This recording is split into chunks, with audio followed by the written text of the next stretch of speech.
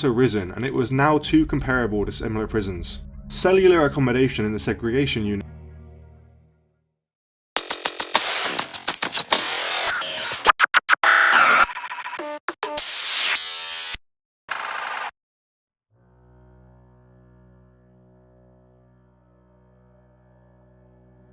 There are prisons in the UK that explode into national consciousness through scandal, escape, or riot.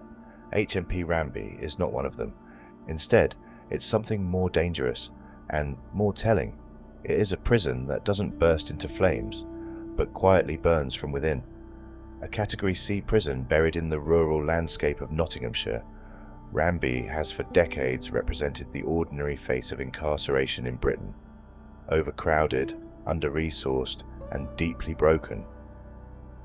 The 2025 inspection offered yet another damning glimpse into the reality within Ranby's walls.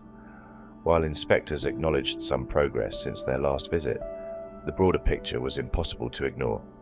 HMP Ranby continues to operate as a warehouse for human beings, offering little more than containment disguised as rehabilitation. In the words of one inspector, there's not a crisis, but there's also no hope.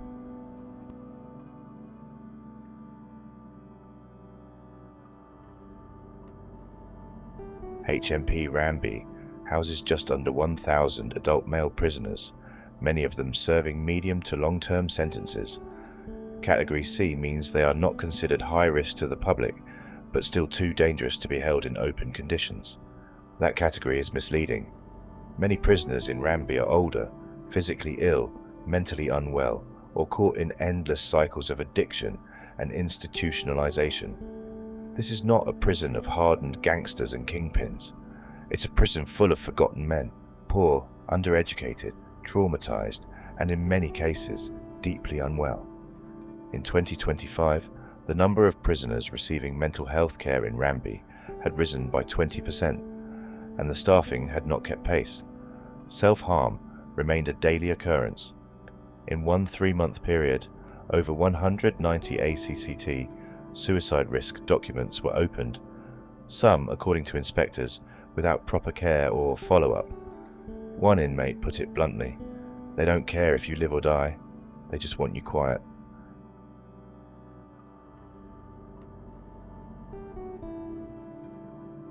The inspection found that progress on rehabilitation and resettlement remained frustratingly slow. Education was described as uncoordinated and underperforming. Few prisoners were in full-time work or training. Many waited months for a place on a basic skills course, and sentence planning was in chaos. At the time of the visit, nearly 1/3 of eligible prisoners had no active sentence plan. This isn't just inefficient, it's dangerous. Without proper sentence progression, prisoners are blocked from parole, delayed from moving to open conditions, or denied re-entry into society altogether. The knock-on effect is institutional rage and despair. Men who could and should be progressing toward release are instead left languishing in cells, locked up for 22+ hours a day with nothing but a TV, a metal bed frame, and the scream of their own thoughts.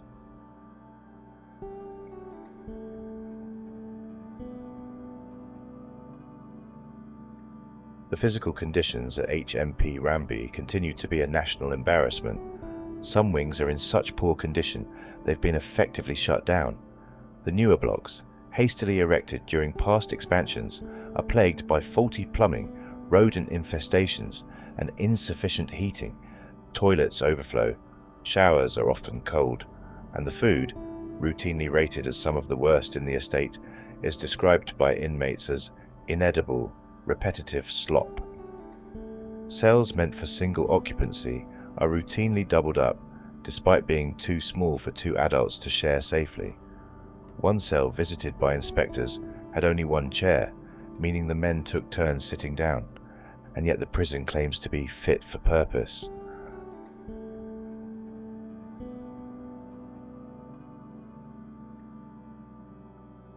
Drugs at HMP Ranby are not just a problem, they are the economy. From spice to pregabalin to synthetic opioids, the flow of contraband into the prison is persistent, with drones, corrupt staff, and male-based smuggling as the primary vectors. Despite increased searches and the use of body scanners, drug use remains rampant because demand is not addressed. Prisoners report that it is easier to get high than to get mental health support. Many smoke spice not for pleasure, but for oblivion, to escape the monotony and violence of daily life.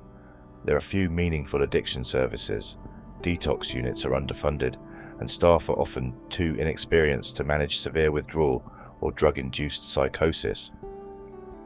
In one haunting account, a prisoner who suffered a spice-induced seizure was left unattended for over 20 minutes because staff assumed he was just acting.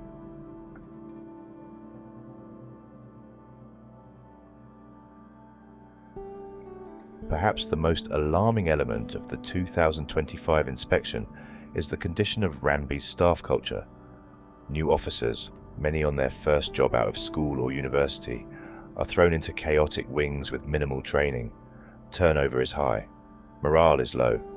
Many experienced officers have left, burned out by years of systemic dysfunction. There are not enough staff to unlock all prisoners safely. This leads to restricted regimes where prisoners are confined for 23 hours per day. Education is cancelled, visits are cut short, violence goes unchecked, and into this environment comes a deeply cynical dynamic. The staff don't trust the prisoners, and the prisoners don't trust the staff. One officer, interviewed anonymously, said, "We're not officers anymore, we're zookeepers."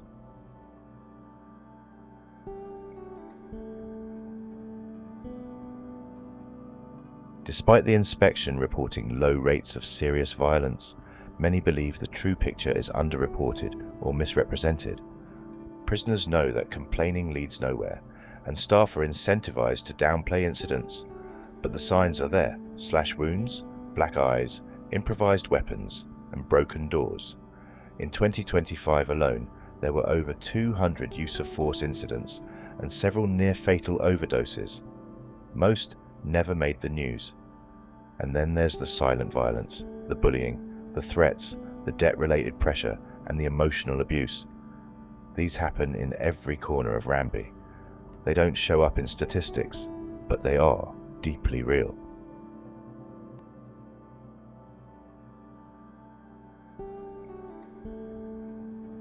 HMP Ranby, like many UK prisons, houses a disproportionately high number of IPP prisoners, men given indefinite sentences under the now-defunct imprisonment for public protection regime. These are men who have served their time, sometimes threefold, and yet remain in prison because the system has no resources to process their release. Many are held not because they are dangerous, but because they have no access to the required rehabilitation courses, a cruel paradox in which the state denies the very means of escape it demands. One prisoner was over 9 years past his tariff. His parole was blocked due to the unavailability of a program that had been cut from the budget 3 years prior. How can such a system be called anything other than inhumane?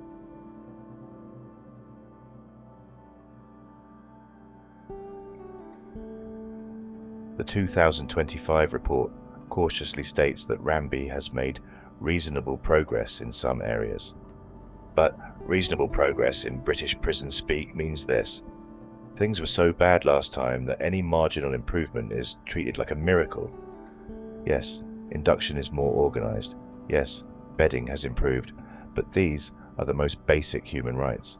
A prison cannot claim progress simply because it now provides what it should have never stopped providing.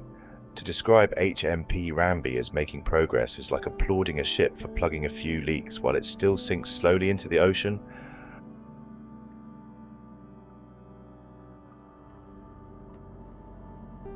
In the end, HMP Ranby does not function as a prison in the rehabilitative sense. It is a warehouse for broken men, a facility of containment rather than correction.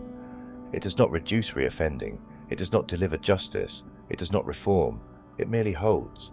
And in that holding, it crushes men slowly, not with overt brutality, but with the grey, grinding machinery of neglect.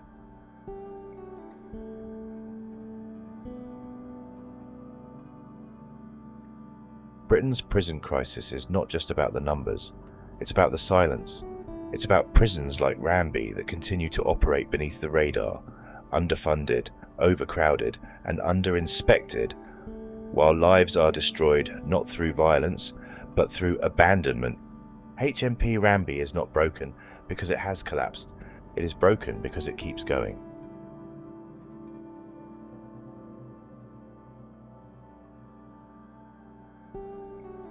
Two men who used a drone to smuggle drugs into a prison have been jailed. Jordan Lee, 30, and Keanu Barnett, 24, were part of a conspiracy to smuggle cannabis and other items into a prison in Nottinghamshire in 2020.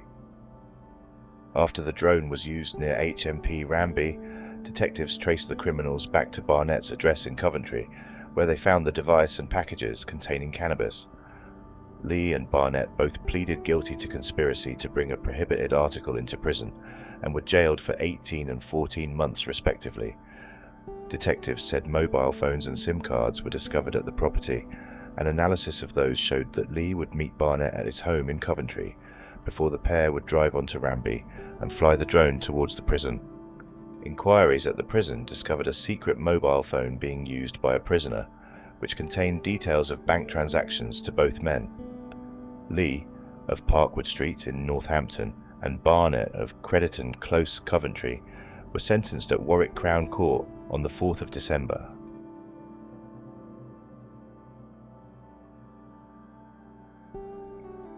Police received a report from a solicitor's firm in Leicestershire that someone had attempted to fraudulently print some paper in their name using their company logo.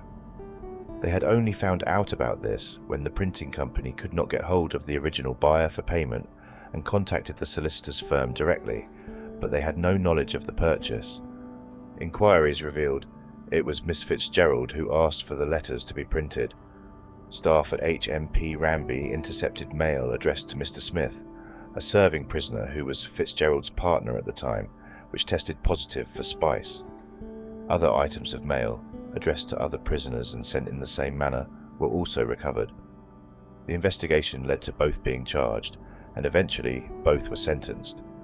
Mr. Smith, of King Street, Colville, Leicestershire, was handed a 4-year prison sentence after pleading guilty to causing someone to bring a prohibited list or article into prison. Miss Fitzgerald, of Basford Road, Basford, was handed a 2-year sentence, suspended for 2 years, after pleading guilty to bringing a prohibited list, a article, into prison. Detective Constable Gemma Patterson of Nottinghamshire Police said, "This has been a complex investigation with different force departments, including CID, the Gedling Operation Reacher team, neighbourhood policing and tactical support group teams, all working closely together to help build the case. This successful operation shows how police and prison staff are very much alive to methods used to try and smuggle drugs into prisons, and how they can work effectively together to tackle the issue and bring offenders to justice." Hello and welcome to the Street Crime UK YouTube channel. Please don't forget to like, share, comment and subscribe. Today we take a look at another notorious prison in the UK criminal justice system. HMP Wakefield is a high security prison for men, typically in category A's and B. It is one of 8 high security prisons across England and is a main life centre with a focus on serious sex offenders. HMP Wakefield has been a site of a prison since 1594. The current prison is built around a Victorian style floor plan. There are 4 main residential wings, A, B, C and D. Each wing has 4 levels and holds approximately 185 prisoners in single cells. A major refurbishment of the accommodation was completed in 2006. This gave the facility of kitchens on all units so that the prisoners can prepare their own meals. Association areas were also provided on each unit. B wing houses a small unit for remand prisoners with a separate and contained regime. It also houses prisoners with serious physical disabilities in special larger cells. A separate wing houses the segregation unit and the Close Supervision Unit. HMP Wakefield was given a full inspection in the summer of 2018, and the report had this to say.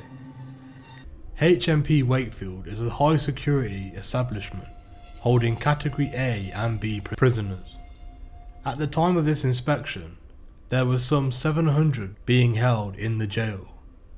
The vast majority were serving sentences of more than 10 years, and included some of the most challenging and complex prisoners in the country. Despite this, the prison was calm and had an atmosphere that spoke of good order, safety, security, and decency. This was reflected in the assessments under our 4 healthy prison tests. In particular, the improved assessment of purposeful activity and the continuing highest possible assessment of good in that area of respect. The identification and promulgation of good practice is, I believe, a key function of the inspection process. To that end, I would urge the readers to pay particular attention to the examples cited in Section 5 of this report. They include a varied and impressive set of initiatives and good work drawn from across all of the healthy prison tests.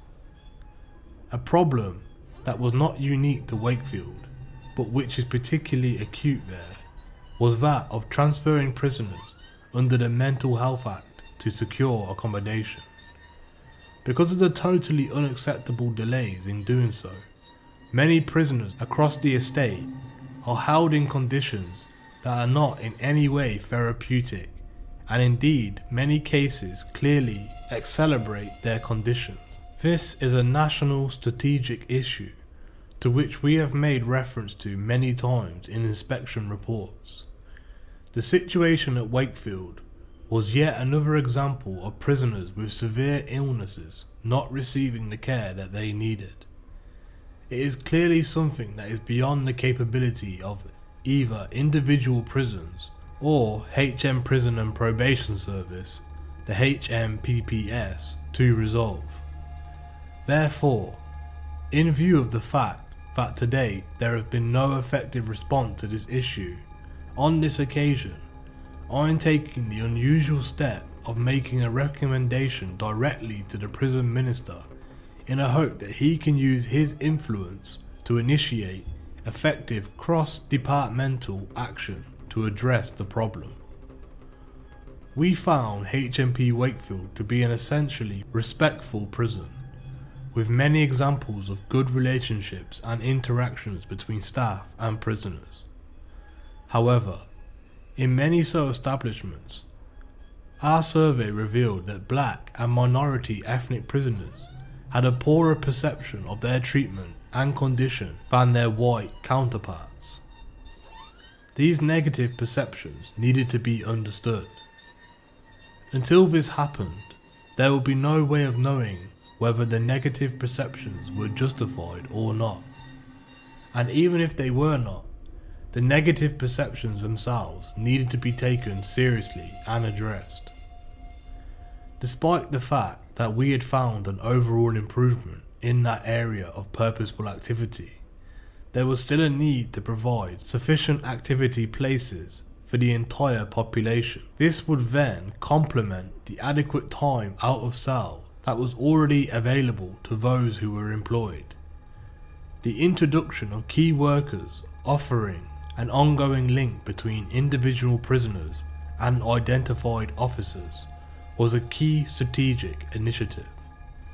Early indications were that this could be a highly significant development, and once it was fully embedded, could well offer the opportunity for further improvement in the area of rehabilitation and release planning. By any standard, this was a good inspection, which was highly credible given the complexity of the prison. The high standards, good practice and improvements which we have seen being achieved were the result of hard work and dedication of those who took it very seriously as their responsibility to keep safe and secure the prisoners which were in their care. HMP Wakefield offers a range of regime activities that encourages offenders to make the necessary changes which can help them to lead law-abiding lives in the custody and after release. These activities include charity work, where offenders make commissioned pieces of art, garden furniture, stained glass, and model work. Offending behaviour programs include courses for those with substance abuse problems, sexual offending histories, and a general need to enhance their thinking process. An additional course called Foundation helps give offenders the necessary insights they require before accessing further programs. There is a dedicated team of staff who assess the needs of offenders with disabilities, those who are over 60, and foreign national offenders. The prison offers numerous intervention programs. These include Thinking Skills Program, TSP, including a new updated core extended adapted sex offender treatment programs, or commonly known as SOTP, a healthy sexual functioning program, HSFP. There is a course called Focus, which addresses drug and alcohol treatment programs. Carrots, which is a relapse prevention program, one-to-one sessions and detox referrals. Auricular acupuncture, pre-release and offender development, and a voluntary drug testing scheme.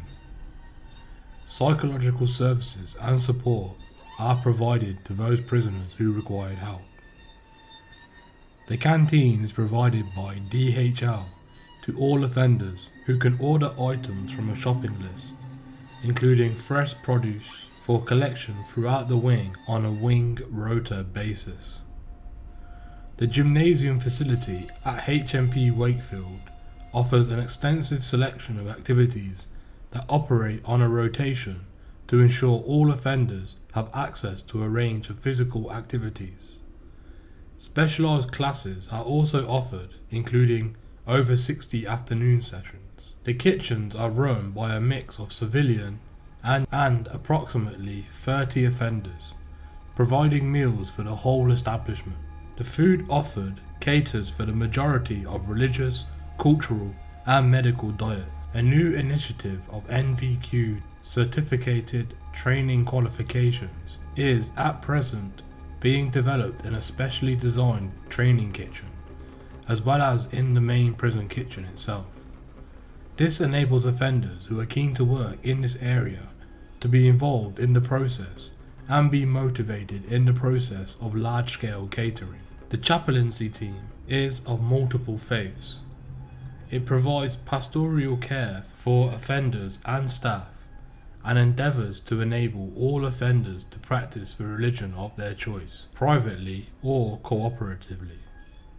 The faiths covered include Catholic, Church of England, Islam, Paganism, Jehovah's Witness, Rastafarianism, Buddhism, Hinduism, Sikhism, and Judaism. The healthcare which is linked to the prison is West Yorkshire, who undertook the full commissioning responsibility in April of 2006. There is a unit with 4 cells and a camera observation for those offenders at particular risk of medical difficulties. The unit also houses a crisis suite for offenders who are of an exceptional risk of self-harm or suicide. In addition to these facilities, the unit offers an inpatient ward and several clinics. HMP Wakefield is one of the most dangerous prisons in the country. But what is it like for the people who work there and for the people who live in and around the area? Behind the high walls and barred up windows of HMP Wakefield live some of the most evil and depraved men alive. But just yards away from Wakefield Prison lies a quiet community-driven street called Victoria Avenue. The two settings couldn't be higher in contrast to one another. HMP Wakefield, which is just off Love Lane, is classed as a high-security Category A men's prison and has become known nationwide for holding some of the most depraved criminals in Britain. Some of the most notorious inmates in the country have spent time in HMP Wakefield.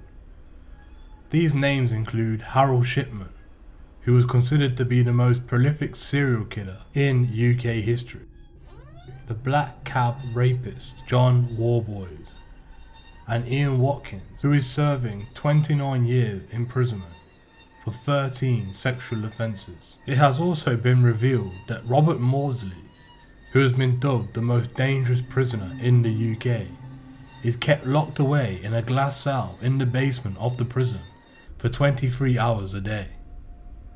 We will be making a documentary on Mr. Maudsley very soon, so please don't forget to check it out. However, despite the notoriety of the men inside, the majority of residents living in houses just yards away from the prison have said that they feel perfectly safe. Richard Smart, who worked at HMP Wakefield for 4 years and now lives on Victoria Avenue, said, "The security in that place and how it is run is second to none. So yes, I do feel secure." When asked about his time spent working in Monster Mansion, Mr. Smart said, "It didn't bother me particularly, because you are trained to keep the prisoners at arm's length. You've got to keep your wits about you, but it's still a very, very secure place.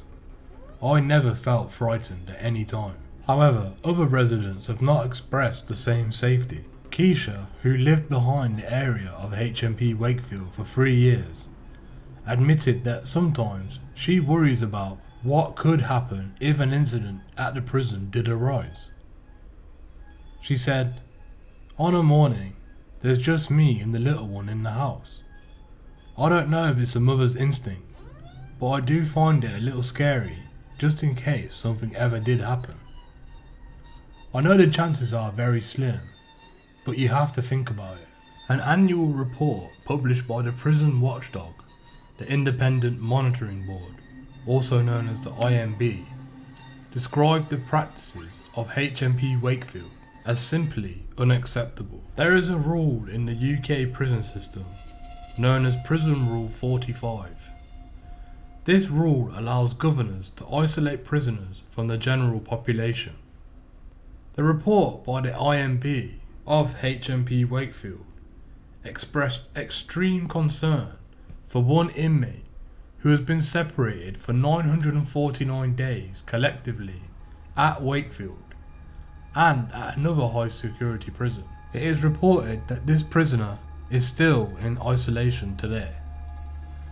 3 other prisoners had served 100, 200 and 300 days under Rule 45 at HMP Wakefield.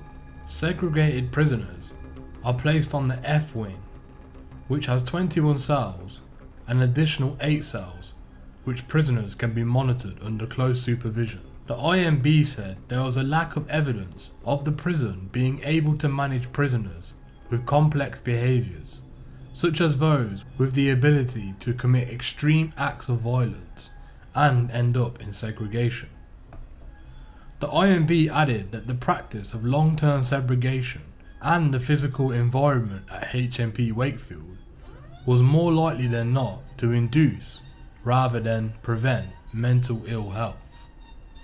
The IMB criticised the practice of the prisoners being moved from one segregation unit to another at the new high security prison, referred to in the report as long-term high security estates.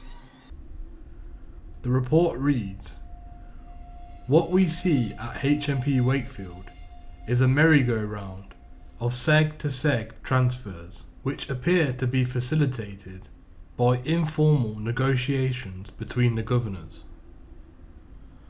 This is simply wrong and must be ceased. Transferring problematic prisoners around the long-term high security estates without a long-term plan is unlikely to provide any meaningful opportunities to tackle the root causes of their behaviour." In other areas, the report found that through 2020 and 2021, self-harming incidents had significantly increased, with the number of individuals who self-harmed being more than doubled from 72 to 158. However, they found the violent incidents in the prison had reduced from 177 to 113. Overall, they found the prison to be a safe, orderly and disciplined prison. But due to the violent nature of some of the inmates, there is an ever-present threat to other prisoners and staff. They also added that the prisoners are, on whole, treated fairly, aside from the Prison Rule 45 issue, and that their physical health needs are generally met. At the time of writing the report, the IMB noted that there are currently 740 prisoners at the Love Lane prison, including 285 of those serving life sentences. What are your opinions on HMP Wakefield? Do you agree that the staff are doing a good job looking after some of the most dangerous prisoners in the UK? What are your opinions of Prison Rule number 45? Do you agree that prisoners should be kept isolated away from others for long periods of time? Or do you think this will just make the problem much worse? Have you or anyone you know ever been to HMP Wakefield? Please let us know in the comments below. Thank you for joining us today.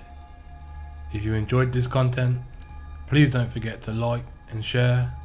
And if you're new to the channel and you enjoyed the Street Crime UK content, please don't forget to subscribe and hit that bell button so you can join us on the next video. Thank you for joining us today, and until next time, stay safe.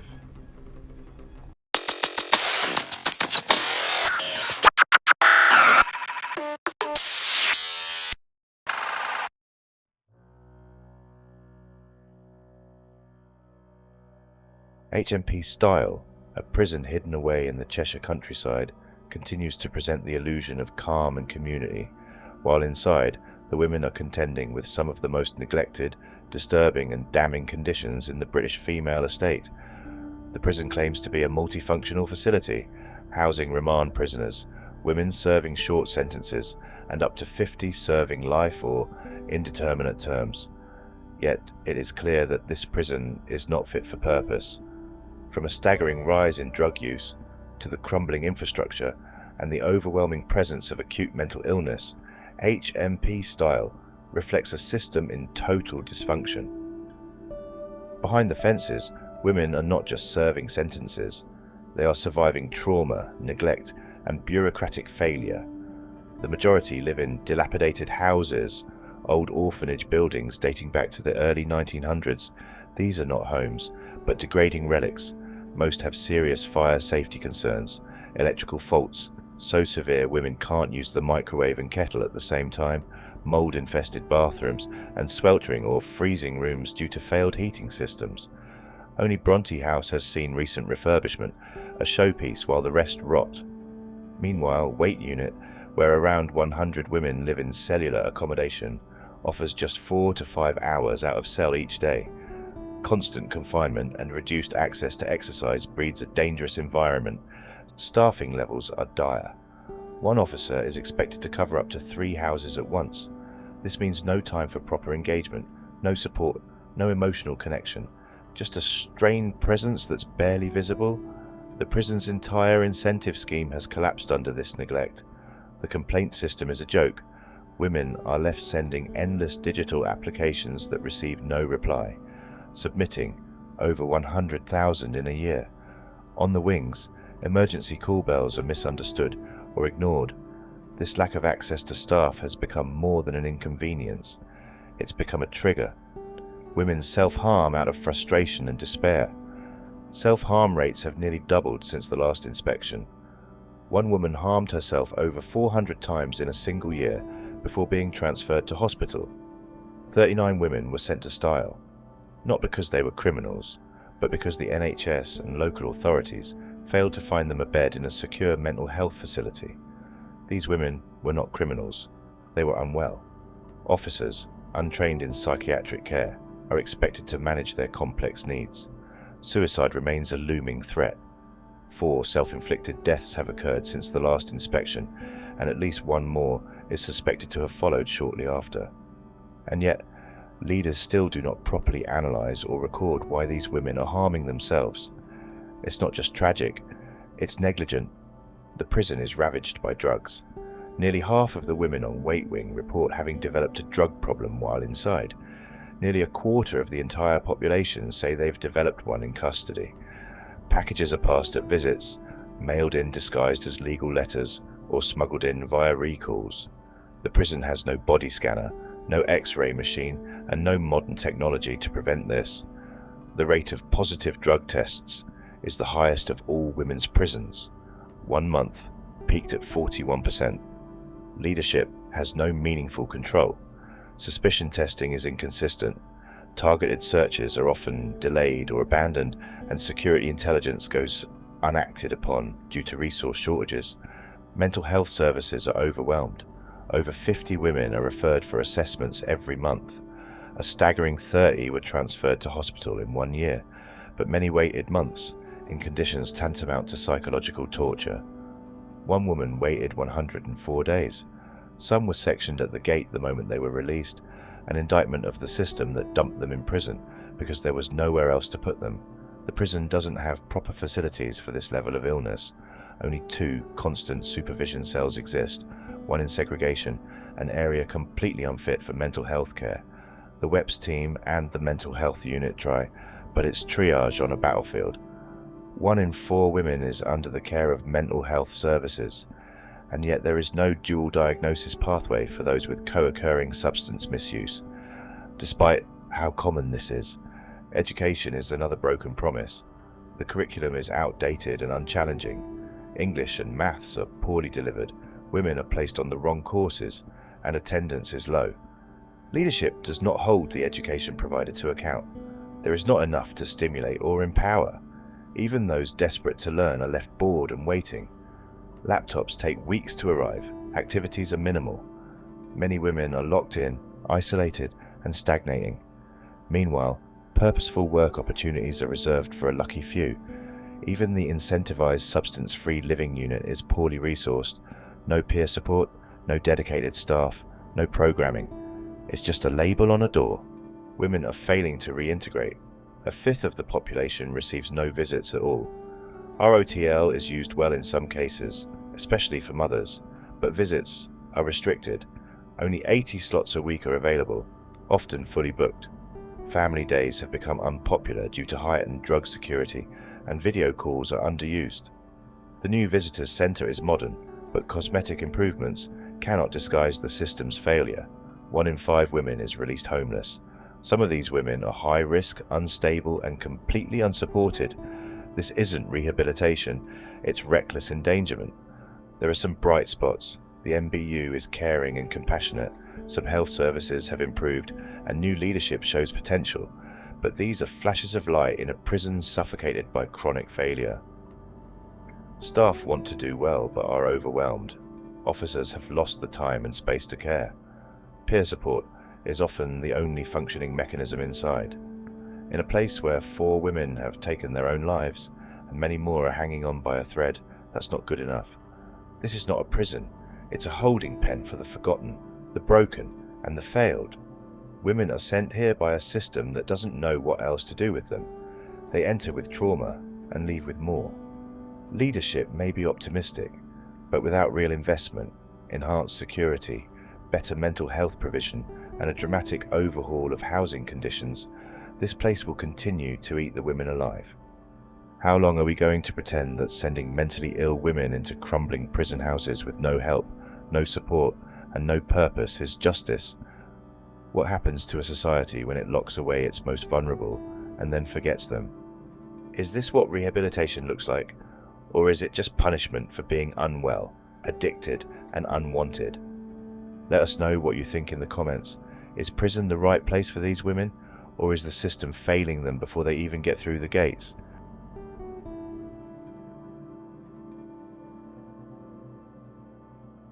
A woman who delivered a stillborn baby alone in the toilet of her prison cell says she will never forgive the prison for what she describes as a horrific and preventable death. Louise Powell, 31, was incarcerated at HMP style in Cheshire in 2020 when she unknowingly went into labour. Despite repeatedly pleading for medical help, no ambulance was called and she was left to endure the trauma alone. Miss Powell, who had no idea she was pregnant, described crying out for assistance while experiencing excruciating pain, only to be ignored. Her baby, named Brooke, was born without signs of life. An investigation by the Prisons and Probation Ombudsman later found significant failings in her care, concluding there were missed opportunities to identify her urgent clinical needs. The report recommended that prison staff, particularly nurses, receive proper training to recognize the signs of early labor. It also criticized the prison's duty nurse, who had been contacted 3 times regarding Miss Powell's condition but chose not to visit her. The report labeled this a serious error of judgment. In a public statement, Miss Powell said, "The pain of Brooke's death will never leave me. I cannot forgive the prison or healthcare for leaving me when I was calling for help and felt like I was dying. I was having a medical emergency and should have been urgently helped. Instead, I was left. I want justice for Brooke, so no other woman has to go through this horror in prison." Government officials responded to the findings, acknowledging the tragedy and stating that steps had been taken to improve care for pregnant women in custody. There are now efforts to strengthen pregnancy screening procedures across the prison estate to prevent future cases from being missed. Healthcare providers responsible for HMP style have issued an apology for the baby's death and confirmed that they have accepted all the findings of the report. They stated a commitment to ensuring that lessons are learned and that robust changes are implemented.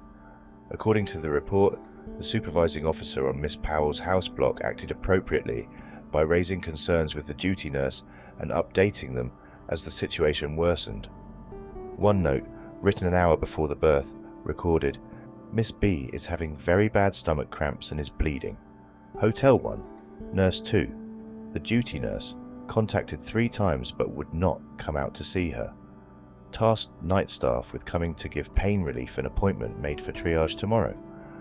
Despite this, investigators concluded that all other staff who supported Miss Powell during and after the traumatic incident acted with compassion and did what they could under the circumstances. Miss Powell had been sentenced in March 2020 for offences including common assault, racially aggravated harassment, and criminal damage. On arrival at HMP style, she told staff there was no chance she was pregnant. However, her legal representative Jane Ryan revealed that staff were aware she had not had a period for 4 to 5 months, yet no further checks were made. The healthcare provider at the prison said it fully accepts the findings and has pledged to action all recommendations following this tragic incident. Louise Powell's story raises urgent questions about the treatment of women behind bars and the state of healthcare in British prisons. How could a woman be left alone in agony, in clear need of emergency care? Why were obvious signs overlooked? And how many other women are still at risk from similar failings? Is enough being done to protect the most vulnerable in custody? Let us know your thoughts in the comments.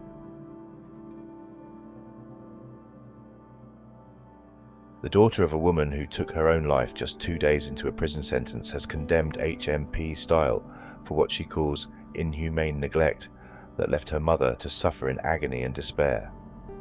Christine MacDonald, a 55-year-old mother of 4, was found with self-inflicted injuries in her cell at HMP style on the 2nd of March 2019. She had been jailed for 12 weeks after stealing items including a block of cheese, shampoo, and bubble bath, a sentence handed down just hours after she witnessed her daughter fall from the roof of a building during a distressing arrest. Christine, who struggled with addiction and mental health issues, was plunged into acute psychological trauma and physical agony from opioid withdrawal. An inquest later revealed that she repeatedly asked staff for information about her daughter's condition, but no one ever gave her an answer. That failure, combined with a lack of medical support, proved fatal. A jury at the inquest concluded that Christine's death was a suicide contributed to by neglect, describing a gross failure in basic care. Many jurors were visibly emotional as the verdict was read out in Cheshire Coroner's Court. Christine's youngest daughter, Sherry MacDonald, issued a heartbreaking statement. It was horrific how she was treated, how she was neglected, how she was calling out for help and nobody came. She was left to suffer. It was inhumane. All of it was inhumane. Christine had been taken straight to Blackpool Magistrates Court and sentenced on the 1st of March without being allowed to remain with her injured daughter, Christy. Her lawyer later revealed that Christine had entered prison without knowing if Christy was dead or alive, unable to speak to any family members. This uncertainty, paired with severe opiate withdrawal and no methadone treatment, left her in a state of extreme mental and physical distress. Despite showing signs of crisis, Christine's pleas were ignored. Sherry even called the prison directly to pass on a message that Christy was alive and in hospital, begging staff to reassure her mother. The message was never delivered. Medical staff, meanwhile, failed to provide methadone because Christine could not provide a urine sample, likely due to dehydration. The result, she was left to endure full withdrawal with mounting psychological stress and no support. She was taken to Wythenshawe Hospital for assessment on the 2nd of March, then returned to her cell. Hours later, officers found her unresponsive. She was rushed back to hospital, but died shortly afterwards. Sherry, a nurse herself, added, "As someone who works in the NHS, I understand the pressures on public services, but the level of care my mother received was dangerously inadequate, both physically, while she was withdrawing, and emotionally, after witnessing her daughter's fall. She was backed into a corner and not given any support or acknowledgement of that suffering." The inquest jury identified several critical failures. Healthcare and prison staff failed to share vital information. The message about her daughter's condition was never relayed. Treatment for her addiction was mishandled. Her repeated requests to see a nurse were ignored. The coroner announced she would file a report to the governor of HMP Style and the Ministry of Justice, highlighting concerns that emergency medical response protocols were still not fully understood within the prison, a dangerous flaw that could result in more preventable deaths. A spokesperson for the Ministry of Justice offered condolences and acknowledged the findings, stating, "We are investing £14 million to improve safety in women's prisons and strengthening support for those at risk of self-harm and suicide. We will carefully consider the coroner's findings and respond accordingly." The prison's healthcare provider, Spectrum Community Health CIC, also responded, "We extend our deepest condolences to Miss MacDonald's family. We accept the findings in full and have implemented all recommended changes. We remain committed to improving the care and support women receive inside the prison." Christine MacDonald was not a danger to the public. She was a vulnerable woman in distress, criminalized for petty theft and pushed into a tragic corner by systemic failings. Her death is not an isolated case. She was the 11th woman to die from self-inflicted wounds at HMP Style since 2007. How many more mothers, daughters and sisters must die before prison becomes a place of rehabilitation rather than despair? Are our prisons fit for the most vulnerable in society, or are they quietly condemning them? Let us know what you think.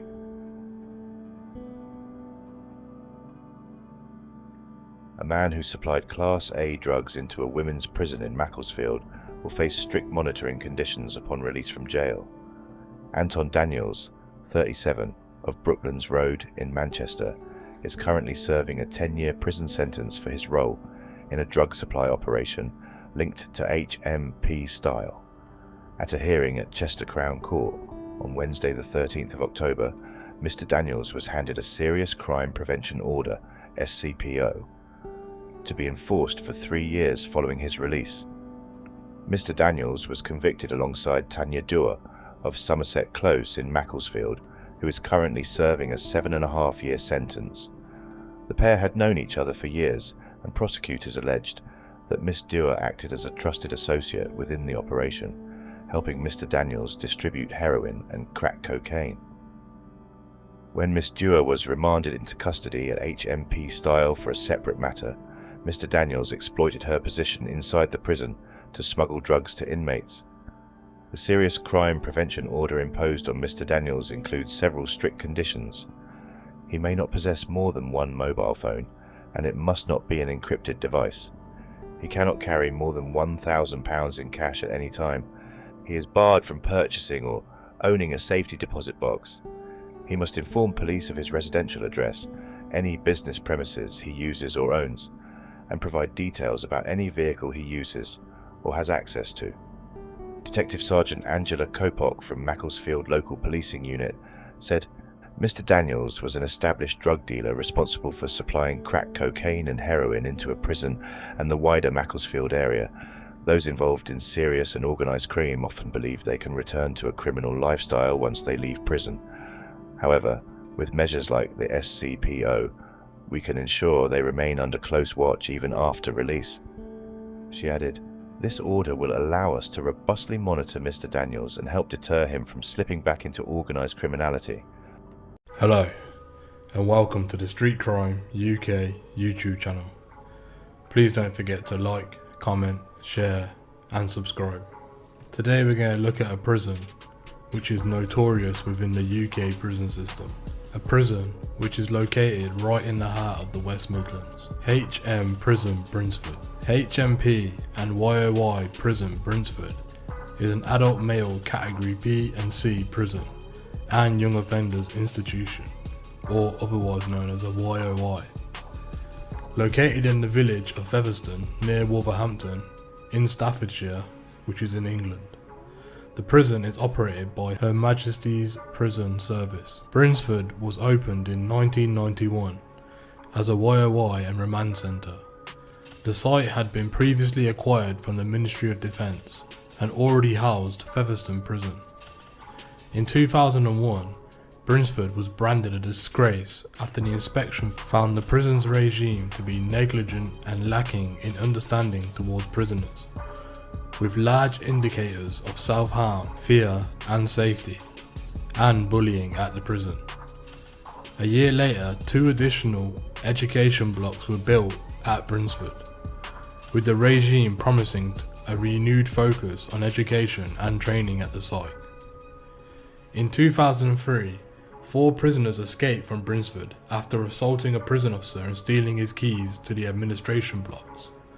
The 4 inmates then smashed a window and escaped over the prison's perimeter wall. In 2008, an additional residential unit and activity centre was built at Brinsford. This resulted in a reduction in places for juveniles and an increase for young offenders at the prison. In 2016, it was in the process of changing into a Category C male prison. Since the beginning of 2019, Brinsford has become a Category B and C male prison, mainly due to the rise in violence, self-harm and drug abuse. It has been named as one of the worst prisons in the United Kingdom. Brinsford holds young offenders and adults, those who are over 18. Accommodation at the prison comprises of 5 residential units. Unit 1, which is a supported living unit for those prisoners with mental health and complex needs. Unit 2, which is for men who are attending work. Unit 3, an induction to the prison. Unit 4, which is a healthy living unit. And Unit 5, for those men reaching an enhanced level of behaviour within the system. All cells at Brinsford have internal sanitation, a television and electricity, while cells in Unit 5 also have showers.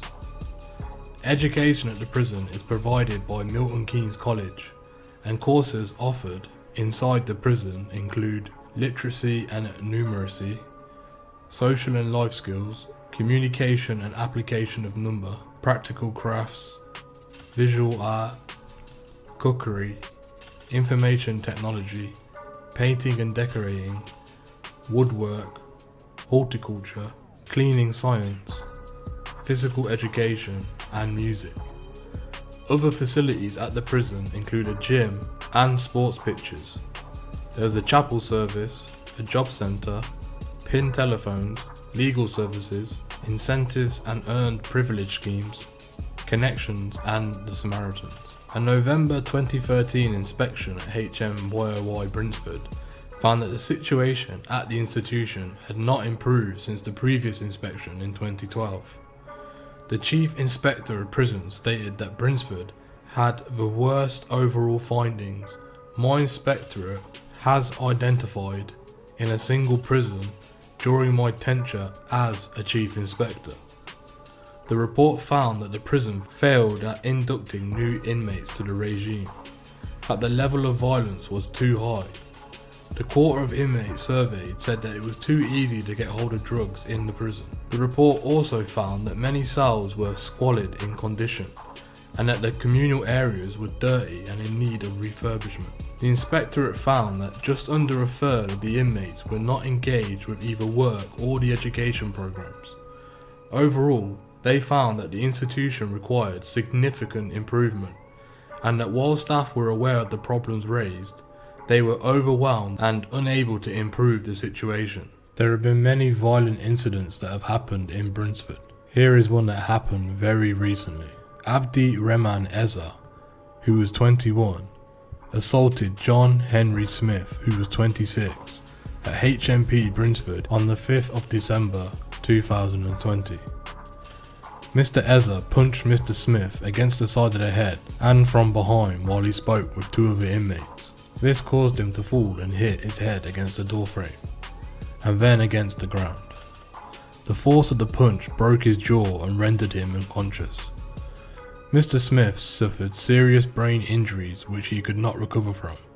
He was taken to hospital the following day, where he died. Due to the overwhelming evidence against the defendant, Mr. Eza pleaded guilty to manslaughter on the 22nd of January 2021. Mr. Eza was due for release in May this year, but following his guilty plea, Mr. Eza was then sentenced at Staffordshire Crown Court to a further 2 years and 7 months behind bars. Sabir Pathan of the Crown Prosecution Service said, "This was a completely unprovoked attack. Mr. Eza struck Mr. Smith from behind while he chatted to two other inmates and was not prepared for the attack.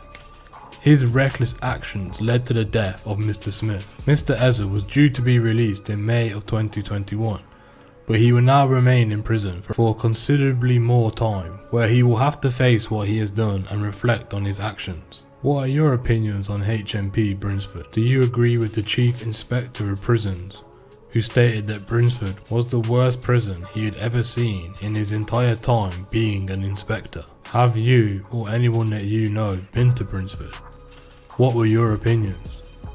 Please let us know in the comments below. Thanks for joining us today. If you enjoyed this content, please don't forget to give it a like and a share. And if you're new to the channel, please don't forget to subscribe and hit that bell button so you can join us on the next video. Thanks for joining us, and until next time, stay safe.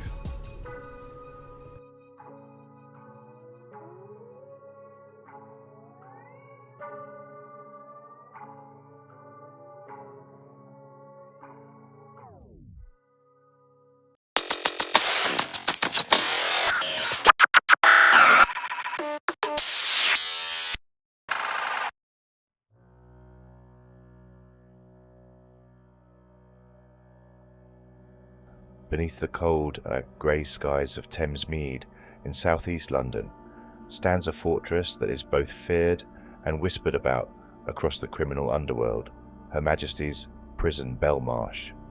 Known colloquially as Britain's Guantanamo, HMP Belmarsh isn't just any prison. It is the nation's most secure, most secretive, and most symbolically powerful penitentiary. This is where the state places those it cannot afford to lose control over: convicted terrorists, international drug lords, gangland figures, and the criminal elite. The 2025 Independent Review of Progress aimed to assess what had changed, improved, or deteriorated since the damning 2024 inspection. While the report painted a picture of reasonable progress, deeper analysis reveals a more complex and at times disturbing reality.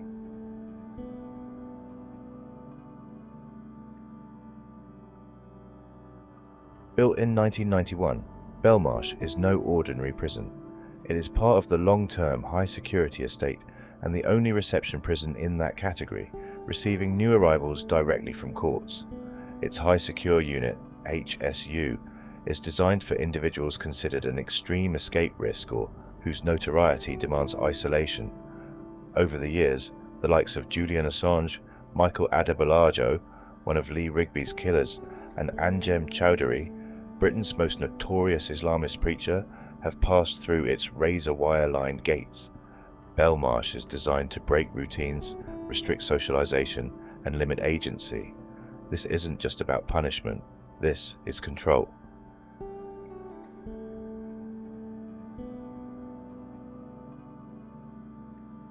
The 2025 report boasts that reception and induction processes have improved. Prisoners now receive better bedding, toiletries, and access to peer mentors. But don't be fooled by institutional PR. These improvements exist against a backdrop of long-standing neglect, degrading conditions, and staff shortages that have plagued the prison for over a decade. Inside Belmarsh's segregation unit, where prisoners are locked down for 23 hours a day, the improvements were described as reasonable. Yet inmates still eat meals next to open, seatless toilets, and some cells suffer from bubbling floors and graffiti scars of years past. While mattresses and clothing supplies have reportedly improved, the reality remains grim.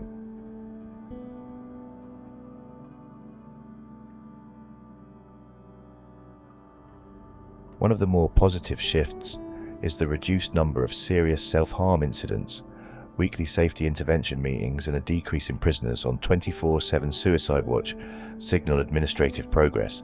But that's the key word: administrative. The systemic pressure cooker that is Belmarsh continues to breed psychological trauma. Inmates facing indefinite segregation, pre-trial detention, or severe restrictions remain on edge. And even here, the report hints at what it cannot fully say. Oversight is now robust, a bureaucratic term that masks the true emotional cost of life in Belmarsh.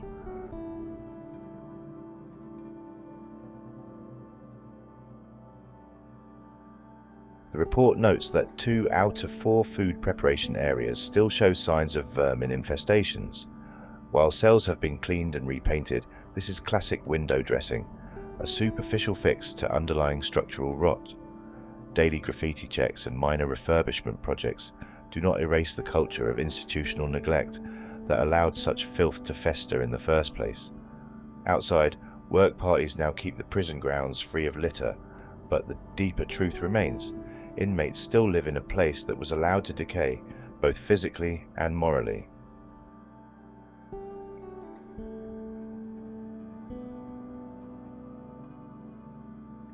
Despite Ofsted's note of reasonable progress, education at Belmarsh is a tale of missed opportunities. Functional skills training, English and maths, remains underwhelming.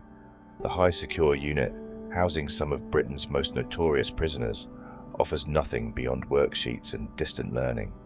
There is no face-to-face instruction, no tailored support, and little hope of rehabilitation. While some prisoners are now trained as peer educators and teaching assistants, the broader reality remains unchanged. Many are still left idle, caught in a loop of boredom and slow decay.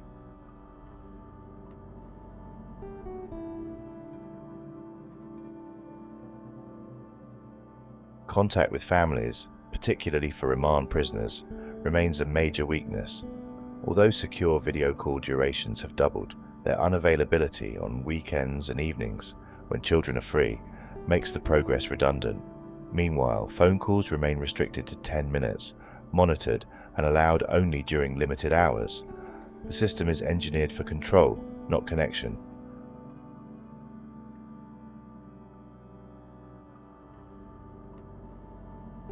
Belmarsh continues to house a large number of remand prisoners, those not yet convicted. These men live in limbo, deprived of rehabilitation services, and often spending months in isolation without a trial.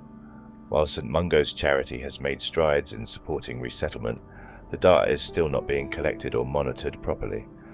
This lack of accountability is no accident. It reflects the silent war Britain's criminal justice system is waging against its own principles of due process and human rights.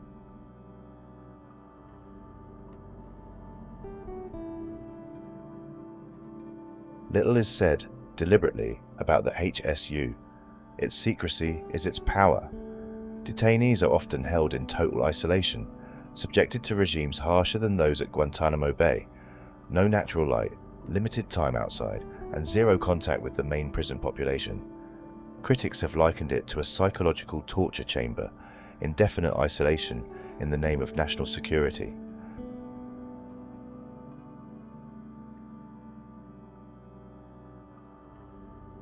While the report claims good progress in areas like suicide prevention and first night care, these are bare minimums, not success stories.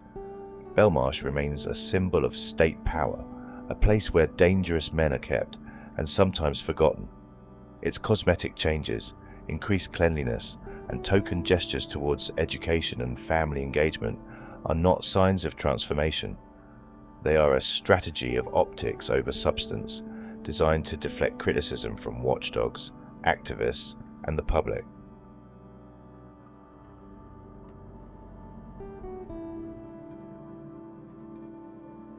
Belmarsh is not just a prison, it is an ideology. It embodies a philosophy of total control, risk management, and containment over rehabilitation. It functions well, not when men leave changed, but when they are simply never heard from again. It is a place where the most dangerous and most politically inconvenient prisoners are buried beneath bureaucracy, behind layers of barbed wire, and inside a system that often forgets its duty to justice. As we examine the report and the realities within, we must ask, are these improvements enough to change the nature of Belmarsh? Is Britain comfortable with maintaining what is, in essence, a legal black site? And if Belmarsh is the best we can offer in terms of high security detention, what does that say about the rest?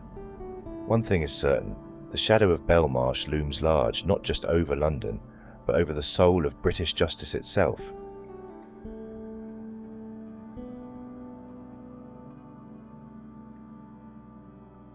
Victoria Budgko, who was 30, pleaded guilty to perverting the course of justice for reporting a false confession by a man awaiting trial for Iron Meyer's murder. Mr. Meyer, 40, was shot dead in Nelson Street, East London, in November 2019. 3 men were jailed for life for his murder at the same court on the 29th of February. Mohammed Moshe Ali, 31, of Dagenham, Antonio Affleck MacLeod, 32, of Ilford, and Aaron Campbell, 32, of Fulham, were found guilty of Mr. Meyer's murder at the conclusion of a 3rd trial for the case. An earlier trial had to be aborted after former prison officer Budgko came forward with a false account to police. Miss Budgko of Marlborough Road was sentenced to 4 years and 8 months in prison for perverting the course of justice. Prosecutor Crispin Aylett KC previously told the same court Mr. Ali had persuaded Miss Budgko to create an entirely false account of a confession by Aaron Campbell. At the time, she was working at high-security HMP Belmarsh in south-east London, where all 3 defendants were being held on remand.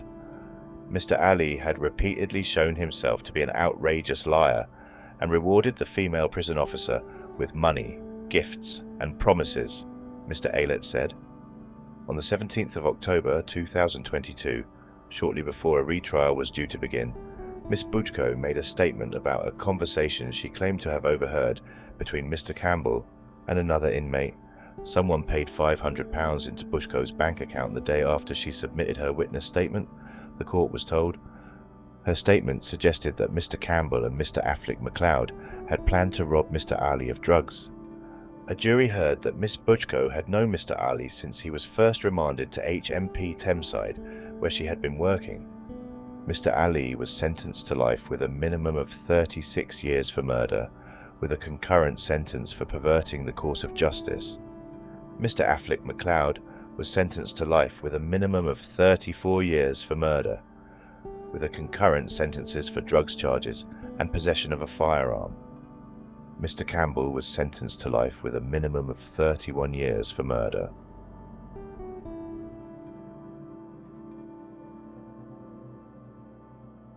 Hayley Jones, 34, was a prison workshop officer at HMP Belmarsh in Thamesmead when CCTV footage caught her kissing, touching and playing with Mr. McSweeney, who was serving a life sentence for the brutal sexual assault and murder of 35-year-old Zara Alina in Ilford. Footage also showed the pair leaving rooms which had no CCTV whilst adjusting their clothes. In a letter which was intercepted by guards, Mr. McSweeney told another prisoner that he had been fucking the fat thing from the workshop for 10 months. He also claimed she had been providing him with contraband such as a phone, Man was living good, Mr. McSweeney wrote. Miss Jones admitted kissing and touching took place between her and Mr. McSweeney, but denies having sex with him or providing him with contraband. Miss Jones had worked at HMP Belmarsh since 2018 and received training addressing the issue of illicit relationships with prisoners, including a case study which was remarkably similar to her own case. Concerns were raised about a relationship between Miss Jones and Mr. McSweeney by an employee at HMP Belmarsh who witnessed them holding hands with their faces very close together. On seeing him, they quickly parted, Prosecutor Polly Dyer told Woolwich Crown Court. The witness also heard another prisoner say something along the lines of, "Looks like they like each other." This prompted staff to check CCTV in the workshop for the period of March the 6th to April the 7th, 2023. The CCTV shows inappropriate interactions between Ms. Jones and Mr. McSweeney on a daily basis, Ms. Dyer said. At first the pair were seen games such as Mr. McSweeney sitting in a trolley whilst Miss Jones pulled him around, or Mr. McSweeney turning off lights and her turning them back on. The contact then became more physical, with Mr. McSweeney seen messing up her hair, flicking her ears and taking hold of her neck in both hands and pretending to throttle her. Some footage gave cause for serious security concerns, such as when he prevented her from shutting gates by hugging her, or when he was seen touching the area where she stored her prison key. Ms. Dyer said, Mr. McSweeney can also be seen pinching her bottom. He can be seen kissing Miss Jones on the cheek. Then within the back room are the most physical interactions, such as Mr. McSweeney touching her neck, embraces between them, Mr. McSweeney touching her chest area, Mr. McSweeney moving her around, and a kiss or kisses between them. Ms. Dyer said, Miss Jones is regularly seen smiling and laughing with Mr. McSweeney and seems happy at the interactions between them. A poem written by McSweeney to Muriel, a name which was also seen on the fob for Miss Jones's car keys, was also discovered. On Mr. McSweeney's claims that he'd been having sex with Miss Jones for 10 months in return for contraband, Judge David Miller said, "It can't be verified. It could be him bragging."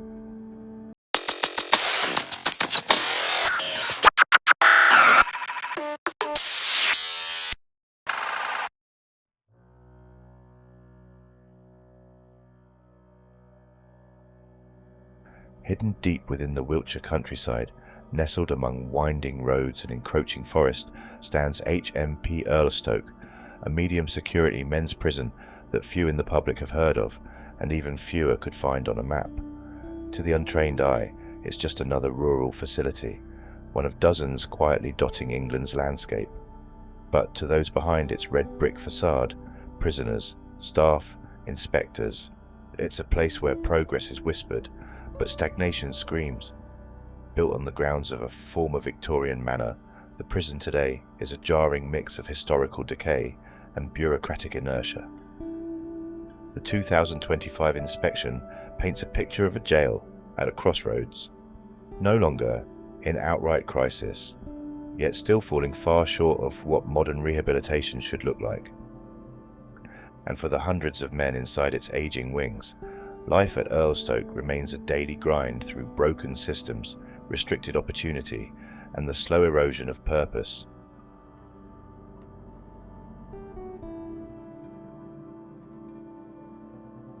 At first glance, HMP Earlstoke doesn't raise alarm bells. Violence levels, though present, are not considered extreme. Use of force, while not rare, appears somewhat consistent with national averages, and the regime, at least in structure, provides predictable daily routines. But this apparent calm belies the deeper truth. Earlstoke isn't succeeding, it's merely surviving. The prison holds around 500 men, mostly serving medium to long-term sentences. Many are lifers or IPP prisoners, imprisonment for public protection, some of the most legally and psychologically complex cases in the system. And yet, the prison's infrastructure and services remain decades behind what's needed to manage such individuals effectively. Inspectors described the prison as unimaginative, underdeveloped, and plagued by delays. Prisoners spoke of being forgotten, with one stating, "You could do your whole sentence here and come out worse than when you arrived."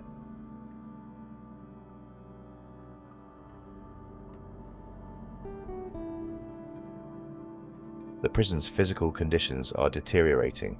Accommodation units are a patchwork of damp, peeling paint, cold metal bunks, and inconsistent heating. On some wings, cells lack basic ventilation. Showers are either broken or in short supply. In one particularly stark case, an entire block had non-functioning sanitation for over a week, with prisoners forced to use plastic bags as makeshift toilets. Mental health provision is equally bleak. At the time of inspection, only one full-time psychiatrist served the entire population. Waiting lists for therapy stretched into months, and despite a high number of prisoners reporting histories of trauma, abuse, and addiction, structured psychological support was described as sporadic at best, tokenistic at worst. Self-harm incidents have risen sharply. Several ACCT, assessment, care in custody, and teamwork documents were found incomplete, and prisoner interviews confirmed that many were reluctant to disclose suicidal thoughts for fear of being placed in isolation.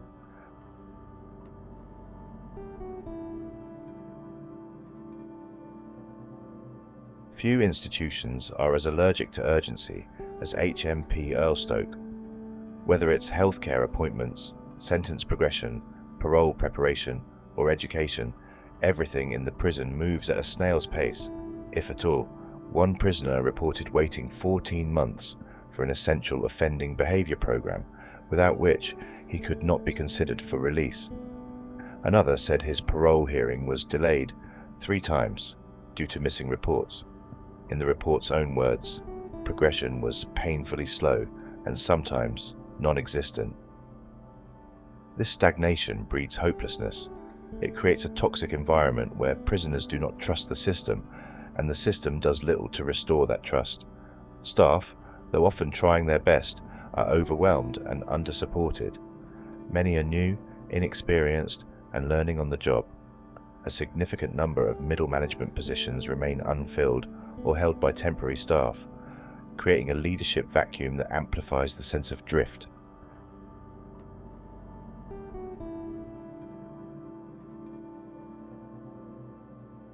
Earlstoke is not immune to the drug epidemic that plagues so many prisons. Spice, cannabis, and prescription medications circulate freely, often more available than clean clothes or mental health support. In-cell drug use is so widespread that entire wings reportedly reek of cannabis throughout the day. Yet mandatory drug testing figures remain suspiciously low. Inspectors noted that suspicion-based testing was rarely conducted, even when staff were aware of open dealing or visible intoxication. Drone drops continue to plague the prison, often delivering contraband directly onto exercise yards or over poorly monitored perimeters. And while occasional interceptions are made, there is no coherent, consistent strategy to disrupt supply or, critically, address demand. One healthcare worker stated, "We're not treating addiction, we're watching it rot people from the inside out."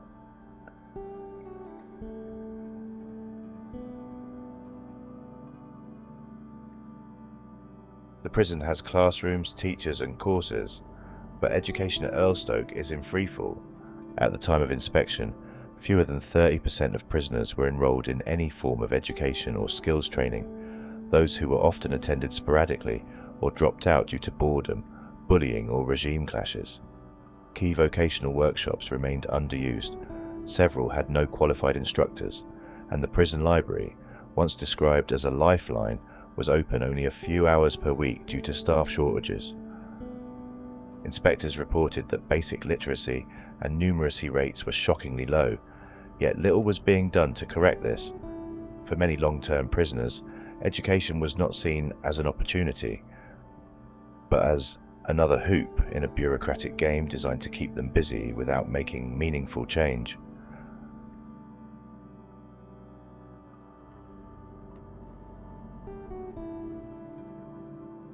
Perhaps the most devastating critique of HMP Earlstoke lies in its failure to serve the very population it houses. Many of the men in Earlstoke are not petty criminals. They are men sentenced to 10, 20 or 30 years, often for serious but historical offences, now decades behind them. They are older. Many are first-time offenders who spiralled after trauma or addiction. Some are IPP prisoners who have long since served their minimum terms but remain behind bars due to missing paperwork, lack of courses, or unsupported mental health diagnoses. These men are not dangerous, they are forgotten. And in a prison like Erlestoke, where progression is glacial and reform is cosmetic, they are likely to remain so.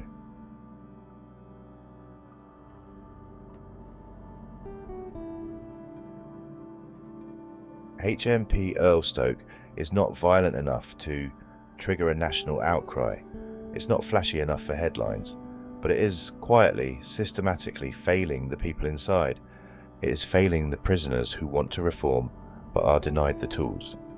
It is failing the staff who care but are stretched beyond capacity. It is failing the public who are told this prison is about rehabilitation, when in truth it is about containment. And it is failing justice itself, turning a place meant for second chances into a warehouse of despair. What kind of justice system traps men in a cycle of delay, denies them support, and then quietly hopes they'll go away? Erlestoke doesn't just ask that question, it answers it with silence.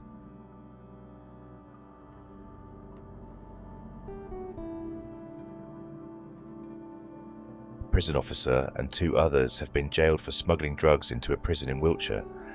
Chelsea Kemp, 32, of Bletchley, was sentenced to 8.5 years in prison at Aylesbury Crown Court on Monday after pleading guilty to 3 counts of conspiring to convey a List A prohibited article into a prison and 1 count of misconduct in a public offence. A serving prison officer, at the time of the offences, Kemp conspired with 2 men to smuggle drugs and other contraband items into 3 prisons, including HMP Erlestoke near Devizes, between September 2018 and June 2022.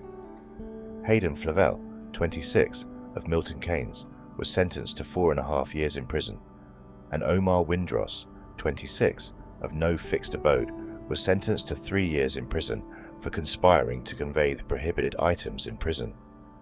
All 3 pleaded guilty to the offences at a hearing on February 12th. Miss Kemp, a prison officer at HMP Aylesbury, and Windross, an inmate at the prison, conspired with one another to smuggle drugs and other contraband items into HMP Woodhill in Milton Keynes. Miss Kemp was arrested in July 2021 and denied the offence.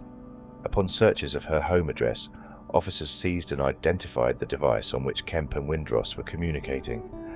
Miss Kemp also instructed Mr. Flavell to carry out throwovers at HMP Erlestoke, HMP Woodhill, and HMP Springhill, and would drive him to these locations in her vehicle. She received frequent substantial payments into her accounts from people linked to those in prison, with one person paying Kemp £11,000 in different transactions. Head of Syracuse, Detective Chief Superintendent Steve Boniface, said, "The South East Regional Organised Crime Unit will continue to work in partnership with HMPPS Counter-Corruption Unit to identify and prosecute the small percentage of prison officers who fail to uphold the standards expected of a public servant in a position of trust." Chelsea Kemp had a total disregard for the law.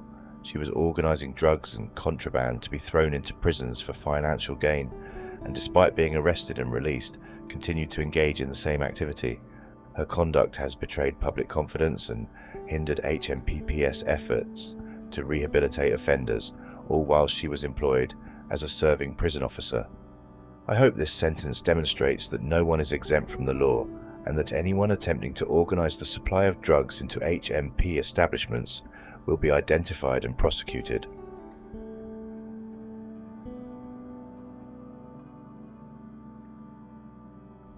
Changes have been introduced at a Wiltshire prison after failings could have contributed to an inmate's death.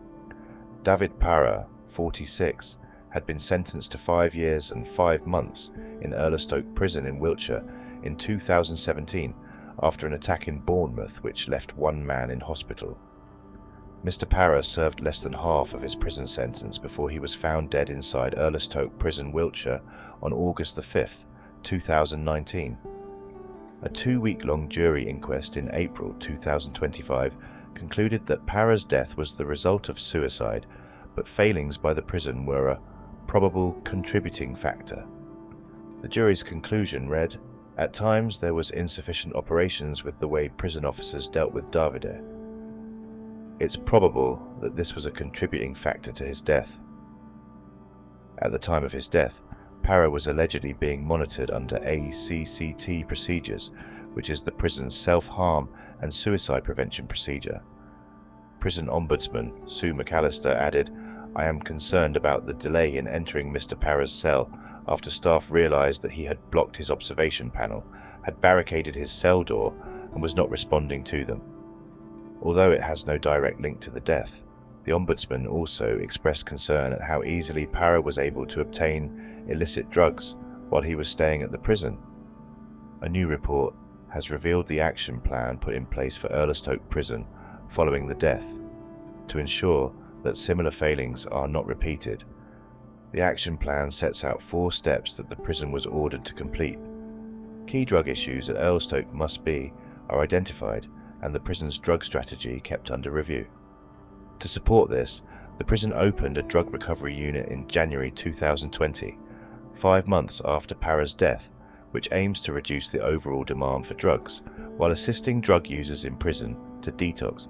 It was also ordered that a local protocol be developed and shared with Erlestoke prison staff, telling them what to do if they find a cell observation panel obscured.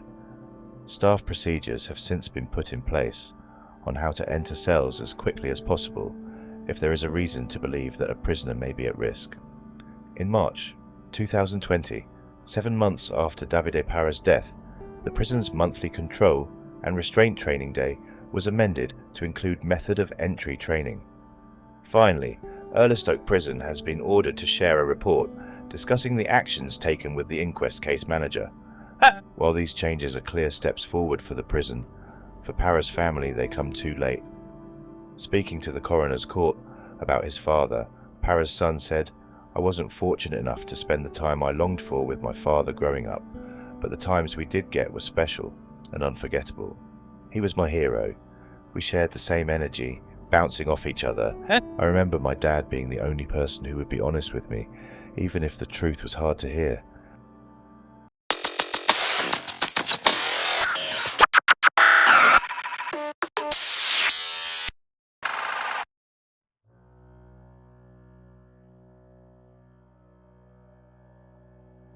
HMP Wandsworth, Britain's boiling point behind bars.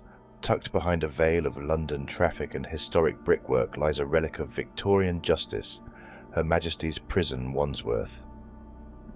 It is one of the oldest and largest prisons in Western Europe, a brooding Gothic monolith where more than 1,300 men are locked away, many inside crumbling cells, originally built in the 1850s. A site of state punishment for over 170 years, Wandsworth today is no longer a symbol of order or control. It is a national liability, a place so neglected, so chaotic, and so politically radioactive that even the officials sent to inspect it now admit the prison is teetering on the edge of total dysfunction. The 2025 inspection did not mince its words. Despite modest progress in isolated areas, Wandsworth remains deeply unsafe, overcrowded, and degrading. But this isn't just a report about mismanagement, it's about systemic failure, and the painful cost paid by the men inside, the exhausted staff outside the spotlight, and the communities that inherit the broken lives spat out from behind its walls. If ever there was a symbol of Britain's prison crisis, Wandsworth is it. Once nicknamed the British Bastille, HMP Wandsworth is an architectural museum of punishment. It was built in 1851 using the panopticon layout, long star-shaped wings surrounding a central surveillance hub, designed to control through observation. Today, that same design is a nightmare for modern management. Narrow walkways, blind spots, outdated infrastructure, and decaying stairwells have made daily operations dangerous and dysfunctional. The prison officially holds just over 1,300 men, but its certified normal accommodation is only around 900. That means, on any given day, hundreds of prisoners are crammed into cells designed for single occupancy. 2 men, often complete strangers, must share a space smaller than a disabled parking bay, complete with an open toilet next to their beds. In some cases, the flush doesn't work. In others, the window doesn't open. Many cells have no privacy curtain, and mold is often visible on the walls. For many prisoners, that cell is their entire world. They spend over 22 hours a day locked inside due to staff shortages so severe that wings cannot operate safely at full capacity. Education is sporadic. Work is rare. Fresh air is a luxury. The regime is described by inspectors as restricted, impoverished, and depressing. And for those unfamiliar with prison life, the word restricted barely scratches the surface. Time out of cell is now the currency of power inside Wandsworth. In theory, prisoners are entitled to several hours per day to attend education, see family, or exercise.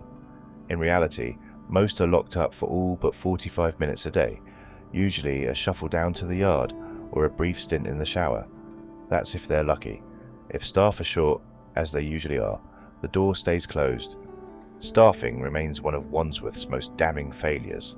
The prison has hemorrhaged experienced officers and now relies heavily on young, inexperienced recruits who are undertrained and overwhelmed. Some have never worked in prisons before. Others quit within weeks. Those who stay are often doing the jobs of 2 or 3 people, skipping breaks and operating in fear. This has led to a complete breakdown in trust between staff and prisoners. The officers are stretched thin, unsupported by senior management, and demoralized by a regime that punishes initiative. The prisoners, meanwhile, are left to rot in limbo, unable to progress in their sentences because the paperwork doesn't move, the programs don't run, and the gate to hope is welded shut. Wandsworth's facilities are a haunting blend of historic decay and administrative delusion. There are 5 main wings, A to E, with E wing recently used as a short-term medical unit, while C wing often holds vulnerable prisoners or those at risk. Most cells still rely on slop-out conditions, prisoners defecating and urinating into unscreened toilets in full view of their cellmates. The segregation unit, known as the block, is a grim corridor of isolation cells where prisoners in crisis or discipline are locked up alone, sometimes for weeks, sometimes with no exercise at all. Some men are placed there not for punishment, but because the main prison cannot keep them safe. A perverse misuse of solitary confinement in the name of care. Healthcare services are housed in a dedicated medical wing, but are under continuous strain. A lack of clinical staff, poor access to GPs, and endless delays in mental health assessments mean that many prisoners, even those on medication or with known psychiatric disorders, go days or weeks without proper care. One prisoner suffering severe psychosis reportedly went 9 days without contact from mental health professionals, despite urgent alerts. The food is another disgrace. Meals are often served cold and indistinguishable. One prisoner told inspectors, "We don't know if it's chicken, turkey, or rat." Portion sizes are small, and for those with dietary needs, including allergies or religious requirements, mistakes are frequent and dangerous. And while there is a gym and chapel on site, access is inconsistent. The gym is frequently closed due to staff shortages. The chapel, once a haven of calm and community, is now so underused that some prisoners didn't even know it existed. Privileges at HMP Wandsworth operate under the incentive scheme, where prisoners can earn additional phone time, better food, or more visits through good behaviour. But here, the scheme is meaningless. With no jobs, no education, and no activities, there's nothing to achieve or work toward. One prisoner said, "It doesn't matter how well you behave, you still get nothing. So why behave?" Phones, when they work, are old, limited, and expensive. Visits are chaotic, often cancelled at short notice. Legal visits are sometimes missed altogether due to logistical errors. Mail goes missing, and video calls, introduced as a lifeline during the pandemic, are offered too rarely, especially for men with children or foreign nationals with no family in the UK. But perhaps most disturbing of all is the rise in violence and suicide. In the 12 months leading up to the 2025 inspection, Wandsworth reported multiple self-inflicted deaths and dozens of serious self-harm incidents. One involved a man who hanged himself just days after staff failed to carry out daily ACCT checks. Another prisoner, found unconscious after taking a synthetic drug, was ignored for 15 minutes because officers assumed he was faking it. In terms of assaults, both prisoner-on-prisoner and prisoner-on-staff incidents are at record highs. Gangs control entire corridors. Debt, drugs, and intimidation run unchecked. Weapons are made from toothbrushes and razors. One staff member described Wandsworth as a battlefield where nobody knows who's in charge. And then there was the escape. In 2023, a terror suspect walked out of Wandsworth through a delivery area, sparking a national manhunt and triggering widespread criticism of the prison security protocols. The escape was not an anomaly. It was the inevitable result of years of neglect. Staff shortages meant the gate was left open. Paperwork wasn't checked. CCTV wasn't monitored. When the public gasped, those inside simply shrugged. It was just another day in a prison where chaos had long since become routine. So why does it continue? The answer is both simple and infuriating. HMP Wandsworth is too big to fail. It's a logistical hub for the capital's criminal justice system, feeding men in and out of London's courts and other prisons. Closing it would require massive investment, political courage, and a plan, all of which have been in short supply for decades. Instead, each crisis is patched with a press release. Each death is followed by an internal review. Each riot is rebranded as a disturbance. And each inspection that dares to speak plainly is met with promises that are never kept. As of 2025, Wandsworth is not a prison. It is a warning sign with gates. A place where policy has failed, where people are broken slowly and silently, and where the idea of rehabilitation is a sick joke told by bureaucrats who wouldn't last a week on the wings. It is the graveyard of hope, the proof that a prison can collapse without ever catching fire. It doesn't need riots, it riots every day in silence.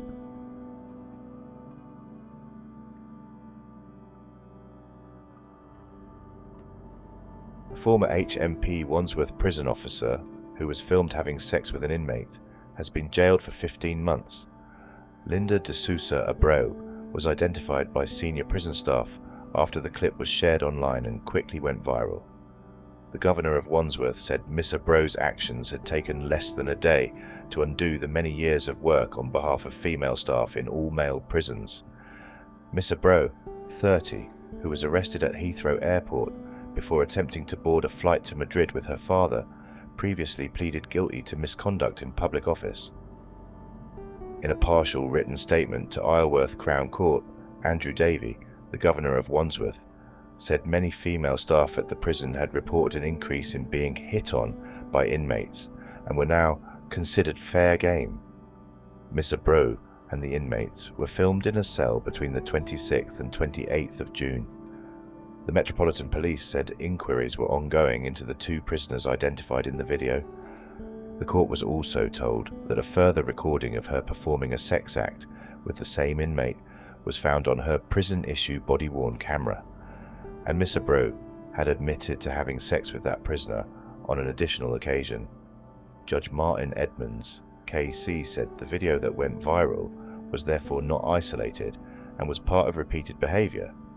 A spokesperson for the prison service said, "While the overwhelming majority of prison service staff are hard-working and honest, we're catching more of the small minority who break the rules by bolstering our counter-corruption unit and strengthening our vetting processes. As today's sentencing demonstrates, where officers do fall below our high standards, we won't hesitate to take robust action."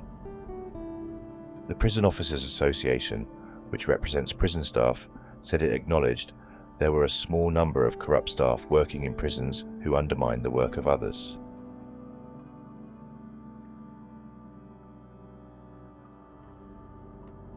A prison officer and the partner of an inmate have been jailed for a plot to smuggle drugs, 3 bottles of wine and 18 mobile phones into a jail.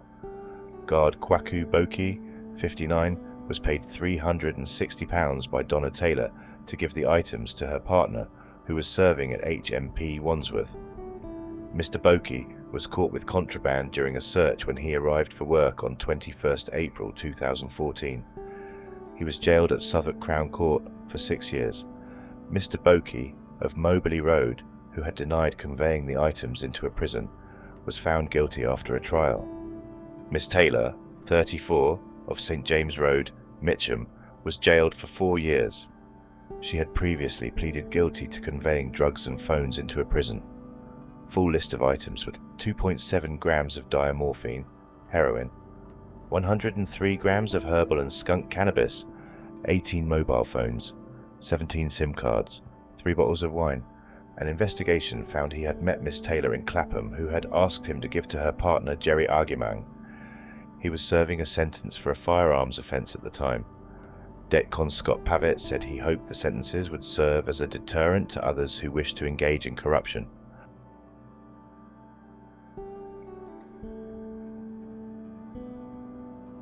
A prison officer has been jailed for 8 months after she exchanged phone calls and texts with an inmate and his wife. Kahinda Fajemisin, 37, from Woodley Road, Tooting, communicated with prisoner Clayton McCalman, 24, and his wife Masai Orbin Agareo, 25, from Stockwell, despite knowing it was illegal for the inmate to have a mobile phone.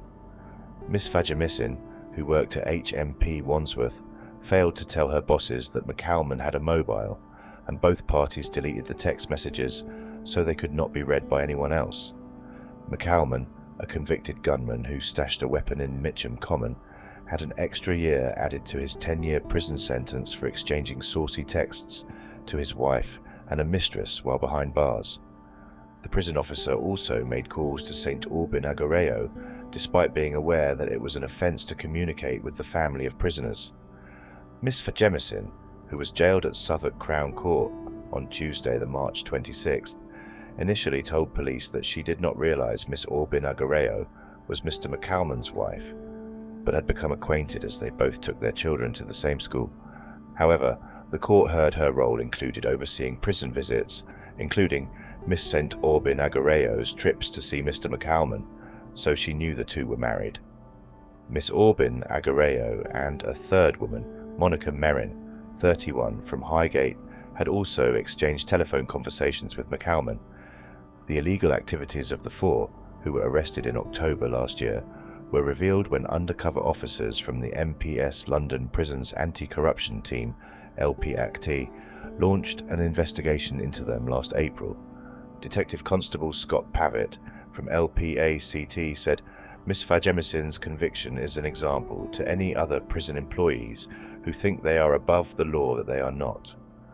Her responsibility was to ensure that prisoners abided by the laws within the prison, yet she joined one of them in breaking those laws. Mr. McCalman was jailed for 12 months, 4 months for the text messages, and 8 months for possession of heroin, but this will be added to his existing sentence of 10 years after an armed standoff with police on Mitcham Common in 2011. Miss Aubin Agareo and Miss Merrin must both complete 80 hours unpaid work and ordered to pay £200 and £80 costs, respectively. The governor of Wandsworth Prison, Kenny Brown, said, "There is no place for corrupt members of staff at HMP Wandsworth, and we work closely with the Metropolitan Police to identify and prosecute them." Hello, and welcome to the Street Crime UK YouTube channel. Please don't forget to like, comment, share, and subscribe. Today we're going to look at a prison which is in the north of England, HM Prison, Durham. Her Majesty's Prison, Durham, is a Georgian-era reception Category B men's prison, located in the Alva area of Durham, in County Durham, which is in England. The prison was built in 1819, and the prison continues to be operated by Her Majesty's Prison Service. Female prisoners were housed at HMP Durham, but they were moved in 2005 due to overcrowding and suicides. HM Prison Durham was built in 1810, consisting of some 600 cells, and took its first prisoners in 1819. Durham Prison is adjacent to Durham's Crown Court. The prison has held a variety of different category prisoners, both male and female, over the course of its history. Between 1869 and 1958, 95 judicial executions took place on the gallows at Durham's prison or in the courthouse. In 1832, protests over the working conditions in South Shields workhouse were supported by miner strikes. Soldiers were sent to evict striking miners from their pubs. One miner was convicted of murder of a local magistrate near Jarrow Slake. He was hanged amid heightened security of 50 mounted hussars and 50 infantrymen who were there to protect the gallows. His body was gibbeted after death. On the 17th of December 1958, the final execution took place when Private Brian Chandler, who was aged 20, was hanged for the murder of Martha Dodd during the course of a theft. Mr. Chandler was a soldier based at Catterick Camp who beat the 83-year-old Mrs. Dodd to death with a hammer. During the late 1960s and 1970s, the prison became a study project for Stan Cohen and Laurie Taylor, which led to their publication of 3 books, namely Psychological Survival, The Experiments of Long-Term Imprisonment, which was released in 1972, Escape Attempts, which was published in 1976, and Prison Secrets, which was released in 1978.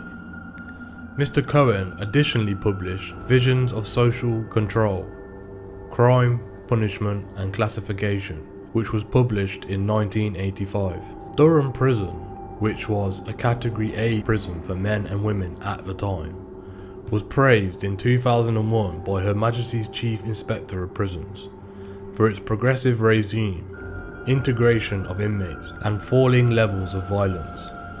However, in 2003 it was revealed that Durham had the highest suicide rate of all prisons in England. In 2004, a report by the Chief Inspector of Prisons criticised Durham for being severely overcrowded. The report highlighted the lack of education and work opportunities for inmates at the prison. In 2005, Durham's female high security wing, which housed 120 female prisoners, was discontinued and the prisoners were transferred elsewhere after Her Majesty's Inspectorate of Prisons had made a report which concluded, following several suicides, that it was unsuitable for housing female prisoners. On the 13th of July 2011, it was announced that along with several other prisons, HMP Durham would be put up for market testing as part of the Ministry of Justice budget plan to make savings of almost 25%. A 2014 report by the HM Inspector of Prisons found that a third of inmates tested positive for drug use, a rate almost twice as high as would have been expected in similar prisons. Rates of violence were also higher than expected, which indicated that monitoring should be improved. The prison was, however, praised for the quality of work activity and learning available to prisoners. Durham is currently a reception prison for remanded adults or young male prisoners. HMP Durham primarily serves the courts of County Durham, Tyne and Wear, Teesside and Cumbria. The prison is divided into the 7 wings, secure units, plus a segregation section and a healthcare section. The prison offers part-time education to all inmates, including courses on data input, bricklaying, woodwork, painting and decorating, waste management, and gardening. Many notorious UK criminals have spent time at HMP Durham. Figures like Rose West, Ian Brady, and Ronnie Crane have all walked its wings over the decades. The prison's head of residence and safety, Chris Carson, recently said to a local newspaper that the reality is, a lot of time, prison is quite a quiet and boring place. It's not the type of boisterous environment you see in the media where there is constantly violence and drugs going on. Generally, people are just trying to get on with their lives and sort out their problems. HMP Durham is no longer a high security facility. HMP Durham now operates as a reception prison, a sort of holding place for prisoners who are serving short terms or waiting for court appearances, or prisoners who are bound for other jails elsewhere in the country.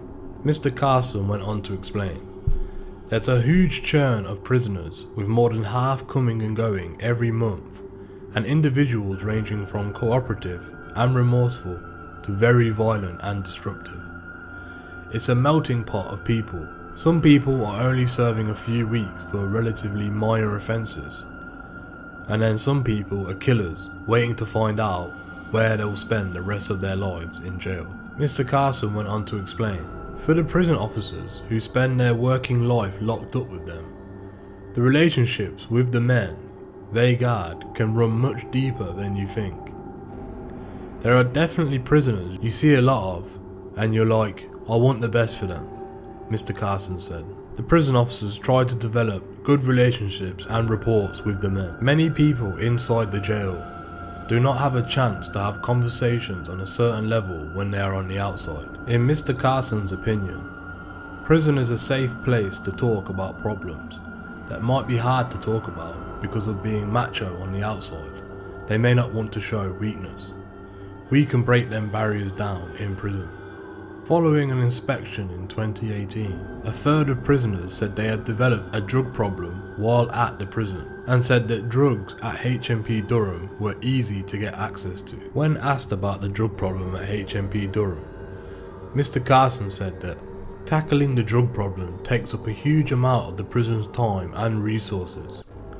We spend a lot of time working with the police and search team to cut it out. New technological equipment is being used to clamp down on it too. We are more aware of the drug problem than we used to be, and that means we're doing better at dealing with them.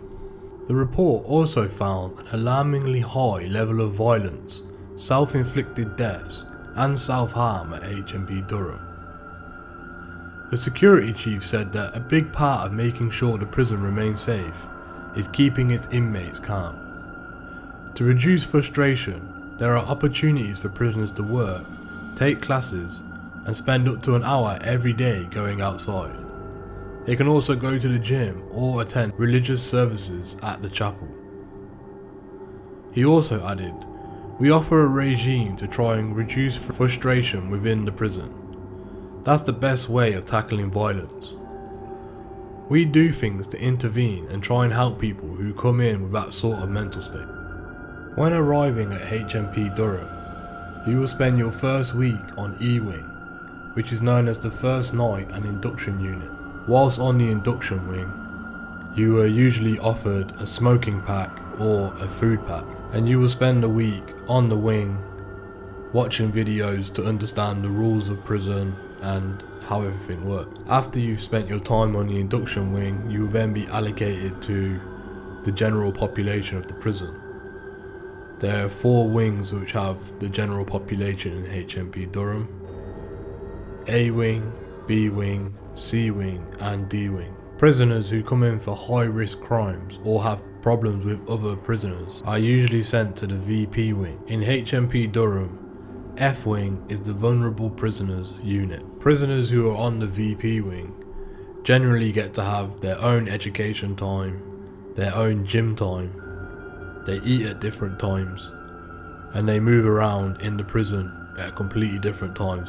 In HMP Durham is an integrated support unit with 17 beds for those with significant mental health problems. G wing is a segregation unit and a hospital unit which has 6 beds. As we mentioned earlier, HMP Durham has, since May 2017, been designated as a reception prison.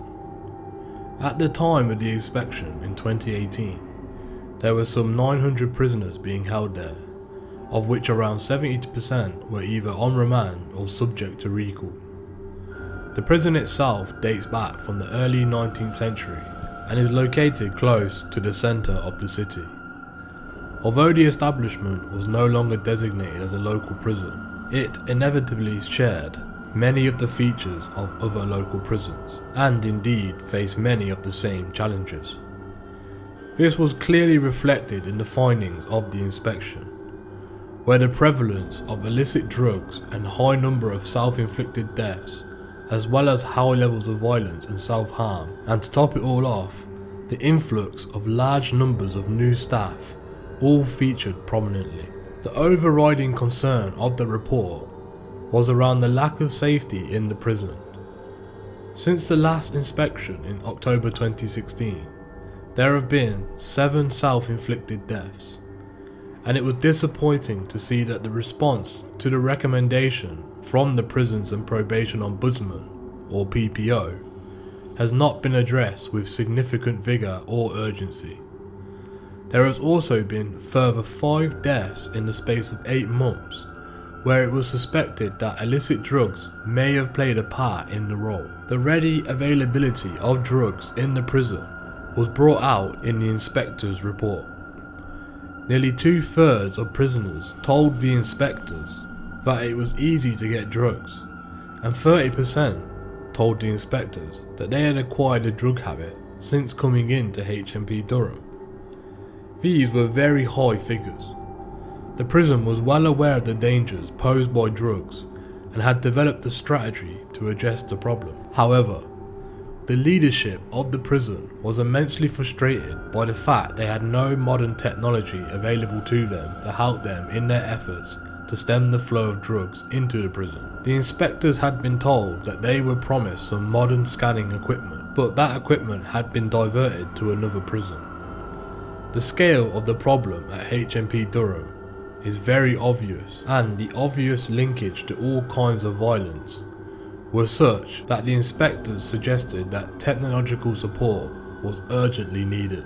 Since the 2016 inspection, violence in the prison has doubled, and the use of force by staff has increased threefold. The reason given for staff increasing the use of force may have been down to new staff who were not yet confident in using de-escalation techniques. When the inspectors visited the prison, they said that it was reassuring to see that the governance of use of force had improved, and that the measures being taken to log and analyse the violence looked very promising.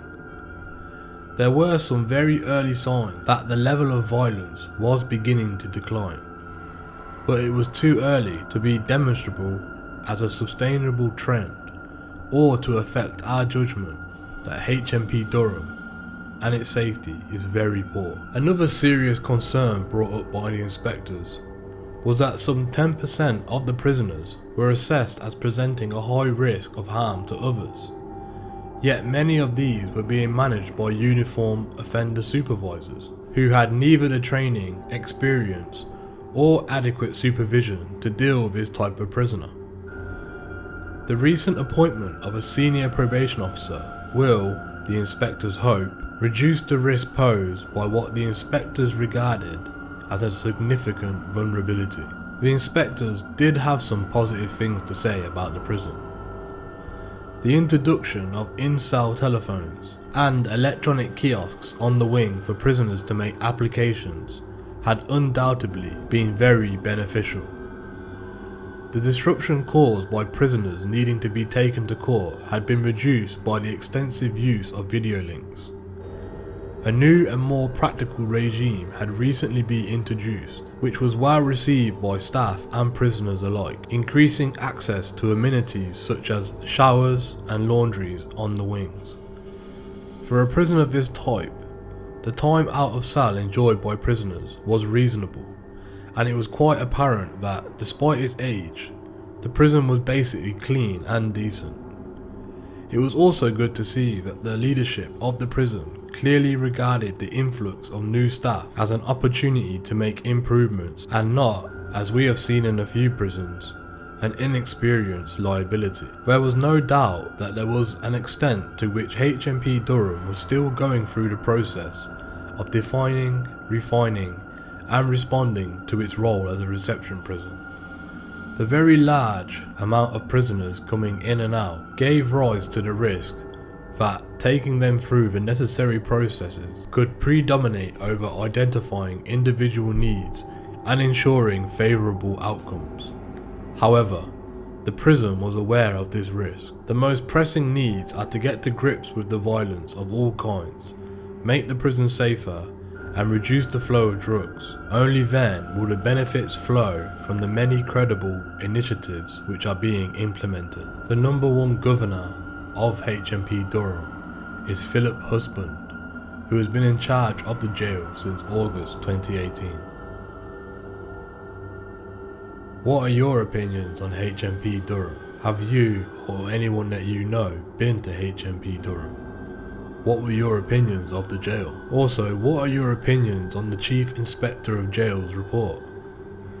Do you agree that HMP Durham does need technological assistance in its battle against the drug problem that it has? Please let us know in the comments below. Thank you for joining us today. If you enjoyed this content, please don't forget to like and share. And if you're new to the channel and you'd like to see more Street Crime UK content, please don't forget to subscribe and hit that bell button so you can join us on the next video. Thank you for joining us, and until next time, stay safe.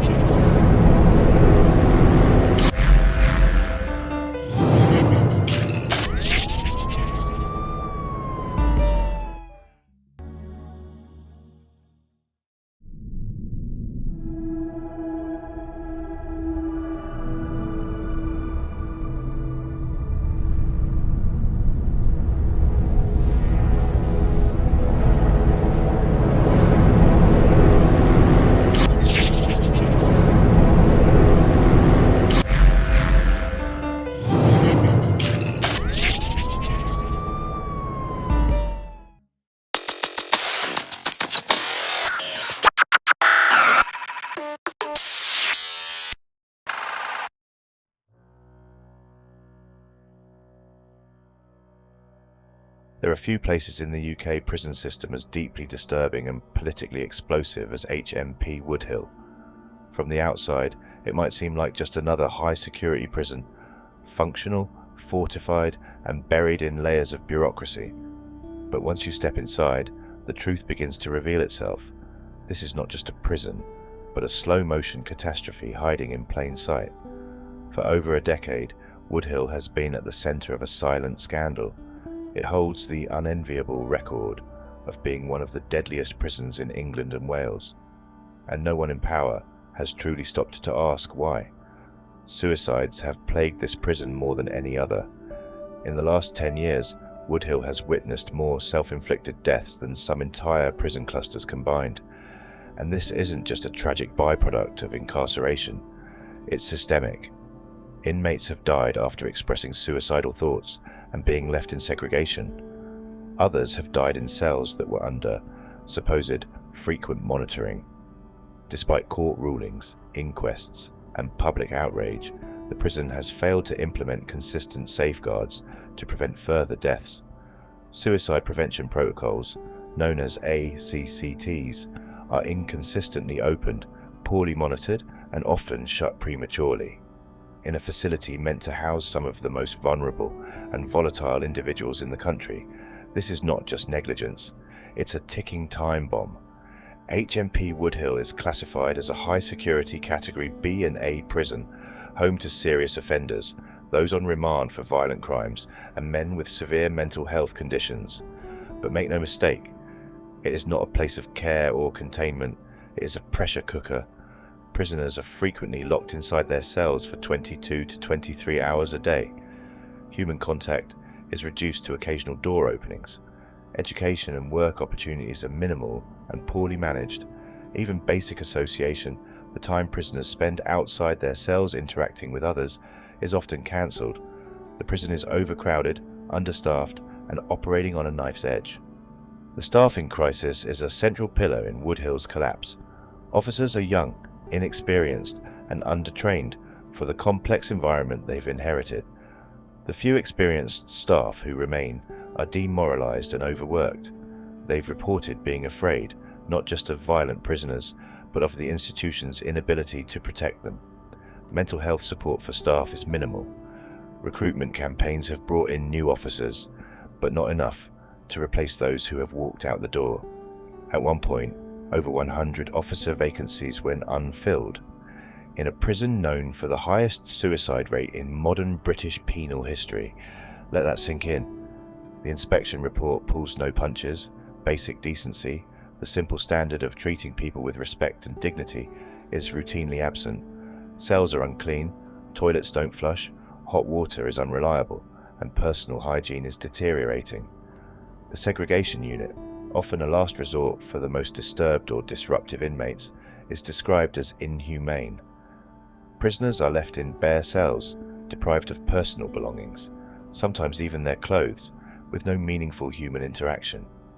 These conditions wouldn't be acceptable in an animal shelter, let alone in a modern European prison. Mental health care, as expected, is in freefall. Referrals are missed, assessments delayed, and interventions often come too late. Woodhill houses many prisoners with complex psychological and psychiatric conditions. Some are awaiting transfer to hospital under the Mental Health Act, but those transfers don't happen quickly. They linger in solitary, sometimes for months, deteriorating in full view of everyone. It's not uncommon for inmates to be prescribed antidepressants and left in isolation. Some have self-harmed repeatedly without being moved or supported. It's the grim, slow-motion spiral of a system that knows it's broken, but doesn't know how, or doesn't care, to fix itself. Drug use is rampant and largely unchallenged. Psychoactive substances, particularly synthetic cannabinoids like spice, circulate freely within the wings.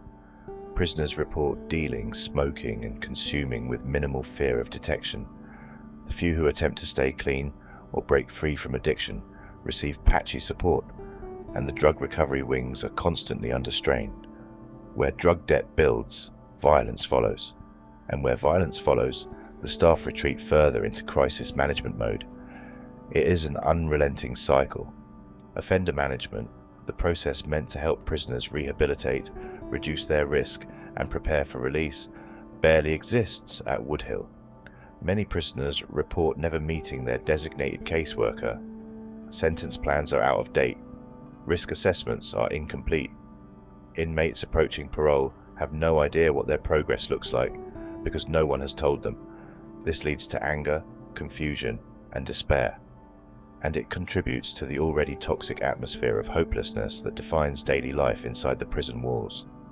Even the basic tools of rehabilitation, education, training, structured work are dysfunctional. The education department is understaffed and frequently locked down. Courses are cancelled, teachers are absent, and prisoners give up. Workshop spaces lie dormant.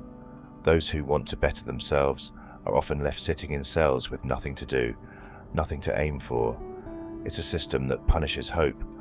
And yet, despite all this, the political response has been staggeringly weak.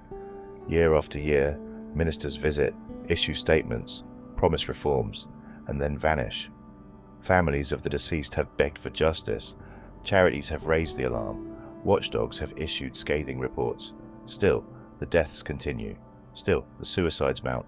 Still, the prison operates day after day like a machine that doesn't care what it crushes.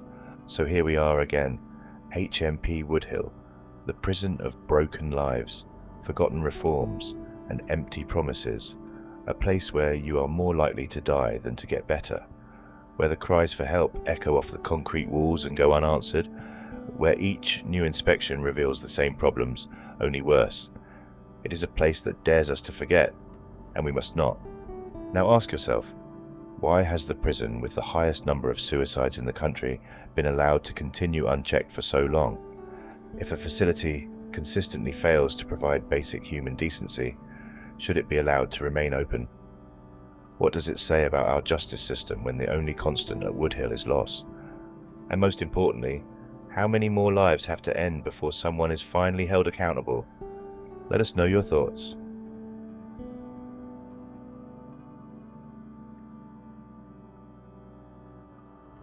A jury found further failures in the management of a vulnerable prisoner in HMP Woodhill. The Milton Keynes jury had been hearing evidence in the inquest into the death of Michael Cameron, who was 45 at the time of his death. On the 26th of April 2016, Michael was found hanging in his cell. He had been in the prison for just 7 days. Despite being recognised as at risk of suicide and self-harm, and as someone who should not be left in a cell on his own, Michael had not seen a GP throughout his time in the prison, had not had a full mental health assessment, had not been observed in accordance with his monitoring requirements, and on the day he was found, had been left on his own because an officer decided his cellmate had to be moved out. The jury found that the procedures and adherence to them were inadequate to provide the level of care required to address all the contributory factors to Michael's death.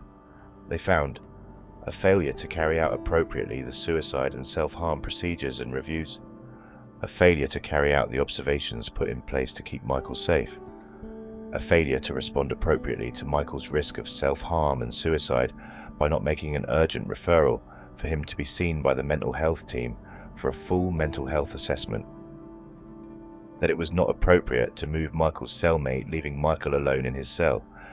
Michael was the 14th out of 18 self-inflicted deaths in HMP Woodhill between May 2013 and December 2016. The inquest heard that 6 of those deaths had occurred within the first 14 days of entering custody. At least 14 of them had been prisoners on their own in their cell. All 18 had been deaths by hanging. During the first part of 2016, there was a death in the prison, on average, every 45 days. Michael's was the 3rd death that year. Maureen Cameron, the mother of Michael, said, "I am pleased that the jury have confirmed what I have suspected from the outset about failures in Michael's care. I have heard that changes have now been implemented. I hope this might help others in future, but it was too late for Michael. If those changes had been made sooner, it might have made a difference for Michael and those that died after him." Joe Eggleton, the solicitor for Mrs. Cameron and who has acted in many of the Woodhill cases, said, "Yet again, a jury has found failures in the care of an obviously vulnerable man.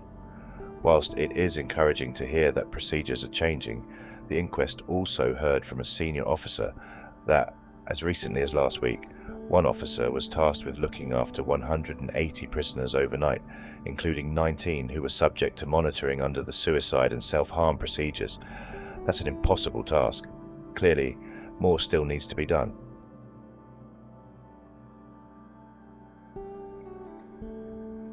A prison officer has been jailed for 18 months for having inappropriate relationships with inmates. Latoya Gautray of Stanwick, Northamptonshire, had relationships with 3 prisoners while working at HMP Woodhill in Milton Keynes between October 2019 and March 2020. The 32-year-old communicated with the inmates through mobile phones, Thames Valley Police said. She pleaded guilty to 3 counts of misconduct in a public office. Sergeant Jackie Baverstock said, "Gautry was the holder of a public office during which she formed inappropriate relationships with prisoners who were serving sentences for serious offences. She failed to act appropriately or report that they had access to mobile devices that are illegal within the prison system. Her behaviour undermines the criminal justice system, and she has been sentenced as a result."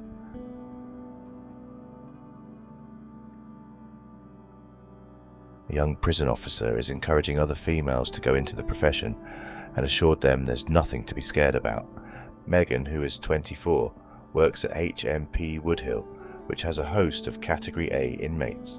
It's the most secure type of UK jail and houses about 500 men considered the biggest threat to the public. But she feels there's a total misconception about being a young woman in the job. People think it's like the films and TV, locking doors and fights breaking out all the time, but that's not the reality. We are here to help people, rehabilitate them, and ultimately make sure the public are safe. She was just 13 when she informed her mum that she wanted to one day run a prison.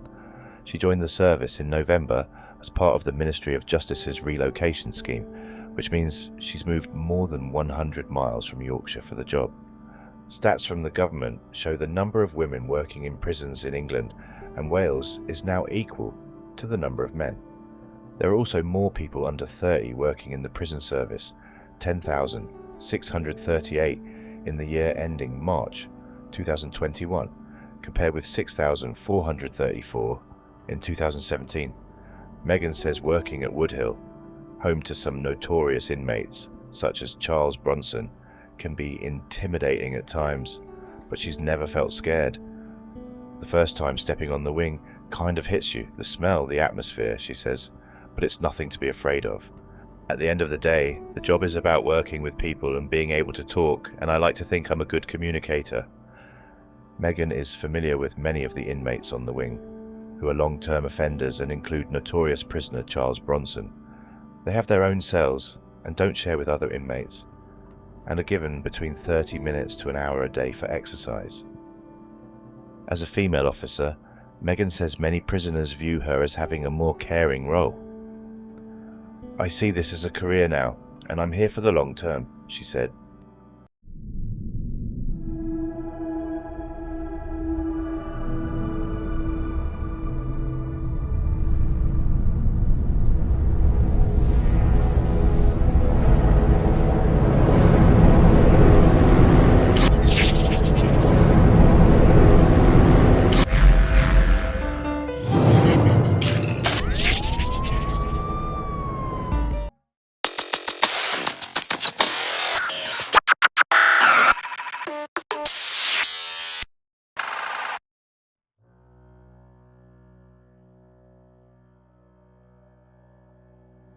In the eastern shadows of London, surrounded by the industrial wastelands of Thamesmead, sits a prison built with clean angles, digital systems, and corporate ambition. On paper, HMP Thameside was supposed to be the answer, the slick, modern, privately run flagship for Britain's overcrowded and aging prison system. It had all the trademarks of a post-2010 reform agenda: sleek buildings, ensuite cells, digital kiosks, in-cell phones, and an airy visitation centre. But inside these polished walls, a very different story has unfolded, one of deterioration, neglect, institutional arrogance, and the slow, quiet corrosion of basic humanity. The 2025 inspection report exposes not just a prison in crisis, but a privatised penal experiment that is failing in ways even the government struggles to defend. HMP Thameside, operated by global outsourcing giant Serco, holds over 1,200 adult men at any one time, most of them unconvicted, remanded in custody while awaiting court appearances. The population is transient, chaotic, and volatile, with many facing mental health problems, addiction, or immigration-related issues. The prison was built in 2012 with capacity for around 900, but like so many parts of Britain's criminal justice system, reality has ignored intention. It is now overcrowded, under-resourced, and under constant pressure. The architecture may be modern, but the regime is anything but. Most prisoners spend 21 to 23 hours a day locked inside their cells, a routine that inspectors described as soul-destroying. The vast majority of those men, despite being innocent in the eyes of the law, have no access to education, work, or meaningful activity. Instead, they rot in legal limbo, flicking through recycled TV programming, pacing the corners of their box-sized cells, or numbing themselves with smuggled drugs until the next lockdown lifts. Cells are fitted with ensuite toilets, in-cell phones, televisions, and small desks, designed to offer a measure of dignity and autonomy. But by 2025, even these modest benefits have eroded. Toilets are often broken, phones malfunction. Many prisoners report going days without access to showers, laundry, or proper bedding. Clean clothing is a luxury, not a guarantee. Requests for soap or toothpaste are routinely ignored or delayed. In a system obsessed with efficiency, basic hygiene is no longer a right. It's an application process, and when that process fails, as it often does, prisoners are left to live in their own filth. One man told inspectors he had gone 5 days without a single item of clean clothing. Another described how he shared a cell with bloodstains on the wall and mould creeping across the floor, with no response to repeated complaints. The staff, too, are casualties of this collapse. Thameside's workforce is young, undertrained, and dangerously stretched. Many are on short-term contracts. Few stay long enough to develop relationships with the prisoners or real expertise in conflict management. Staff are often tasked with supervising 2 or 3 units at once, forcing them to make impossible choices. Do they respond to the emergency bell? Do they deliver medication? Do they supervise education? Or do they simply keep the doors shut and hope for the best? Unsurprisingly, Many choose the latter. The safer option, they say, is to do nothing. This paralysis has created a culture of institutional neglect, where staff are present but largely absent, afraid of confrontation and paralyzed by understaffing. Prisoners, sensing this vacuum, have filled the power gap themselves. The gang economy inside Thameside is unchallenged. Violence, intimidation, and debt collection have become the real currency. A missed payment for a bag of spice can cost a man his clothes, his phone credit, or worse. Some prisoners are forced to take beatings for others. Some are coerced into keeping contraband. Others are on the numbers, housed on vulnerable prisoner units to escape reprisals from rivals or creditors. But there is no safety there either. Even on segregation wings, intimidation continues. Prisoners are left isolated, sometimes for weeks, under the pretext of protection. Yet during this time, they are given no access to progression plans, mental health services, or even fresh air. One man, held in protective custody, said he hadn't seen daylight in 9 days. When asked if he had had any contact with the prison's mental health team, he laughed, "They don't come down here." Mental health provision at Thameside is in freefall. There are no therapeutic wings, no psychological step-down units, and very few trained clinical professionals. The mental health caseload has doubled since 2022, yet staffing has not increased. Crisis cases are dealt with through segregation or medication, rarely with therapy. ACCTs, assessment tools for suicide and self-harm risk, are opened late, monitored poorly, and often closed prematurely. Prisoners in severe distress are often placed in cells stripped of belongings, monitored by staff who have received little or no training in psychological intervention. These men are not being treated, they are being warehoused. Prisoners on suicide watch have reported being mocked or ignored. Others have harmed themselves in front of staff without a single intervention. The system is no longer about care. It is about optics, about reducing incidents on paper rather than addressing their cause. And it's not just psychological damage. Physical violence is rampant. Fights, assaults, and intimidation are daily occurrences, though many go unreported. Staff often fail to activate body-worn cameras. Use of force documentation is inconsistent, and investigations, when they happen, are limited to surface-level reviews. One prisoner suffered a broken jaw after an altercation in a corridor, but no CCTV footage was available and no staff were present. Another was found unconscious after a suspected overdose. He was revived, placed back in his cell, and left without medical follow-up. The response, over and over again, is minimal. Document, report, close the file. The threshold for what is considered a serious incident has quietly moved. Unless there is blood, screams, or a stretcher, it doesn't count. The Education Department is symbolic of how far Thameside has fallen from its original mission. Classrooms are often empty, timetables are inaccurate, qualified instructors are few and far between. Courses are frequently cancelled due to staff shortages, and prisoners are left uninformed until the very hour they were due to attend. For many men, education is the only possible escape route, a chance to learn, to build something resembling a future. But access is rationed like contraband. One teacher described how he hadn't been able to deliver a full course cycle in 6 months. Another left the job entirely, citing burnout and a lack of support. For the prisoners who remain, the message is clear. Reform is a fantasy.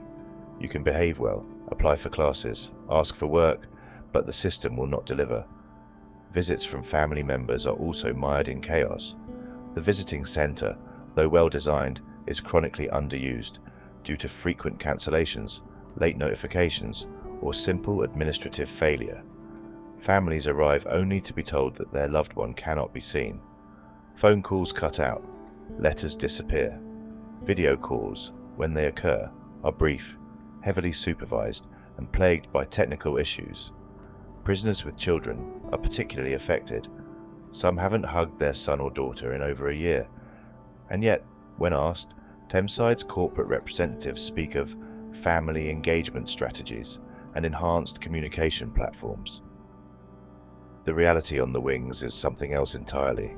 Loneliness, confusion, and the kind of despair that hardens a man into silence.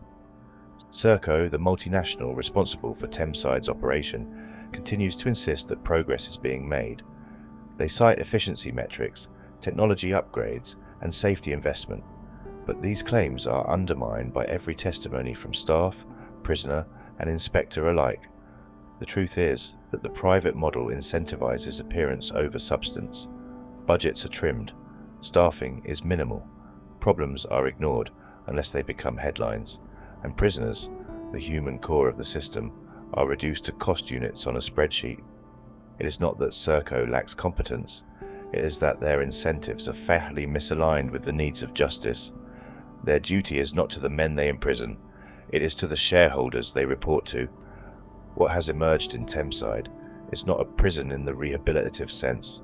It is a holding tank for broken men, run by exhausted staff, managed by invisible suits, and held together with buzzwords.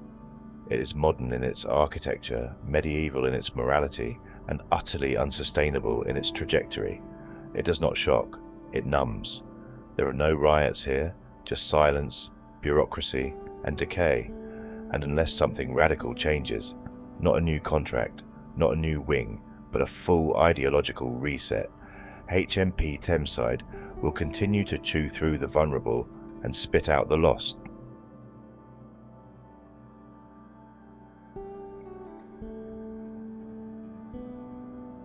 A prison officer was jailed after she was caught trying to take cannabis into the jail where she worked. Tiana Duncan of Manor Park's Capel Road hid more than 220 grams of the drug inside her clothes on April 17th, then went to work at HMP Thameside. The deception was uncovered during a staff search, and the 26-year-old pleaded guilty to possession with intent to supply a Class B drug on September 2nd.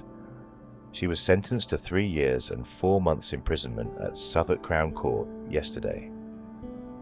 DC Scott Pavitt from the Met's London Prison Anti-Corruption Team said, "Drugs have a huge impact on our prisons, affecting the behaviour of prisoners and increasingly the likelihood of violence and disorder." As a prison officer, Miss Duncan was in a position of authority and has undermined the hard work of her colleagues by attempting to bring in an illegal drug into the prison.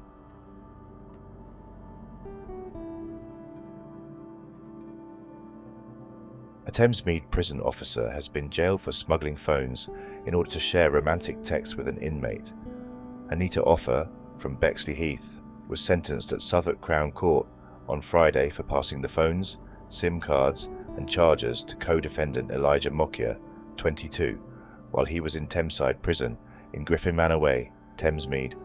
The offences between December last year and January occurred while Miss Off, 23, was working as the Equality and Diversity Officer at the prison.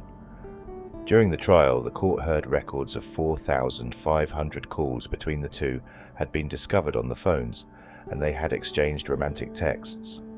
One deleted text, recovered from Miss Off's phone, read, "Black beauty of my life. I never thought in prison I could meet a black beauty like you." The pair were caught when they were spotted on CCTV meeting in a stairwell on January 20th. Prosecutor Alex Mattick said, "It was noticed on CCTV that Miss Off appeared to be acting in an unusual manner. Miss Off had concealed items on her person and took them out of the CCTV area. She put them in a bag, and Mr. Mokia then left with them." Mr. Mattick added, "These are people who should be aware to the possibility of being corrupted and should be in a position to resist." When police investigated, they found the bag contained 2 USB sticks and 2 mobile phones. Mr. Mokia also had 4 SIM cards, 2 mobile phones, 3 Apple phones, and 9 USB sticks in his cell, alongside wraps of spice, a then legal high which has since been made a Class B drug. The court heard Miss Off had her son when she was 16, and he was sent to live with family Ghana for 4 years before he returned to the UK. Michael Smith, for the mitigation, said after a difficult start, Miss Off had begun to develop a good relationship with her son that could be destroyed by a long sentence. He added, "She doesn't seek to blame the co-defendant or anyone else. She has never really suggested anything other than it was her fault. She has lost her career and lost her good name." Sentencing, Judge Anthony Leonard QC said, "You began some sort of relationship with him. You knew you should resist and report any such contact." However, he took into account Miss Off's fragile relationship with her son and said, "Only too often, it is those who are not to blame who have to face the consequences." Both defendants pleaded guilty to one count of conspiracy to bring or convey List B articles into prison. Miss Off of First Avenue received a 12-month immediate prison sentence and will serve 6 months before being released on license. Mr. Mokia of Gleneagle Road, Streatham, was given a 9-month sentence, suspended for 2 years, a 60-day rehab requirement, and 100 hours of unpaid work.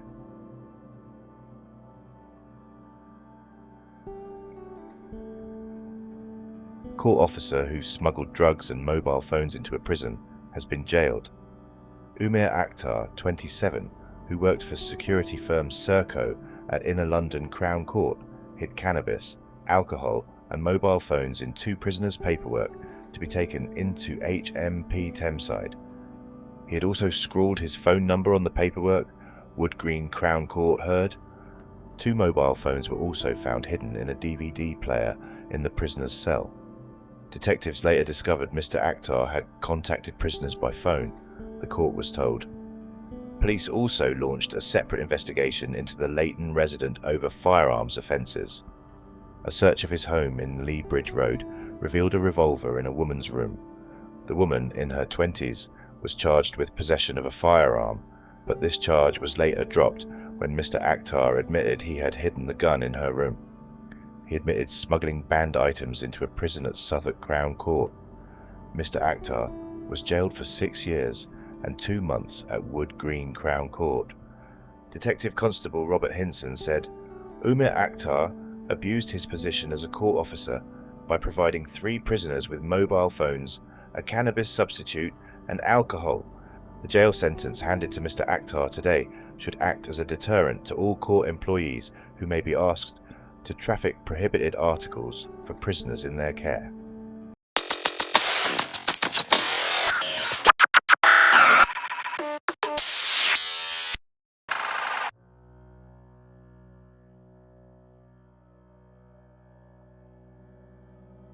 When the gates of HMP Fosse Way opened in May 2023, the message from the Ministry of Justice and Serco, the private firm entrusted with its operation, was one of optimism. A new chapter in the UK's criminal justice system had begun. Built on the ashes of the notorious Glen Parva prison, Fosse Way was designed as a Category C resettlement facility, a shining example of modern incarceration. But behind the gloss of fresh paint, polished facilities, and digital tablets in every cell lurks a darker, more disturbing reality. In less than 2 years of operation, HMP Fosse Way has become a high-risk, high-tension environment with a reputation for violence, drug saturation, staff inexperience, and a dangerously underdeveloped internal culture. This is not just another failing prison. This is a perfect storm of modern design colliding with chaotic execution.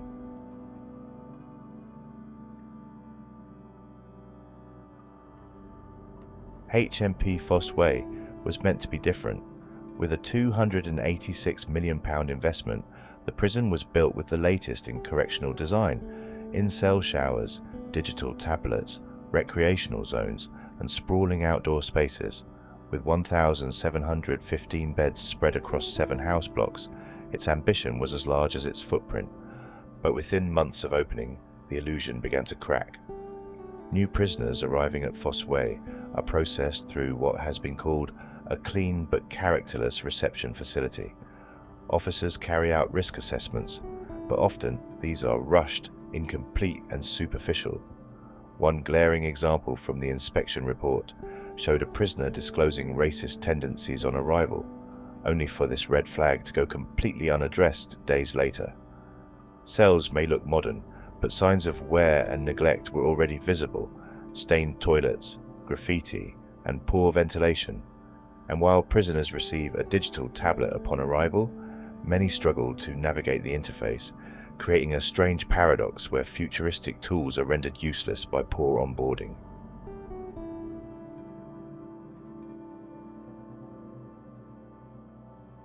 Fossway's most damning failure is its inability to protect prisoners from violence and its disturbing willingness to deploy excessive force. Since opening, the prison has seen high and rising levels of assault, culminating in a fatal incident in August 2024, where 3 inmates were charged with manslaughter. In just 12 months, the prison recorded 677 use of force incidents, 47 deployments of pava spray, 6 uses of batons, 18 instances of unfurnished segregation cells used. Staff regularly escalate incidents instead of de-escalating them. In one case, several officers drew pava sprays on a single inmate without cause. In another, the incapacitant was brandished from the outset, not as a last resort, but as the opening move. Body-worn video footage was captured in just 64% of incidents, leaving serious accountability gaps. Segregation was deployed over 900 times in a year, most of them pre-adjudication, a rate considered excessive and potentially unlawful. Even after inmates calmed down, many remained locked in bare, isolated cells, raising questions about the prison's commitment to rehabilitation over punishment.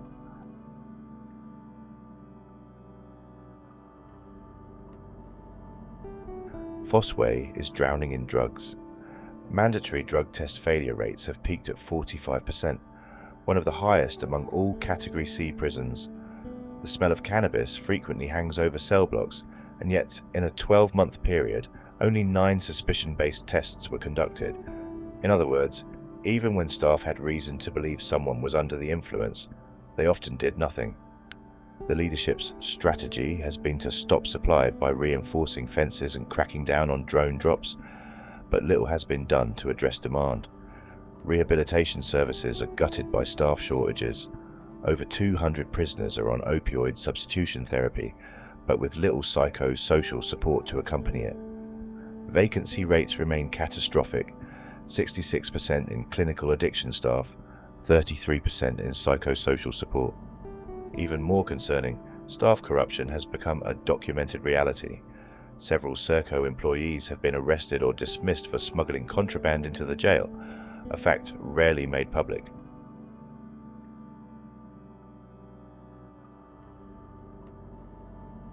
Nine deaths have occurred since opening. 2 were self-inflicted. 1 was the result of an inmate assault, and yet prison leadership failed to implement key learnings between deaths. The Prisons and Probation Ombudsman found multiple breaches of safety protocol, including staff falsely signing off on roll checks that never happened, in one case, during an active suicide watch. Over 1,100 self-harm incidents have been recorded, a staggeringly high figure that continues to rise. ACCT care plans were inconsistently managed, with some reviews conducted without the prisoner present, then falsely signed to say otherwise. And the Samaritans Trained Listener program, a crucial pillar of peer support, has been relegated to obscurity. Listeners say they are routinely blocked from helping prisoners in crisis. On one occasion, a prisoner's request for a listener was denied, and he later self-harmed.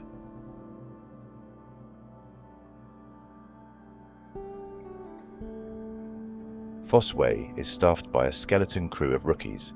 80% of prison custody officers have less than 2 years of experience. Many middle managers are learning on the job. The result? Poor supervision, inconsistent regimes, and widespread prisoner frustration. Prisoners often complain that officers can't answer basic questions, frequently make errors, or seem uninterested in helping resolve issues. Rules are flouted without challenge. Vaping is rampant, gambling goes unchecked, and meal distribution often devolves into chaos.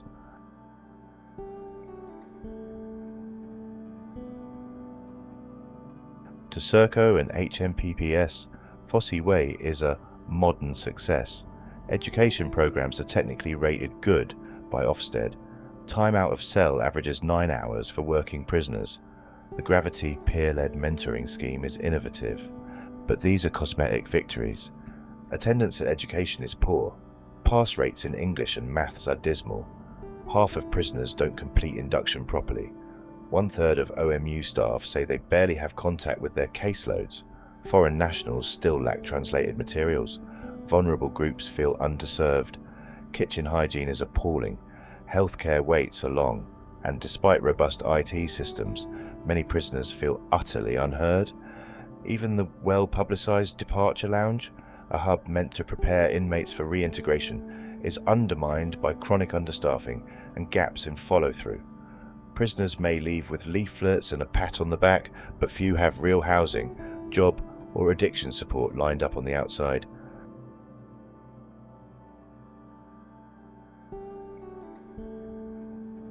Fossway is not the future, it is the present, and the present is broken.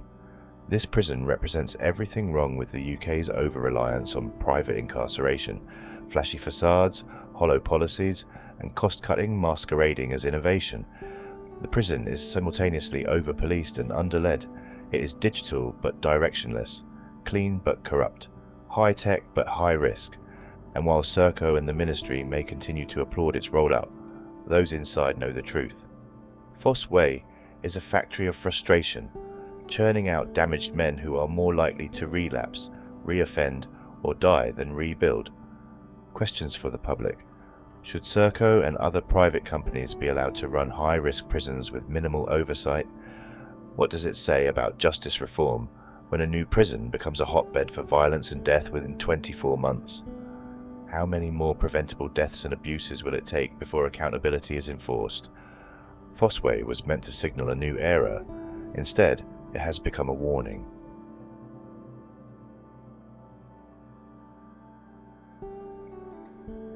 Mahir Abdurrahman, also known as Mahir Mohammed, was found unresponsive in his cell at HMP Fossey Way in Glen Parva on the 20th of August 2024 and pronounced dead at the scene.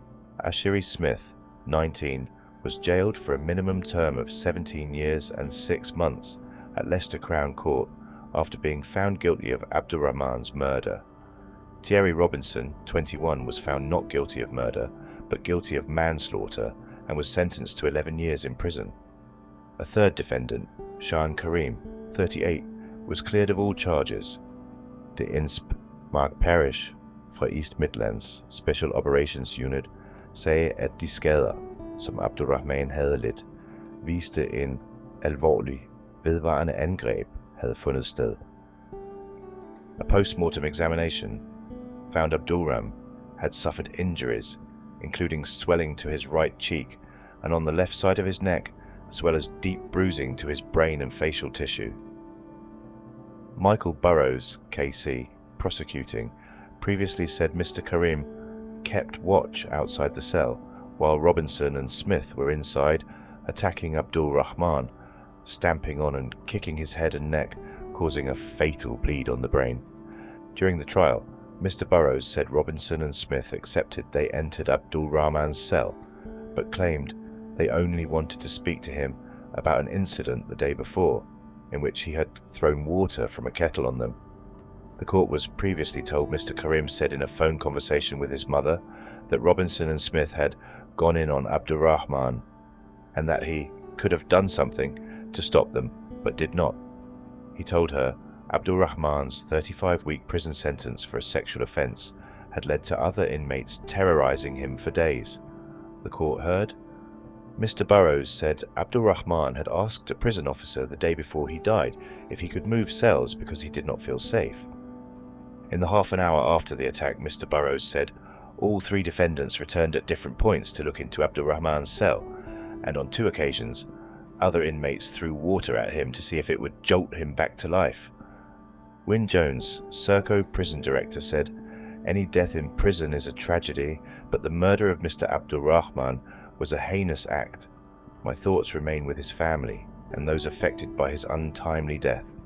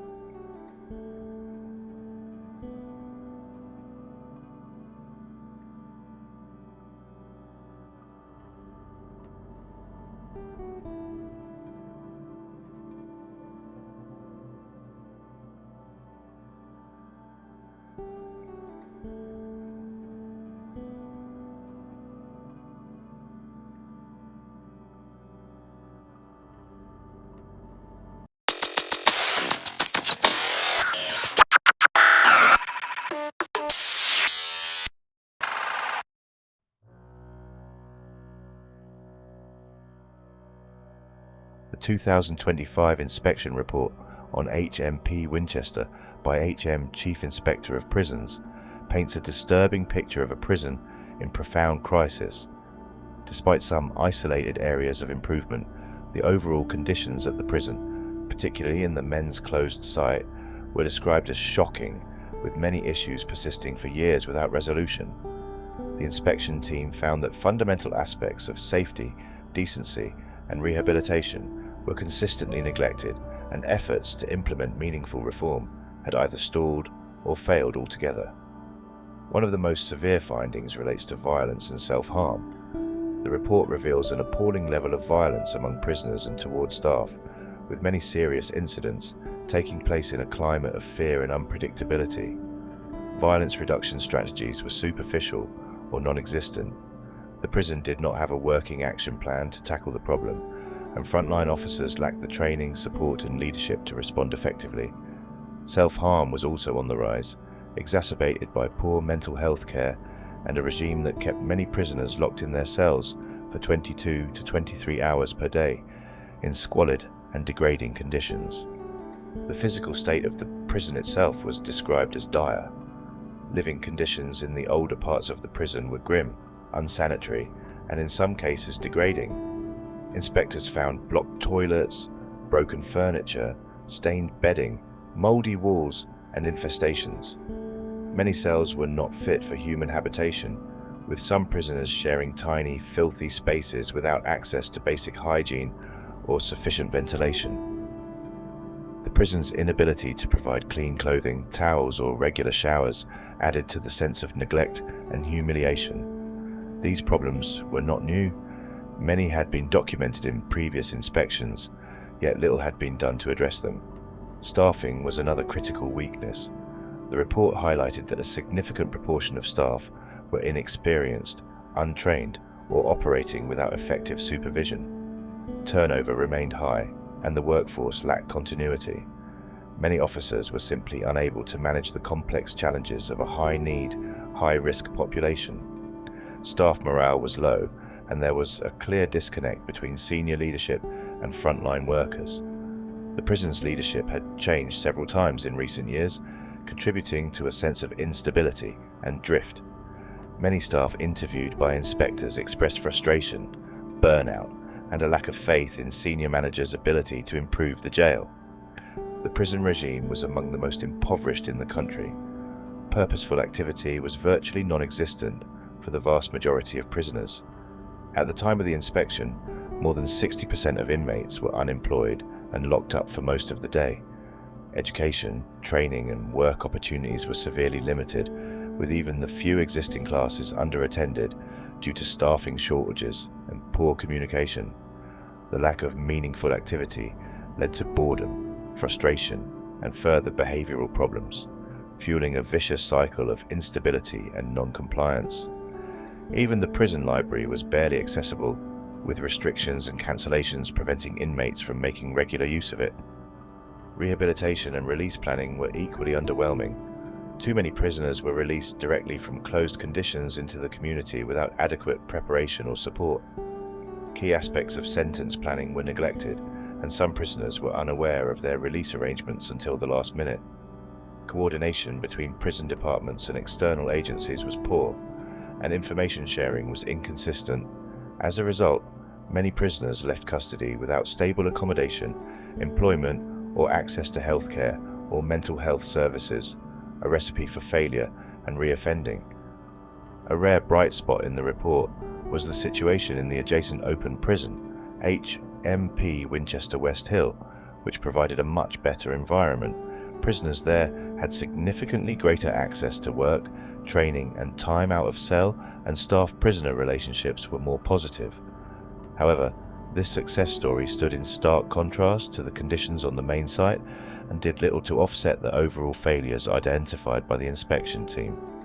The inspectorate concluded that HMP Winchester required urgent and radical intervention. Despite repeated warnings and multiple previous inspections highlighting similar failings, the prison had continued to decline.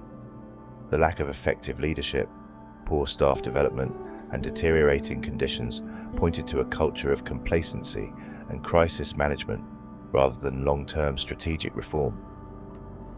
At its core, the report serves as a scathing indictment of a prison system unable or unwilling to meet basic standards of decency and safety. It questions the purpose of incarceration when the institutions meant to hold people are themselves dysfunctional, harmful, and devoid of hope.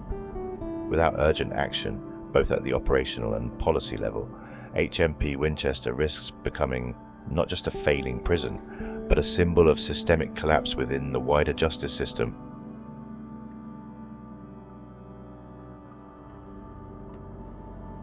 A man who poured boiling water over a fellow inmate at Winchester Prison before beating and raping him has been jailed for 12 years.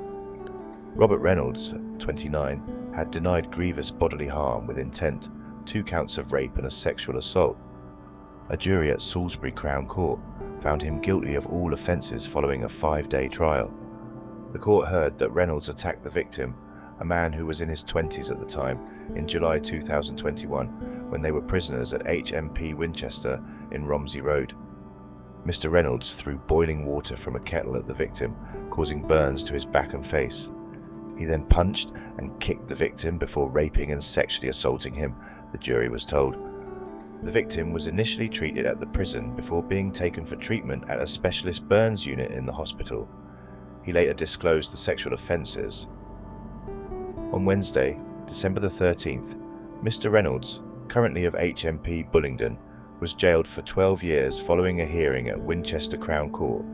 Speaking after the hearing, Detective Sergeant Harry Wilson said, "This was a horrific attack on a vulnerable man in a prison. While the victim has since left prison, he continues to deal with the physical and mental impact of what happened to him. This was a difficult and long investigation, and I hope this shows that we will work closely with the prison to investigate any criminal offences that occur there."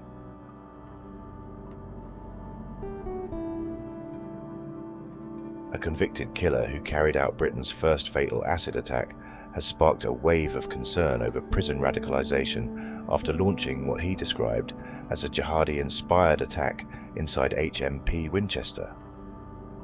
General Imioru, also known by his previous name, General Webster, was already serving a 17-year sentence for killing 47-year-old nurse Joanne Rand in 2018 when he lured prison officers into his cell by pretending to need help.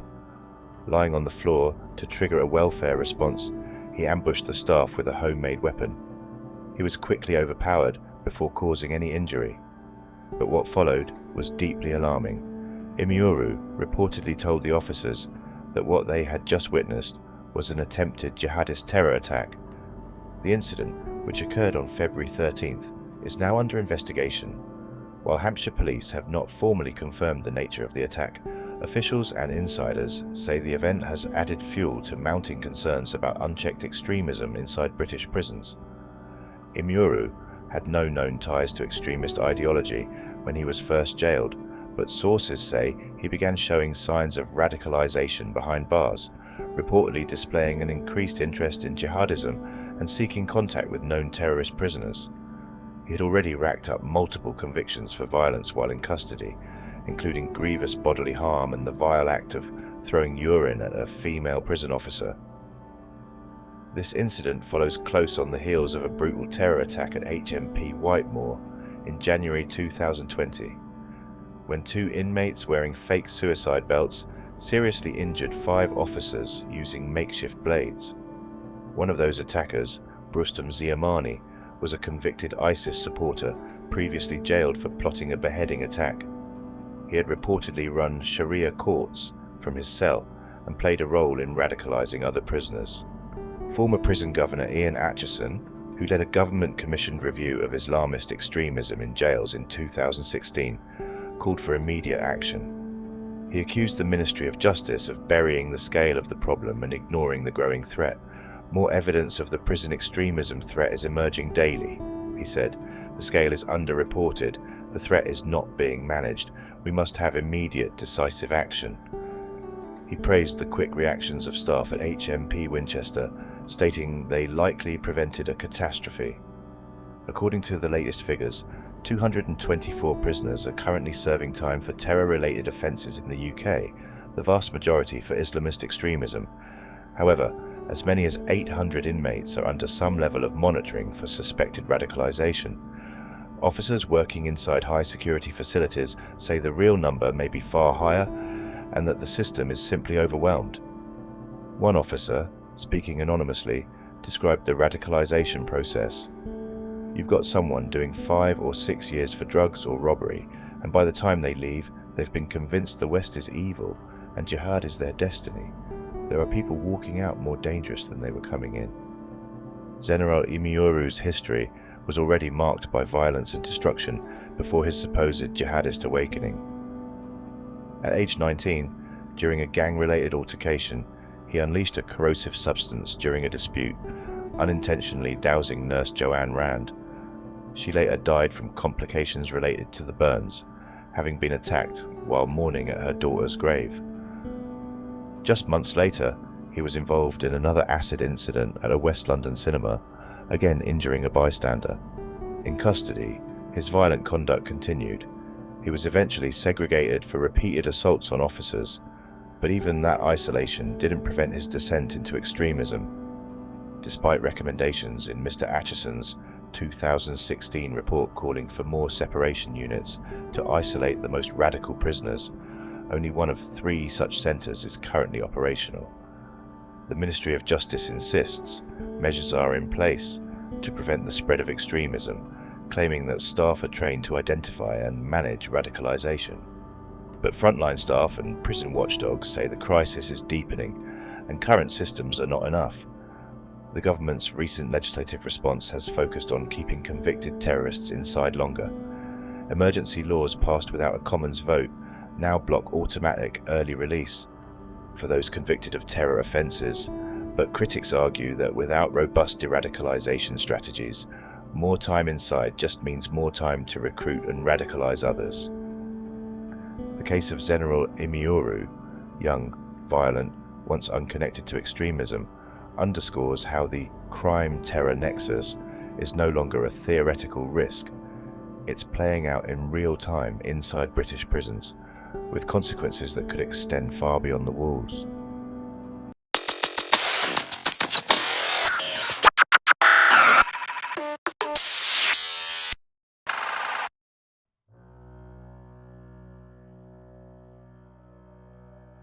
Hydebank Wood Secure College is Northern Ireland's only dedicated custodial facility for women, and in theory, that should mean it's a place tailored to their needs, trauma-informed and focused on rehabilitation.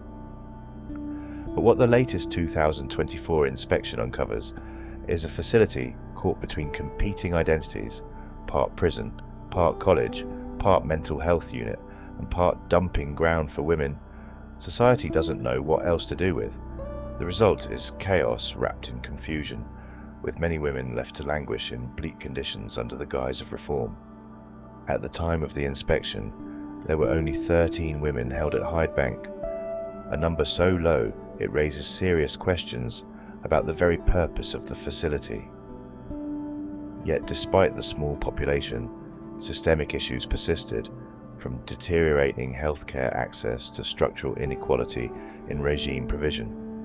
The small numbers didn't make the experience more intimate. It made it easier for neglect to be hidden in plain sight. Staffing was described as one of the most critical failures. Chronic shortages meant that even this tiny population of women could not be given consistent access to time out of cell, education, or meaningful support.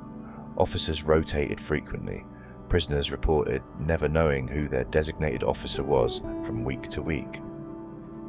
Continuity, which is vital for trauma-informed care, was completely absent. Staff appeared more reactive than proactive, responding to crises as they arose rather than managing and reducing risk over time. For many of the women, this prison is just the next stop in a lifetime of systemic failure. Inspectors noted that most of the women in custody had histories of serious trauma, abuse, mental illness, and addiction. Yet mental health care was found to be fragmented and often inaccessible. One woman was described as lying in her cell for days without any structured activity, spiraling deeper into depression. Another woman, clearly in crisis, had not been seen by a mental health nurse for over a week due to staffing constraints. Counselling sessions were sparse and delivered by overburdened practitioners. There was no therapeutic unit, no women-specific psychological program, and no immediate crisis intervention team available on site. Even more disturbing were the conditions in which women were confined. Cells in the Ash unit, the main women's block, were small, cold, and bare. Many had poor ventilation. Some women had to repeatedly request sanitary products. One woman had her clothes removed in response to self-harm risk and was left in an anti-ligature smock for over 24 hours without mental health review. A clear violation of trauma-informed practice. Women who presented as suicidal were routinely placed in observation rooms with nothing more than a mattress on the floor. There was also a significant issue with access to basic facilities. Laundry was inconsistent. The gym and exercise yards were frequently closed. Education was minimal, and according to the women, irrelevant. Some described being offered useless courses with no connection to the outside world. Vocational options were even worse. No apprenticeships, no trade training, and no structured job pathway for reintegration. In effect, Hydebank promised education, but delivered time wasting. The inspection also highlighted disturbing disparities between male and female regimes. Women at Hydebank had less access to physical exercise, fewer employment roles within the prison, and fewer rehabilitation programs compared to their male counterparts housed in the same complex. This gender-based inequality had no justification beyond institutional neglect. One woman remarked, "They treat us like afterthoughts, like we're just here to keep the lights on." Family contact was difficult to maintain. With no in-cell telephones and limited access to private visits, women with children were particularly isolated.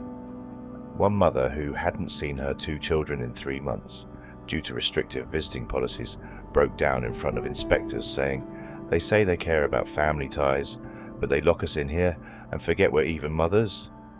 Perhaps most damning was the failure to make Hydebank truly secure in the therapeutic sense. Security was based on containment, not on relational dynamics, trust, or rehabilitation. Strip searches still occurred. De-escalation training for staff was minimal. When incidents occurred, women were too often punished with cellular confinement or loss of privileges, rather than being supported through conflict resolution or mediation. The entire culture was punitive in tone, with the college branding used as a glossy marketing tool rather than a lived reality. At its heart, Hydebank Wood Secure College, female unit, is a tragic microcosm of how women's justice is mishandled across the UK. It is a prison in name, but more importantly, a prison in spirit. A place where broken lives are kept hidden, rather than healed. Now ask yourself, why is a facility housing just 13 women still failing to meet basic care standards?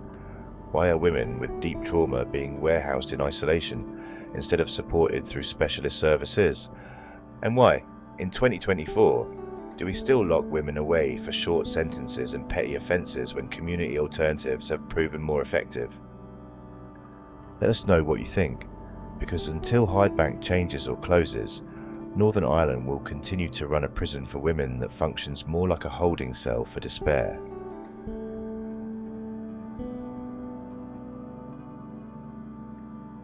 Hydebank Wood Secure College, Northern Ireland's only women's prison, a quiet but powerful shift in prison policy, has given incarcerated mothers something many thought prison life could never offer: bedtime with their children. Through an innovative Zoom-based program launched in August 2020, mothers serving sentences now have the opportunity to reconnect with their children each evening, reading bedtime stories, helping with homework, and sharing that vital one-on-one time that incarceration so often erases. The initiative, set in motion during the height of the COVID-19 pandemic, was born from a recognition that many women in custody were missing irreplaceable moments in their children's lives. As lockdowns suspended in-person visits, the Northern Ireland Prison Service began exploring more compassionate ways to maintain family ties.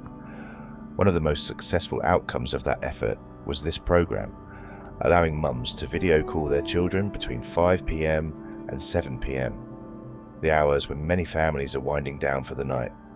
The impact has been deeply emotional and transformative. One mother reads to her child each night from inside her cell, watching as they drift off to sleep. Another helps with long division while her daughter shows off a school project. These are quiet moments, but within the prison walls, they are extraordinary. More than 20,000 virtual visits were facilitated across Northern Ireland's prisons during the pandemic, including Maghaberry and Magilligan, but it is Hydebank's evening Zoom calls that have captured the essence of what reform and rehabilitation can look like. Deputy Governor Tom Ferguson described the programme as a significant step forward. Anything that helps reduce the trauma of having a parent in prison is a positive step, he said. The project with mums is a further example of prison service innovation and compassion at this time. His words underscore a larger movement in criminal justice circles, one that sees the maintenance of family bonds not as a privilege, but as a protective factor against reoffending. Tracy McGrath, head of resettlement at Hydebank, said staff quickly identified the emotional toll the separation was taking on mothers and their children. We recognised that our mothers in custody were missing out on vital one-to-one contact with their children, so we put in place Zoom visits between 5 and 7 p.m. when their kids are home from school and settled for the evening. She explained, "It's been a huge success. The mums have welcomed it. They get to see and chat with their kids without distraction. It has provided a vital link." These aren't just video chats, they're an emotional lifeline. For children, especially those already coping with the absence of a parent, the ability to hear mum read the Gruffalo or help with a spelling list is invaluable. For mothers, the sessions can serve as a grounding force, a reminder of who they are outside the prison system.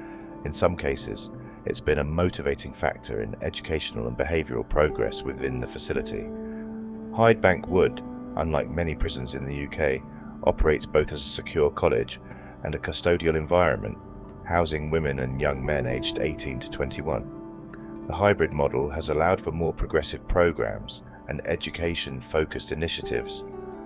The prison service's family strategy, which supports stronger links between prisoners and their families, found fertile ground at Hydebank. Incarcerated parents often face the added burden of shame and loss of parental identity. For mothers, that loss can be profound, missing birthdays, school milestones, and day-to-day connection. Virtual visits can't erase the physical barrier, but they can restore dignity and allow for emotional continuity, which research shows is critical for both the child's and the parent's long-term outcomes. As the prison system evolves post-pandemic, many advocates hope that initiatives like this won't be rolled back, but instead expanded. What began as a crisis response may have planted the seeds for long overdue reforms in how prisons think about family, rehabilitation, and human connection. At Hydebank, the sound of a mother's voice reading to her child no longer needs to stop at the prison gates. And for many women serving time, that simple act may be the first step in building a better future for themselves and for the children waiting patiently on the other side of the screen.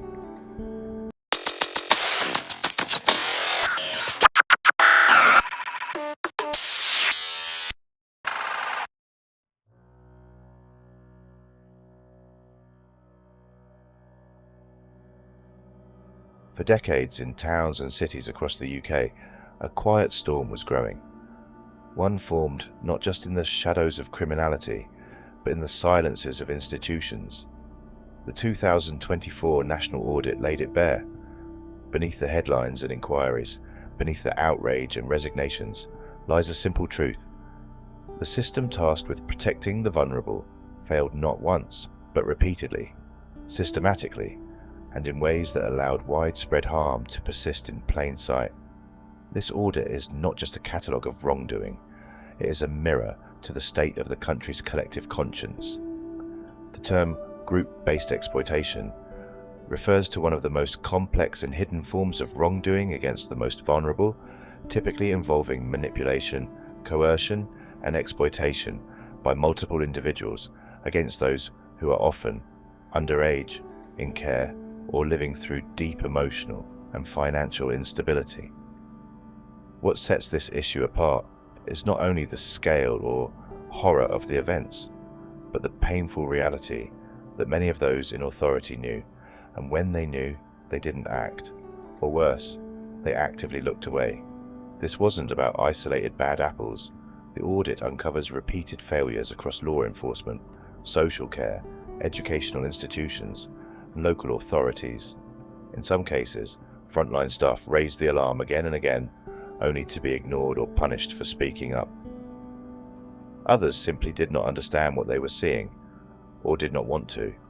Young people, mostly girls but also boys, would show clear signs of grooming, sudden changes in behavior, unexplained money or gifts, sexually explicit language, withdrawal, episodes of running away. These patterns became so common in certain local authorities that they were dismissed as just the way these kids behave. Labels like promiscuous, streetwise, or troubled were used, not as descriptors, but as shields to avoid responsibility. Instead of safeguarding, many services criminalized the victims. Perhaps most disturbing is the audit's account of missed opportunities. Time and again, individuals known to be involved in targeting minors were allowed to continue operating due to lack of coordination between agencies. Intelligence was lost in bureaucracy, referrals were never followed up, meetings were held, reports were filed, boxes were ticked, but no real action was taken. The offenders became emboldened, the young people became resigned. The community, or at least the parts of it with power, remained silent. One aspect the audit had to address, and which proved politically and socially explosive, was the pattern of certain community links among offender networks in specific cases. While the report made clear that individuals from all backgrounds have committed such crimes, it also acknowledged the unique failures that occurred when professionals felt unable to investigate for fear of being labelled discriminatory. In effect, safeguarding took a back seat to reputational management. Children were not believed, or worse, told explicitly that pursuing their allegations would cause tension. This is not a criticism of any one ethnic or cultural group, but rather a searing indictment of how institutions failed to uphold one standard of protection for all, regardless of who the suspects were. The audit also documents how many of these young victims were caught in cycles that extended beyond the immediate exploitation. Many had been in the care system or were missing regular adult support. Once the abuse ended, if it ended, the trauma did not. PTSD, substance misuse, self-injury, and repeated episodes of running away became common. In the most tragic cases, some individuals lost their lives through indirect consequences, addiction, unsafe relationships, or untreated mental health crises. These are not just side effects, they are part of the cost of long-term institutional neglect. The response from various agencies after these revelations has ranged from apology to reform. But the audit paints a grim picture. Too many authorities are still not equipped to identify and act on early warning signs. Safeguarding boards are underfunded, training is inconsistent, cultural awareness and trauma-informed approaches are not standardized. In some areas, victim-blaming attitudes still persist. In one shocking example, a survivor was asked by a professional why she kept going back to her abuser. She was 13. The audit also addressed the issue of justice. conviction rates remain low for group-based exploitation compared to the scale of offending. Many survivors feel the justice system re-traumatizes them through cross-examination tactics, lack of psychological support, or delays stretching years.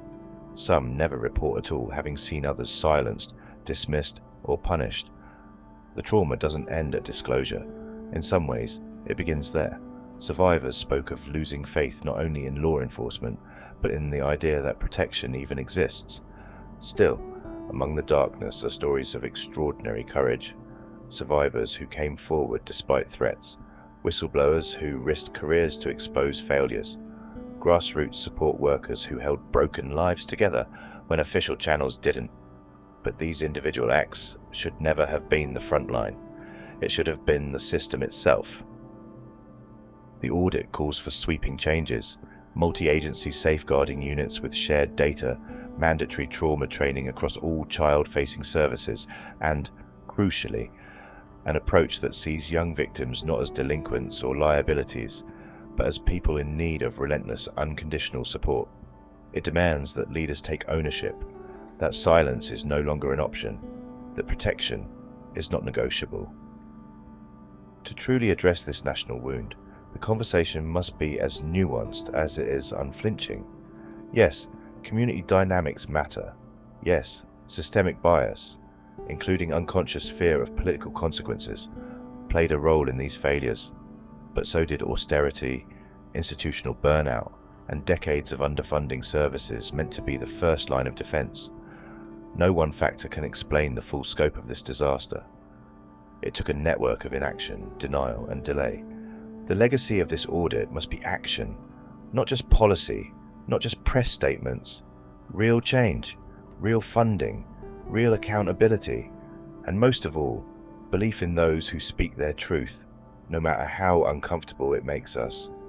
Because the ultimate measure of a society is how it treats its most vulnerable, not just in theory, but in practice.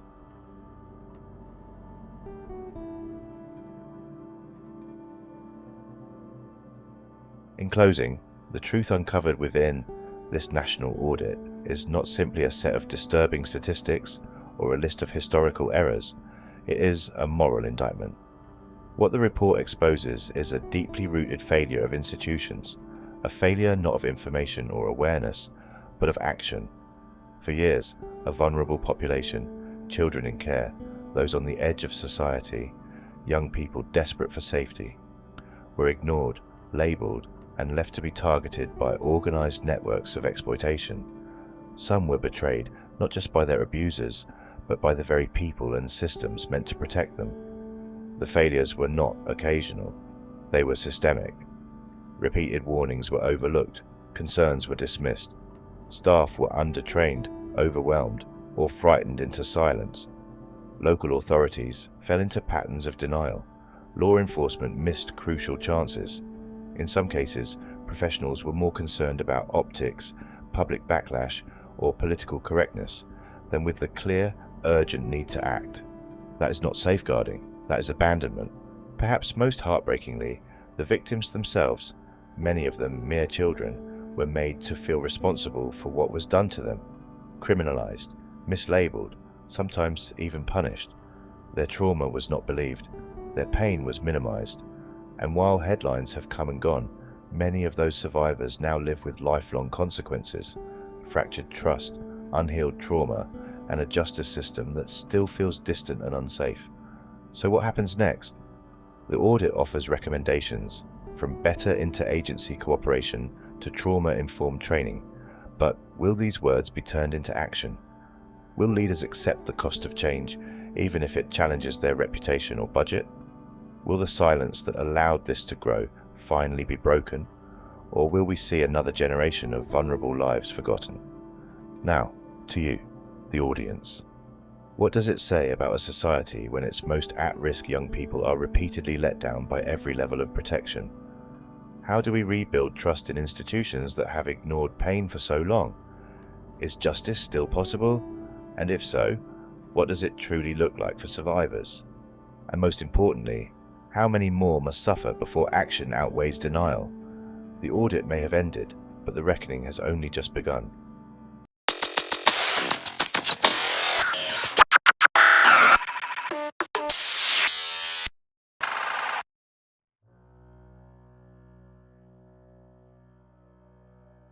Hidden in the rolling hills of County Durham lies HMP Deerbolt, a facility meant to serve as a training ground for young male offenders, a place to reset their trajectory before they spiral deeper into the system. But behind the fences and bland Ministry of Justice branding is a prison that's crumbling in every sense of the word. What was once a place of potential correction has quietly become a warehouse of wasted futures. The 2025 inspection of HMP Deerbolt reveals a place buckling under the weight of neglect, violence, confusion, and institutional amnesia.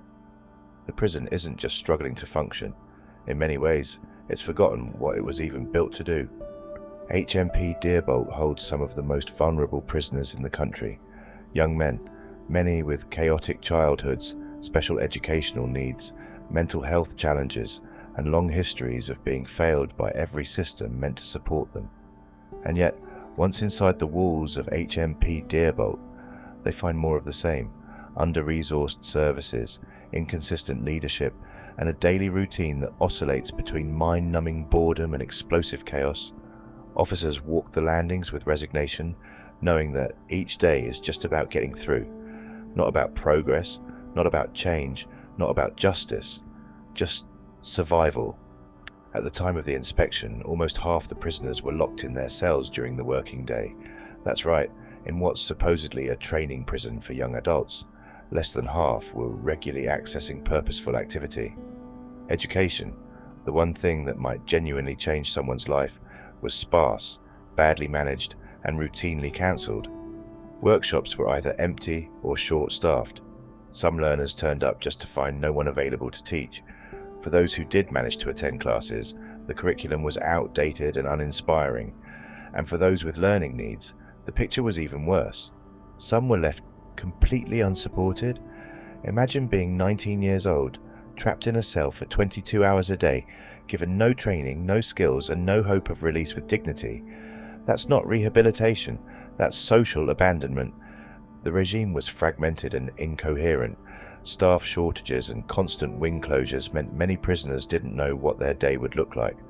Sometimes they'd get exercise, sometimes they wouldn't. Visits were inconsistent, and many reported that their families had lost faith in the prison's ability to deliver even basic communication. In-cell telephones were supposed to be a lifeline, but they were often used as leverage in wing politics, with vulnerable prisoners charged by their peers just to make a call. Violence remained entrenched. There were high levels of assaults, both between prisoners and against staff, and much of it was fueled by debt, bullying, and a thriving underground economy. Cannabis and spice were reportedly still available, and intimidation was a daily reality. The use of force by staff had gone up significantly, but oversight and scrutiny of these incidents had gone down. There were allegations that some restraint incidents weren't accurately reported, and the prison's own violence reduction strategy had become a bureaucratic afterthought. Young prisoners spoke about violence as if it were the weather, something that just happens, something to expect. Many of these young men had complex trauma histories, and yet mental health provision at HMP Deerbolt was not only stretched, but almost absent in some areas. Waiting lists were long, staff were overburdened, and prisoners in crisis were often managed through segregation or isolation rather than therapeutic intervention. The safer custody team, in theory, existed, but its powers were weak, and its presence, according to many prisoners, was invisible. There were men on suicide prevention plans whose cases hadn't been reviewed for weeks. Others spoke of asking for help, only to be told to wait until Monday, even if they were in crisis on a Friday. The buildings themselves, while more modern than some older Victorian prisons, were plagued with faults. Maintenance was sluggish. Some cells had no working toilets or sinks. Heating systems failed in winter, leading to prisoners sleeping in jackets and gloves. Others were housed in cells where windows wouldn't close, or worse, had broken panes. And let's not forget, this is a population of young adults, many of whom have already experienced homelessness, instability, and neglect. To house them in degrading conditions is to repeat the failures of the past. Staffing was the final nail in the coffin. Recruitment and retention were both in crisis. Many officers were young, inexperienced, and simply not trained to handle such a complex, high-risk population. Senior managers were constantly firefighting, reactive instead of strategic. Staff morale was in freefall. The relationship between staff and prisoners, which inspectors tried to highlight as a strength, was more often described by prisoners as distant, inconsistent, or barely there. There was no culture of aspiration, no drive to improve. Just a tired institution with tired people going through tired routines. Perhaps most concerning of all was the institutional memory loss. Previous inspections, some of them scathing, had made dozens of urgent recommendations. Very few of them were implemented. In some areas, conditions had actually worsened. The prison had no credible strategy for improvement. Senior leadership was described as fragmented. Accountability was muddled. When asked what their vision for the prison was, some managers had no answer at all. A place without direction, without clarity, without leadership, drifting while the lives of young men spiral down the drain. This isn't a minor concern. These are not just teething problems. This is a systemic failure of duty. The prison service claims to be committed to rehabilitation, to second chances, to unlocking potential, but HMP Deerbolt offers none of those things.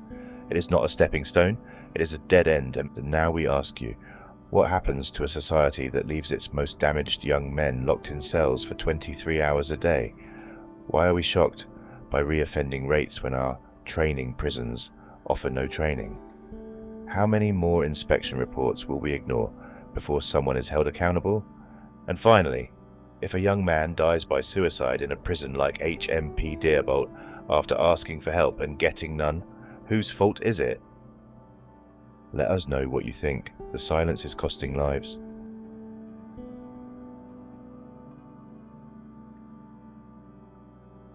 A female prison officer has appeared in court after being accused of forming an inappropriate relationship with an inmate at HMP Deerbolt.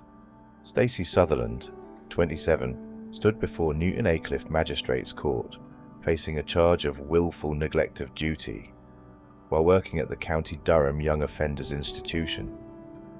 The allegation claims Miss Sutherland, who is from Barnard Castle, the same town as the prison, breached the public's trust by engaging in a relationship with a prisoner between April 1st and May 14th. During the brief 5-minute hearing, Miss Sutherland spoke only to confirm her name, address, and a date of birth. District Judge Tim Capstick granted her unconditional bail and ordered her to appear at Teesside Crown Court on December 6th. HMP Deerbolt is a Category C facility designed to house offenders who are not suitable for open conditions but are considered unlikely to attempt escape. The prison typically holds around 500 inmates aged 18 to 21, mostly serving sentences of up to 4 years. In a separate development, prison staff began photocopying all incoming mail and photographs after discovering that some had been soaked in liquid spice. The synthetic drug was reportedly sprayed onto letters by friends on the outside, allowing prisoners to smoke it or sell it once inside.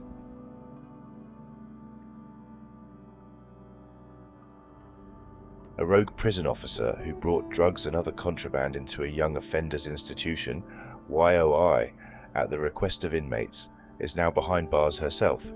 Within months of starting work at HMP Deerbolt YOI near Barnard Castle, Lisa Jane McClelland was secreting prohibited items into the establishment to pass on to young inmates. Durham Crown Court heard that despite her previous claims that she was being pressured by prisoners, there was no sign of duress or apparent threatening messages found on her phone. But there was also not said to be any evident financial motivation for the officer, putting her job and liberty at risk.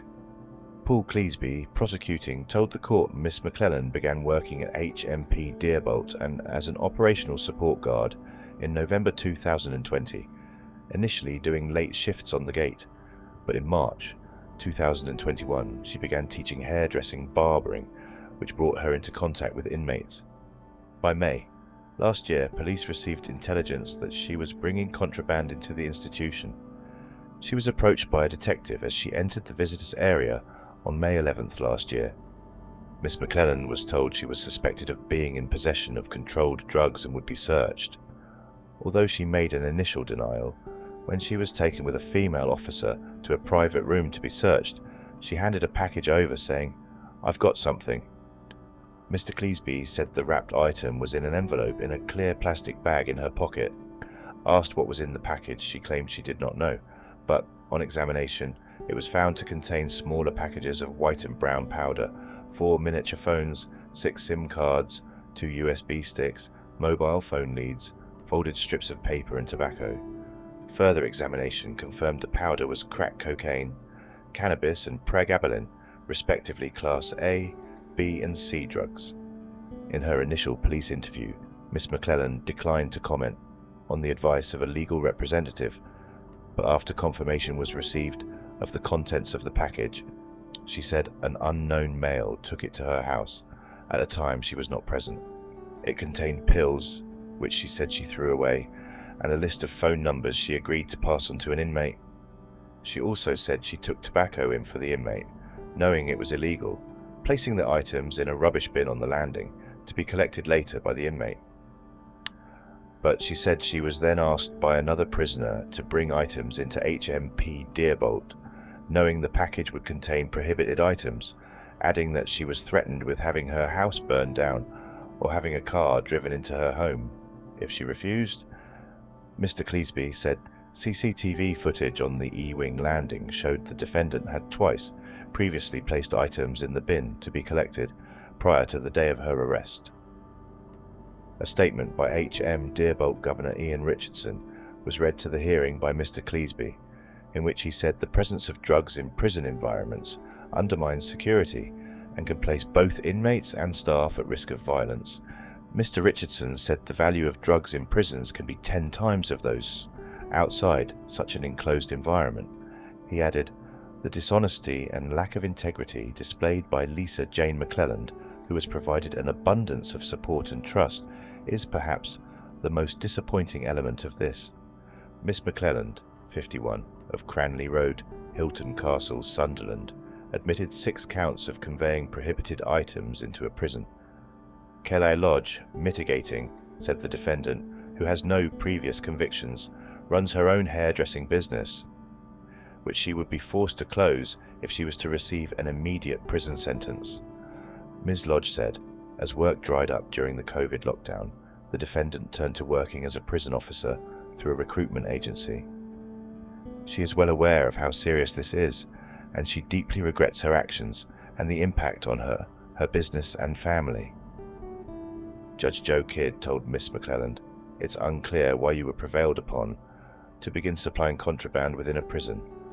You have provided no explanation for that whatsoever," said Judge Kidd, who considered there to be no financial motive behind her actions and no reference that she acted under duress. She described the package Miss McClelland was caught with as significant, with a high value within the prison estate. Despite requests by Ms. Lodge to impose a suspended sentence, Judge Kidd said it had to be an immediate sentence for the deterrent effect. Those who are employed within the prison estate should understand fully what the consequences are of committing offences of this nature. Imposing a 31-month sentence, she said it would have been one of 42 months had Miss McClelland not pleaded guilty.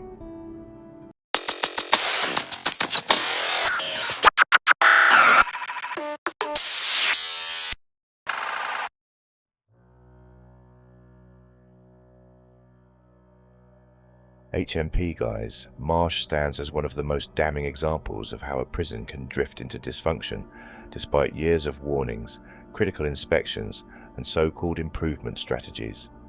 Located in the rolling countryside of Dorset, this Category C training prison was meant to prepare men for a return to society. Instead, it has become an echo chamber of failure, fear, and frustration, a place where rehabilitation is a hollow promise and safety is never guaranteed. The 2025 inspection pulls no punches. Despite pockets of committed staff and a small number of promising initiatives, the prison remains volatile, under-resourced, and increasingly dangerous. The reality inside Guy's Marsh is bleak. Staff themselves describe it as one of the most violent prisons in the country, and they're not wrong. Violence remains deeply embedded in the culture of the establishment, with attacks on both staff and inmates remaining unacceptably high. Shockingly, the prison has failed to implement even the most basic recommendations from previous inspections when it comes to reducing violence. Use of force by staff is high and often poorly documented, leading to deep distrust between prisoners and officers. Some of the worst incidents, including group attacks, assaults with improvised weapons, and sustained intimidation, go underreported or are dealt with through unofficial channels, fueling a toxic subculture of silence and retaliation. A major factor driving this chaos is the dominance of gangs and the drug economy. The inspection made clear that drugs, particularly synthetic ones, are widely available, and prisoners interviewed openly spoke about intimidation, debt, and the fear of retribution if they refused to participate. Whole wings are effectively controlled by a handful of dominant inmates who decide who gets what, who's allowed where, and who gets targeted. Staff presence is too thin to challenge this. In some cases, officers are seen as either complicit or powerless. In short, prisoners are running the show in key areas of the jail. And what of those meant to be rehabilitated? Most prisoners spend their days locked inside small, cramped cells for 22 to 23 hours. Purposeful activity is close to non-existent. Education is inconsistent and plagued by staff shortages, outdated materials, and a lack of engagement from inmates who see no benefit in programs that don't lead to jobs or qualifications. Vocational training is limited, often cancelled, and badly organised. A number of workshops sit idle or underused, not because of lack of demand, but because there simply aren't enough trained staff to run them. Some inmates haven't received any structured activity for weeks, or even months. Staffing issues lie at the heart of this crisis. The prison suffers from chronic shortages of experienced officers, and those who remain are stretched far beyond their capabilities. Many newer recruits are poorly trained and overwhelmed by the sheer complexity and risk of the job. Morale is low, turnover is high. In many wings, a culture of survival has replaced any coherent form of prison management. Even senior leadership appears uncertain, reactive rather than strategic, with little clarity on how to restore order and deliver meaningful rehabilitation. The prison's physical environment only adds to the despair. Many of the buildings are dilapidated, damp, and structurally unsound. Cells are overcrowded, unsanitary, and frequently out of service due to plumbing failures or infestation. There were reports of prisoners sleeping in rooms without working heating in the middle of winter. Many toilets are unclean, and privacy is non-existent, and yet, despite the clear inhumanity of such living conditions, many prisoners fear reporting problems due to possible repercussions from other inmates or indifference from staff. Healthcare is in deep crisis. Mental health provision is stretched thin, with long waiting times, a lack of continuity in care, and inadequate record keeping. Suicide and self-harm prevention is shockingly underdeveloped given the risk profile of the population. Vulnerable inmates, including those with a history of trauma, are placed in overcrowded, hostile wings without sufficient support or protection. The Safer Custody team is under-resourced, and their efforts to implement basic safeguarding protocols often go nowhere due to bureaucratic delays or lack of senior support. Prisoners in need of urgent care frequently report being ignored or dismissed. The inspection also reveals a shocking failure in the delivery of offender management services. Many men are nearing their release date without any form of sentence planning or structured resettlement support. Key documents are missing, risk assessments are outdated, and the very individuals responsible for helping prisoners transition back into society are too overloaded to do their jobs effectively. The result is a prison population that leaves the gates unprepared, unsupported, and highly likely to reoffend, not because they are inherently dangerous, but because the system offered them nothing else. There are, of course, a handful of positive signs. Some dedicated staff members go above and beyond. A few peer support initiatives have had a small but meaningful impact. The chaplaincy team continues to offer consistent and valued support, but these are glimmers of light in what is otherwise a very dark place. HMP guys, Marsh is not failing because people don't care. It's failing because the entire infrastructure, physical, managerial, and cultural, is broken beyond easy repair. Perhaps the most damning element of the report is this: the prison has been in a state of warning for years. Previous inspections raised the alarm bells, yet year after year, promises were made and broken. Policy changes were announced, but never enforced. Resources were pledged, but never delivered. And all the while, the prison became less safe, less functional, and less humane. HMP guys, Marsh stands today as a symbol of everything wrong with Britain's prison strategy. It is a place where violence is normalised, where rehabilitation is theatre, and where survival, not growth, not redemption, is the best anyone can hope for. Until someone is willing to dismantle this system and build something new, Guy's Marsh will remain what it is. Not a place of reform, but a pipeline of despair, a prison in name only, a catastrophe in progress.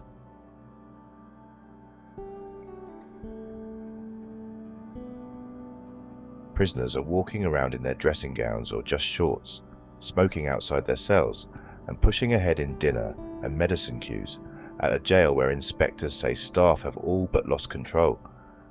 Levels of bullying and violence are so high at HMP Guy's Marsh, near Shaftesbury, Dorset, that one of the wings has become a permanent sanctuary for prisoners fearing for their own safety. A report by the Chief Inspector of Prisons said, "Some prisoners on other wings are self-isolating, spending less than an hour a day unlocked outside their cells, sometimes for many months." Peter Clark, the Chief Inspector, said the last inspection of Guy's Marsh, a Category C training prison holding 550 men, in 2014, found it was in crisis, where managers and staff had all but lost control.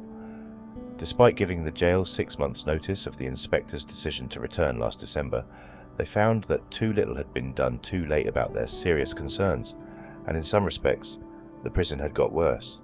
Guy's Marsh was the scene of a rooftop protest in March, when a drunk prisoner set fire to the roof after stripping off and torching his clothes.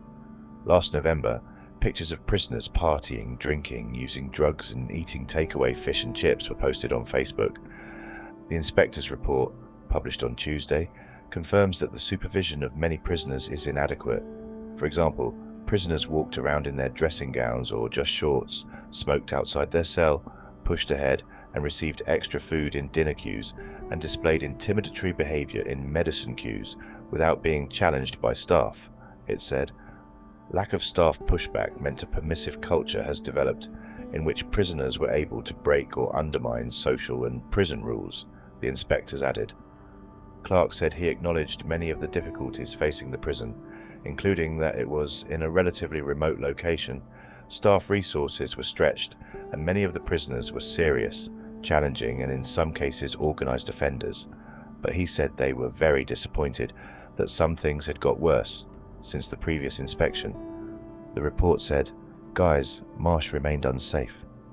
A quarter of prisoners told us in our survey that they felt unsafe at the time of the inspection, and about half had felt unsafe at some point during their stay. Levels of violence were high and rising, with the number of assaults on staff, for example, having tripled since we last inspected. Too much of the violence was serious, and many prisoners were either seeking sanctuary or self-isolating for their own protection. Interventions by the prison to help reduce violence were insufficient.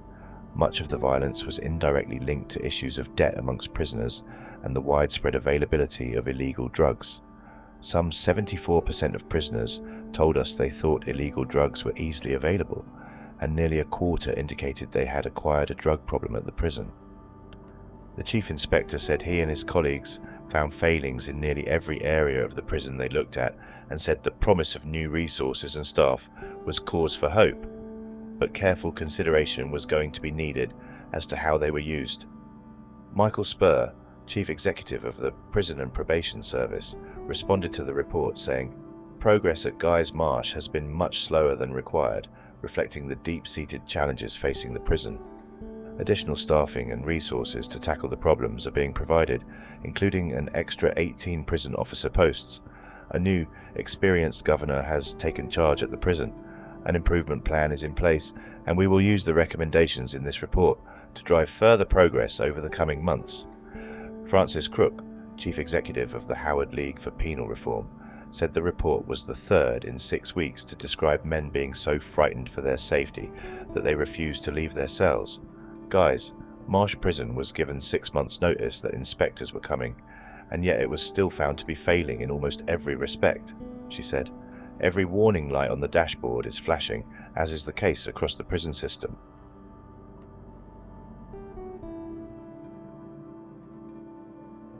A prisoner who started a fire during a rooftop protest at a jail has been given a 7-year sentence. The fire in March caused up to £20 million worth of damage at HMP Guy's Marsh, Dorset, and put lives at risk. It was started by Nigel John Saunders, 30, who set his clothes on fire. The blaze quickly spread through the roof. He was sentenced at Bournemouth Crown Court on Friday, having pleaded guilty to arson with intent to endanger life at an earlier hearing. Police said Mr. Saunders climbed onto a roof at the prison near Shaftesbury at about 16:30 GMT on Friday 10th March. He was seen drinking a bottle of hooch, a type of illicit alcohol brewed by prisoners.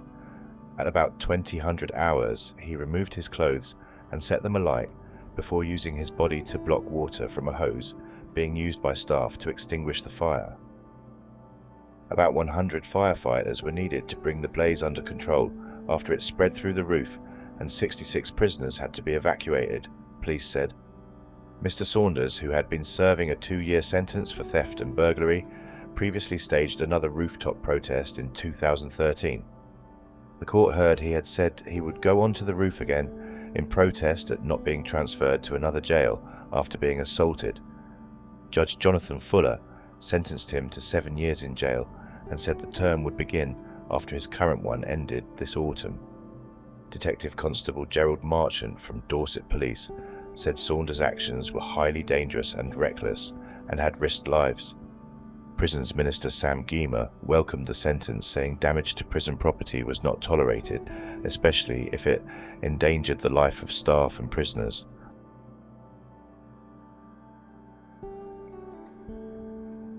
Prisoners are walking around in their dressing gowns or just shorts, smoking outside their cells, and pushing ahead in dinner and medicine queues at a jail where inspectors say staff have all but lost control.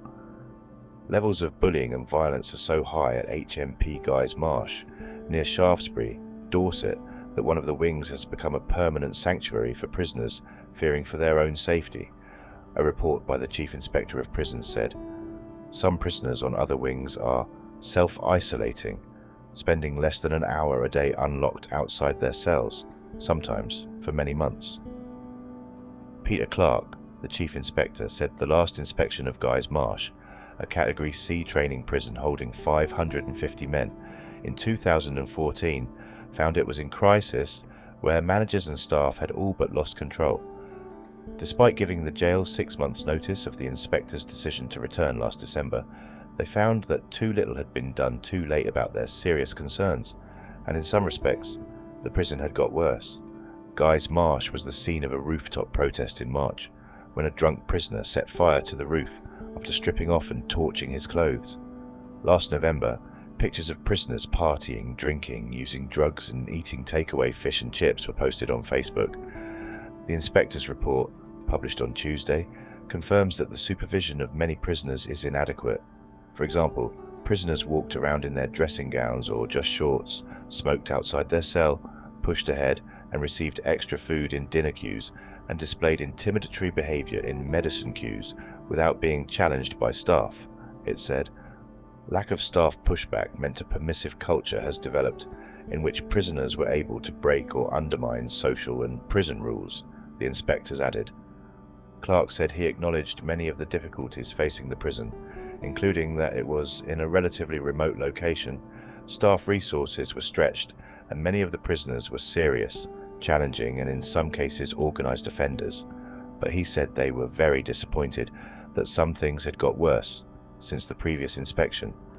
The report said, "Guys, Marsh remained unsafe."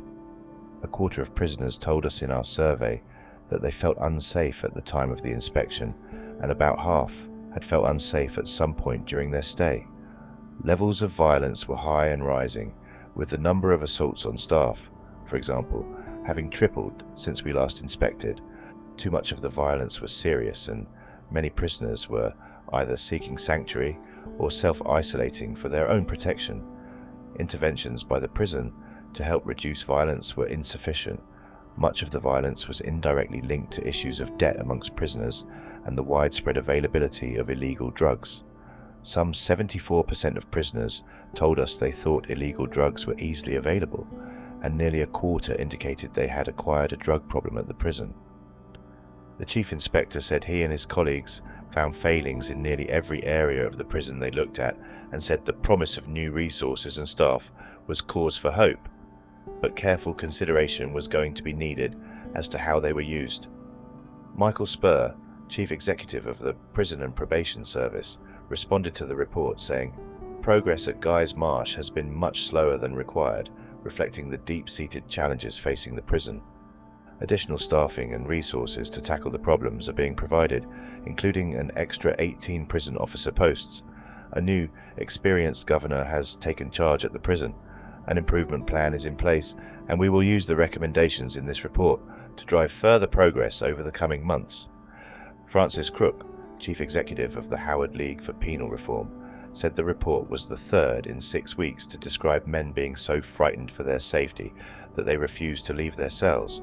"Guys, Marsh Prison was given 6 months' notice that inspectors were coming, and yet it was still found to be failing in almost every respect," she said. "Every warning light on the dashboard is flashing, as is the case across the prison system."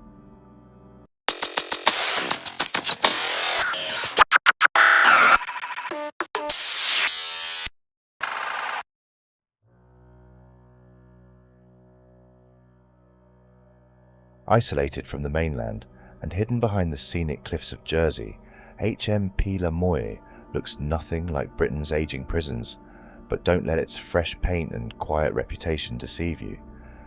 What's happening behind its well-kept walls is a complex picture of a prison at odds with its own identity, a place that balances moments of good practice with pockets of stagnation, a facility where small size does not always equal greater safety or dignity. While Lamoille may present itself as a model of island justice, its foundations are not as steady as they appear.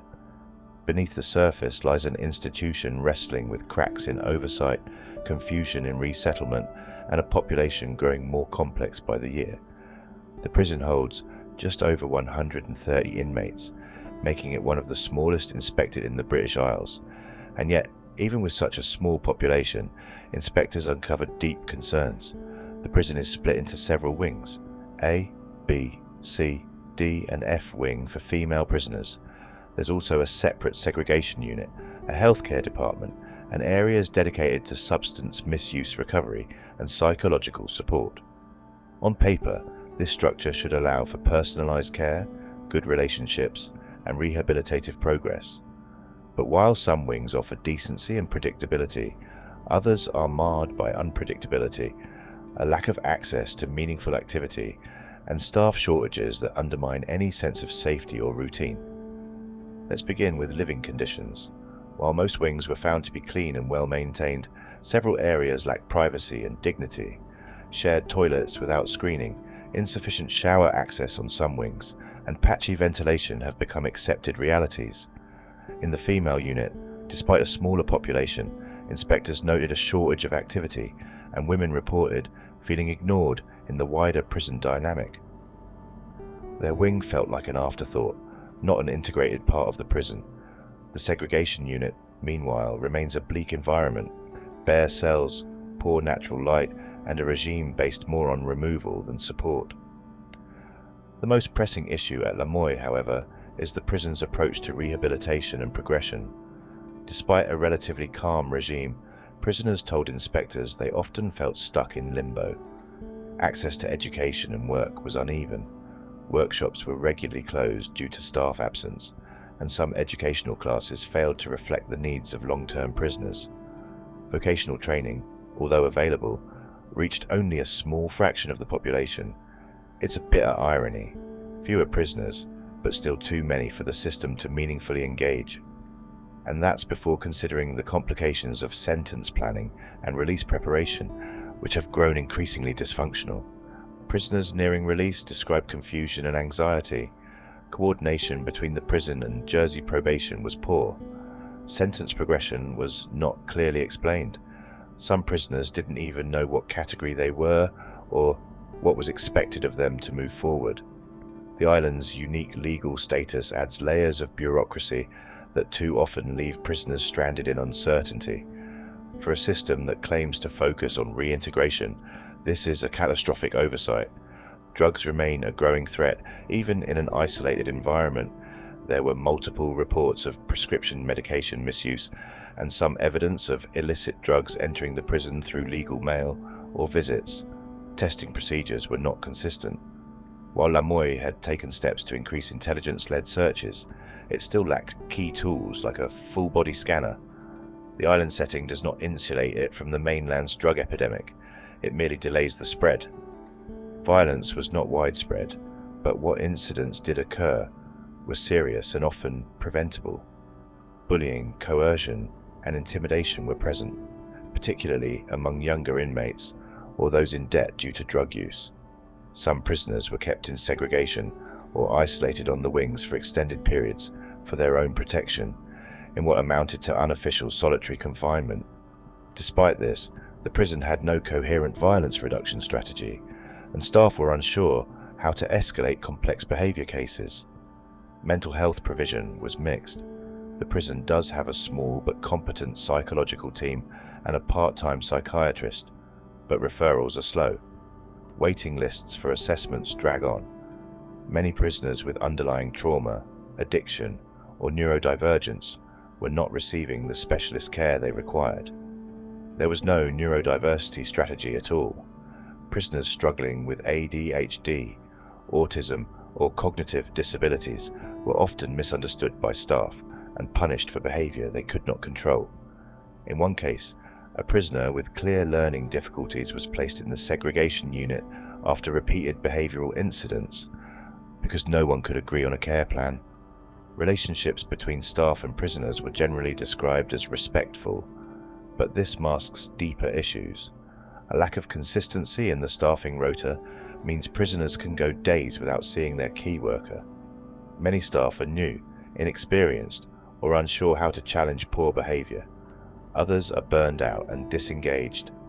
While Jersey offers better pay and conditions than many mainland prisons, that has not translated into better supervision or more personal interaction. The prison relies heavily on goodwill, and when that fails, it has little left to fall back on. Facilities are limited. The gym is underused due to staffing problems. The library, while stocked, is rarely open. Visits are inconsistent, and video calling is still in its infancy. The prison chapel is one of the few bright spots, with a dedicated chaplaincy team providing support across faiths. But even there, attendance is patchy due to regime clashes. The healthcare centre functions adequately, but it's stretched. Prisoners with complex physical needs often wait weeks for external appointments, and emergency responses to medical incidents are slower than acceptable. Leadership talks of change. There are action plans, governance reviews, and prisoner voice meetings, but it's unclear whether these efforts are reaching the men and women on the wings. Many prisoners told inspectors they didn't feel heard. Complaints were routinely ignored or met with hostility. One prisoner submitted 17 complaints in 3 months. None received a written response. Another said he gave up filing complaints because nothing ever changes. There is no doubt that Lamoille benefits from its smaller size and relative calm, but that calm is deceptive. It's not the calm of a well-run prison. It's the quiet drift of an institution coasting on its isolation, untouched by national reform and largely invisible to public scrutiny. So we must ask, if this is how a small, well-funded prison performs, What chance do the rest of them have? How can a prison on an island still suffer from the same violence, the same confusion, and the same failures of care? Is Lamoy really safer, or is it just better at hiding the cracks? What does it say about a justice system when even in one of its smallest prisons, progress is stalled, prisoners feel forgotten, and rehabilitation is little more than a word? Let us know what you think. Is HMP Lamoy an overlooked failure hiding behind good PR? Or does it prove that size alone means nothing when the system itself is broken?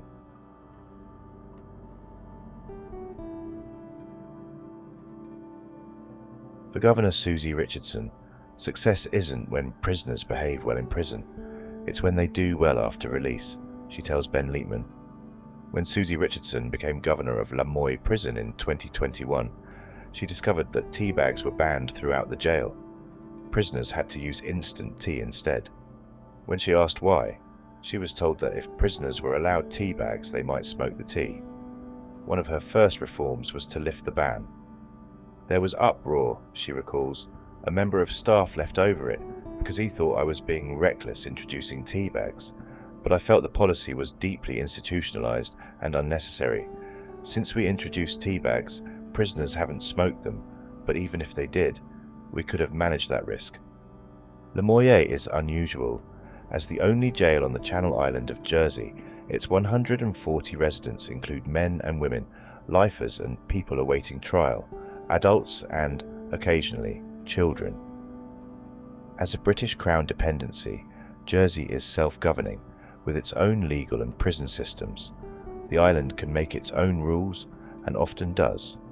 Miss Richardson is both governor and head of the island's prison service, giving her the powers she needs to transform Lamoy. Describing the atmosphere when she arrived, Miss Richardson says, "The aim of this prison was merely to hold people securely in custody. It didn't really focus on release or resettlement. It was focused on driving good behavior in prison. That has all changed." She says, "I want this to be a safe space where people can deal with the root cause of their crime. For me, it's not all about good behavior in prison. It's about making sure we're tackling really difficult stuff and preparing for release." Tea bags were just the start. Like many jails, Lamoy had a prison council where prisoners made suggestions, but there was no one to write down what was said, so the ideas never led anywhere. Against staff resistance, Miss Richardson appointed a prisoner to take minutes. Now it's really well embedded and brilliant, she says. Prisoners drive that meeting and keep all the records and hold us to account for actions. A few prisoners now help maintenance staff to carry out repairs, even in parts of the jail that were previously off limits. One female prisoner worked with our all-male engineering team and got so into it that she's now doing an engineering apprenticeship in the community, Richardson says with pride. Further examples of innovation include coaching training for all staff and the appointment of ex-prisoners to a panel which will assess people applying to become prison officers. To get her colleagues behind her approach, Miss Richardson led a group of them on a trip to Norway, a country held up as a model for prisons, focusing on rehabilitation, not punishment. Miss Richardson, 41, began her career as a psychologist, then became a prison officer and rose through the ranks. She has worked in 8 English prisons, including as deputy governor at a men's jail, Winchester, and a women's jail, Eastwood Park. Prison leavers anywhere can face stigma and rejection when seeking jobs or housing. As an island with a population of 100,000, Jersey is a place where people tend to know one another's business. As Miss Richardson puts it, almost everyone knows somebody in prison. She has launched a social media campaign called Number Releasing Better Neighbours and spends time talking to churches and business groups to try to convince them that, as she puts it, rehabilitation is a whole island responsibility. She says, "It's not about being soft, it's about following what the evidence says." Around 60% of prisoners at Lamoy come from Jersey. Others are from the UK or overseas, and for some, prison comes as a shock. We receive drug dealers from the UK who will come to Jersey on a plane, look to make a drop-off, and get arrested here. Sometimes that would be someone who has dropped their child in the morning at school and thinks they'll make it back for school pickup, but end up spending a few years with us. Sentencing is quite harsh here. Prisoners from the UK can request a transfer to serve their sentence in an English or Scottish prison, but most choose to serve their time at Lamoille. For Miss Richardson, becoming Jersey's first female prison governor meant relocating her family, husband, 3 children, and a golden retriever. She enjoys the island lifestyle, and as prisons on the mainland struggle with a capacity crisis, staff shortages, restricted regimes, violence and drugs, she also enjoys her job. It's a real privilege to be working in such a well-resourced prison with 100 spare beds, and the pay is very good for prison officers here, so it's a highly regarded role, she says. I feel quite guilty, actually, running such a nice prison when I've got colleagues running such challenging prisons in the UK.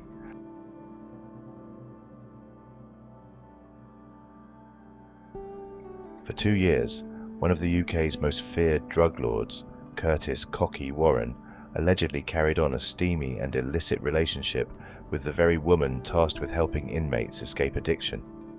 The shocking part, it happened right under the noses of prison officers, inside his own cell at HMP Lamoille. Teresa Rodriguez, a former senior manager and drug counselor at the prison, has broken her silence in a bombshell confession, revealing how she fell head over heels for the man once dubbed Target One by Interpol. Curtis Warren, a former bouncer from Liverpool who amassed a reported £300 million fortune through global drug trafficking, allegedly seduced Rodriguez from inside cell B47, where, according to her, they had sex most days. Yes, it was insane, Miss Rodriguez admits, but I was in love like never before. I still am. At the time, Mr. Warren was awaiting trial for a £1 million cannabis smuggling plot in Jersey. He had already become a household name due to his criminal empire and his uncanny ability to outwit authorities. He once made the Sunday Times Rich List and famously taunted customs officers mid-trial. But it wasn't just the law he defied, it was the entire prison system. Miss Rodriguez describes a covert romance that played out while officers patrolled just feet away. Inmates allegedly acted as lookouts, whistling to warn them of incoming staff. Her role as the head of the prison's substance misuse unit offered her easy access to Warren's cell, and according to her, our love overrode everything. She confesses, "Sometimes we kissed in my office, but we only ever had sex in his cell. He called it mushy, mushy time. If we'd been caught, he would have been moved, and I'd have lost my job. Our love was on the line." But how did a respected professional woman from a conservative Lisbon family fall for a man known for extreme violence, including allegedly kicking another inmate to death? He had this charisma and charm, she explains. He was like an old-fashioned gentleman, very polite, very confident. He was nothing like the others. Miss Rodriguez, who now runs a cake decorating and crafts business in Lisbon, reflects on her double life with almost surreal detachment. She acknowledges the irony. She once battled heroin addiction herself, overcame it, and dedicated her career to helping others, but found herself swept into the arms of the very man feeding the trade. Their trysts began with a kiss. I initiated it, she admits. I just felt this intense attraction. My heart would leap every time I saw him. Mr. Warren's control within the prison was reportedly so significant that he even had flowers and a mobile phone delivered to Miss Rodriguez's apartment, a staggering breach of prison protocol if true. Miss Rodriguez claims they remain in contact by letter and phone, and still speaks of him with affection. I wasn't one of those women writing to a criminal they'd never met, she insists. I fell in love with the man I got to know. Now in her mid-40s, she admits her feelings haven't faded, even after Mr. Warren was transferred to HMP Belmarsh in 2009 to serve a 13-year sentence. Though he was due for release recently, Warren has refused to hand over £198 million in criminal assets and now faces another 10 years unless he pays. Miss Rodriguez still clings to hope. She keeps his letters. One reads, "I need mushy, mushy time with you. Take care. Love, Curtis X." The affair raises serious questions. How did a high-ranking prison counselor conduct a 2-year relationship with a notorious inmate without being caught? Were staff aware and complicit, or simply negligent? And what does this say about the control figures like Mr. Warren still exert behind bars? Despite the seriousness of the allegations, Mr. Warren's legal team has declined to confirm or deny the affair, stating he does not wish to authenticate the story. HMP Lemoy, Jersey's only prison, has remained tight-lipped. Governor Bill Miller has refused to comment. This case blurs the line between professional duty and personal weakness, between rehabilitation and romantic delusion. Was this a story of forbidden love or calculated manipulation? And if Curtis Warren could orchestrate a relationship from behind bars, what else might he be orchestrating? What do you think? Did love truly override everything? Or was Teresa Rodriguez just another pawn in the hands of Britain's most dangerous drug lord? Let us know your thoughts below.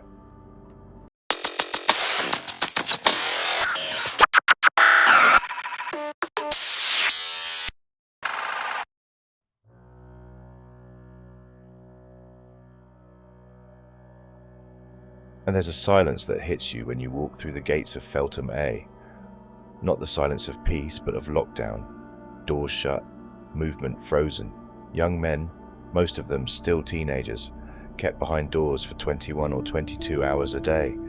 The walls echo not with rehabilitation, but with the muffled weight of systemic failure. HMYOI, Feltham A, a place meant to mould vulnerable and volatile youth into stable adults, is on the verge of collapse, and has been for years. This is a prison that has become defined not by what it provides, but by what it denies. Denial of education, denial of fresh air, denial of time outside the cell, denial of basic safety. At the time of this 2024 review, Feltham A was housing just 92 boys, down from over 250 just a few years ago. But fewer boys hasn't meant better outcomes. If anything, it has highlighted how deeply broken the institution truly is. The regime is so fractured, so consistently disrupted by staff shortages, violence and chronic disorganization, that most children here spend the majority of the day alone in their cells. Entire days go by with no education. One inspector described it bluntly. Feltham doesn't deliver a school day, it delivers silence and steel. The official schedule is meaningless. Teachers are present, but pupils rarely arrive. Either they're locked behind doors or too disengaged to attend, and no one forces the issue, because the reality is, Feltham no longer functions. In the 3 months leading up to the review, there had been more than 30 serious assaults. Weapons are common: improvised shanks, weighted socks, sharpened plastic. Gangs form quickly. Violence is strategic.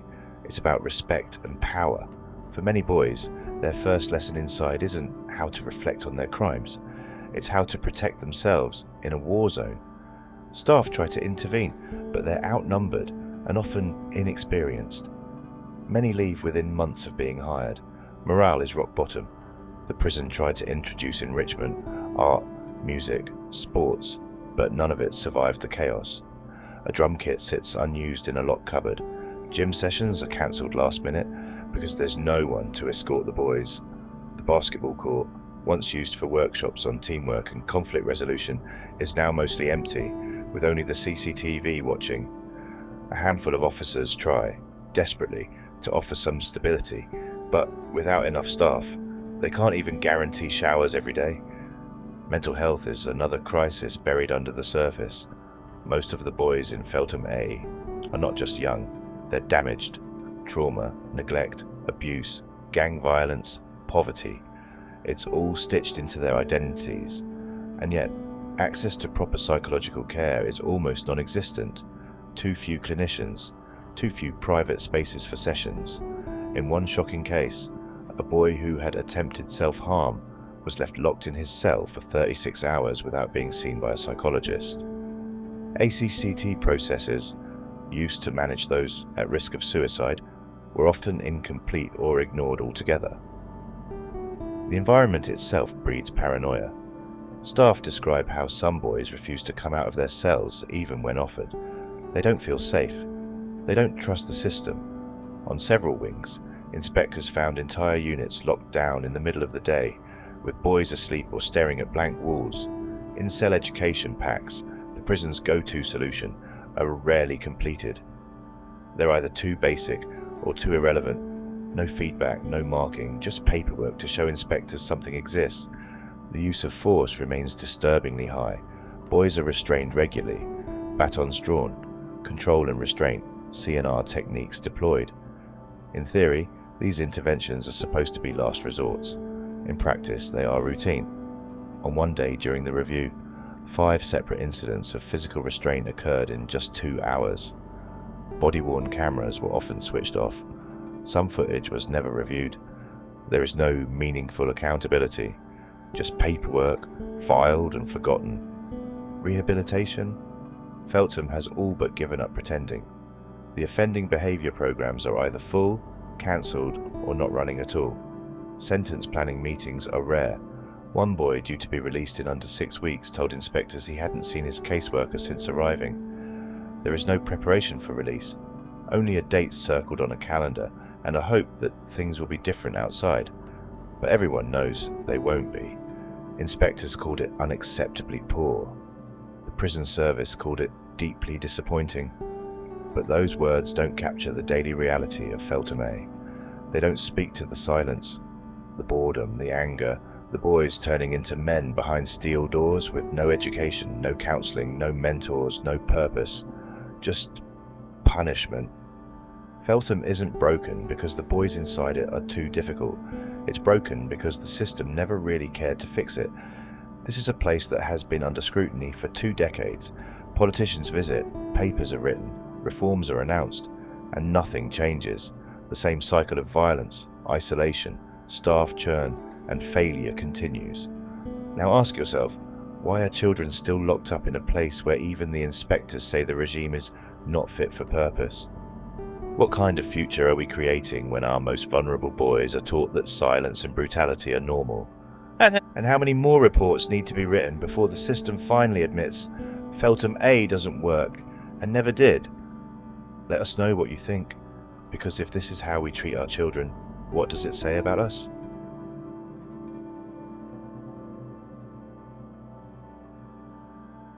A 23-year-old female prison officer has been suspended amid allegations of an inappropriate relationship with an inmate at a facility already under intense scrutiny. Katerina Tatus, who had been working in the prison service for 3 years, was reportedly escorted off the premises by security at Feltham Prison, a move described by insiders as being marched to the gates.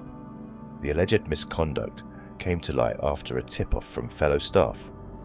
While the details of the relationship remain under investigation, early reports suggest the claim involves inappropriate closeness with an inmate. The accusation comes at a time when public concern is growing about improper relationships between staff and inmates across the prison estate. The prison service has been forced to confront a troubling rise in such cases, many of which have been linked to corruption, contraband smuggling, and serious breaches of security. Police are now investigating the case, while Ms. Tatus has publicly denied the allegations, telling reporters, "I didn't do anything. I don't know what you're talking about." Her social media presence, including images of her enjoying holidays abroad, has already drawn media attention and sparked debate online about professionalism and perception. These events are fueling calls for stricter recruitment procedures, improved training on professional boundaries, and greater oversight of staff-inmate interactions. Feltham itself has been the subject of repeated criticism. Known for its high levels of violence and disorder, especially among young offenders, the prison was recently described in an inspection report as volatile and dangerous, where even children play the big man in a hierarchy of fear and aggression. A prison service spokesperson declined to comment on the specifics of the case, citing the ongoing police investigation. However, they reiterated that inappropriate relationships between staff and prisoners are treated with the utmost seriousness and are subject to both internal disciplinary processes and legal consequences. The Tatus case is just the latest reminder of the blurred lines that can emerge in the high-stress, high-risk environment of UK prisons, and the need for stronger safeguards to protect both staff integrity and institutional security.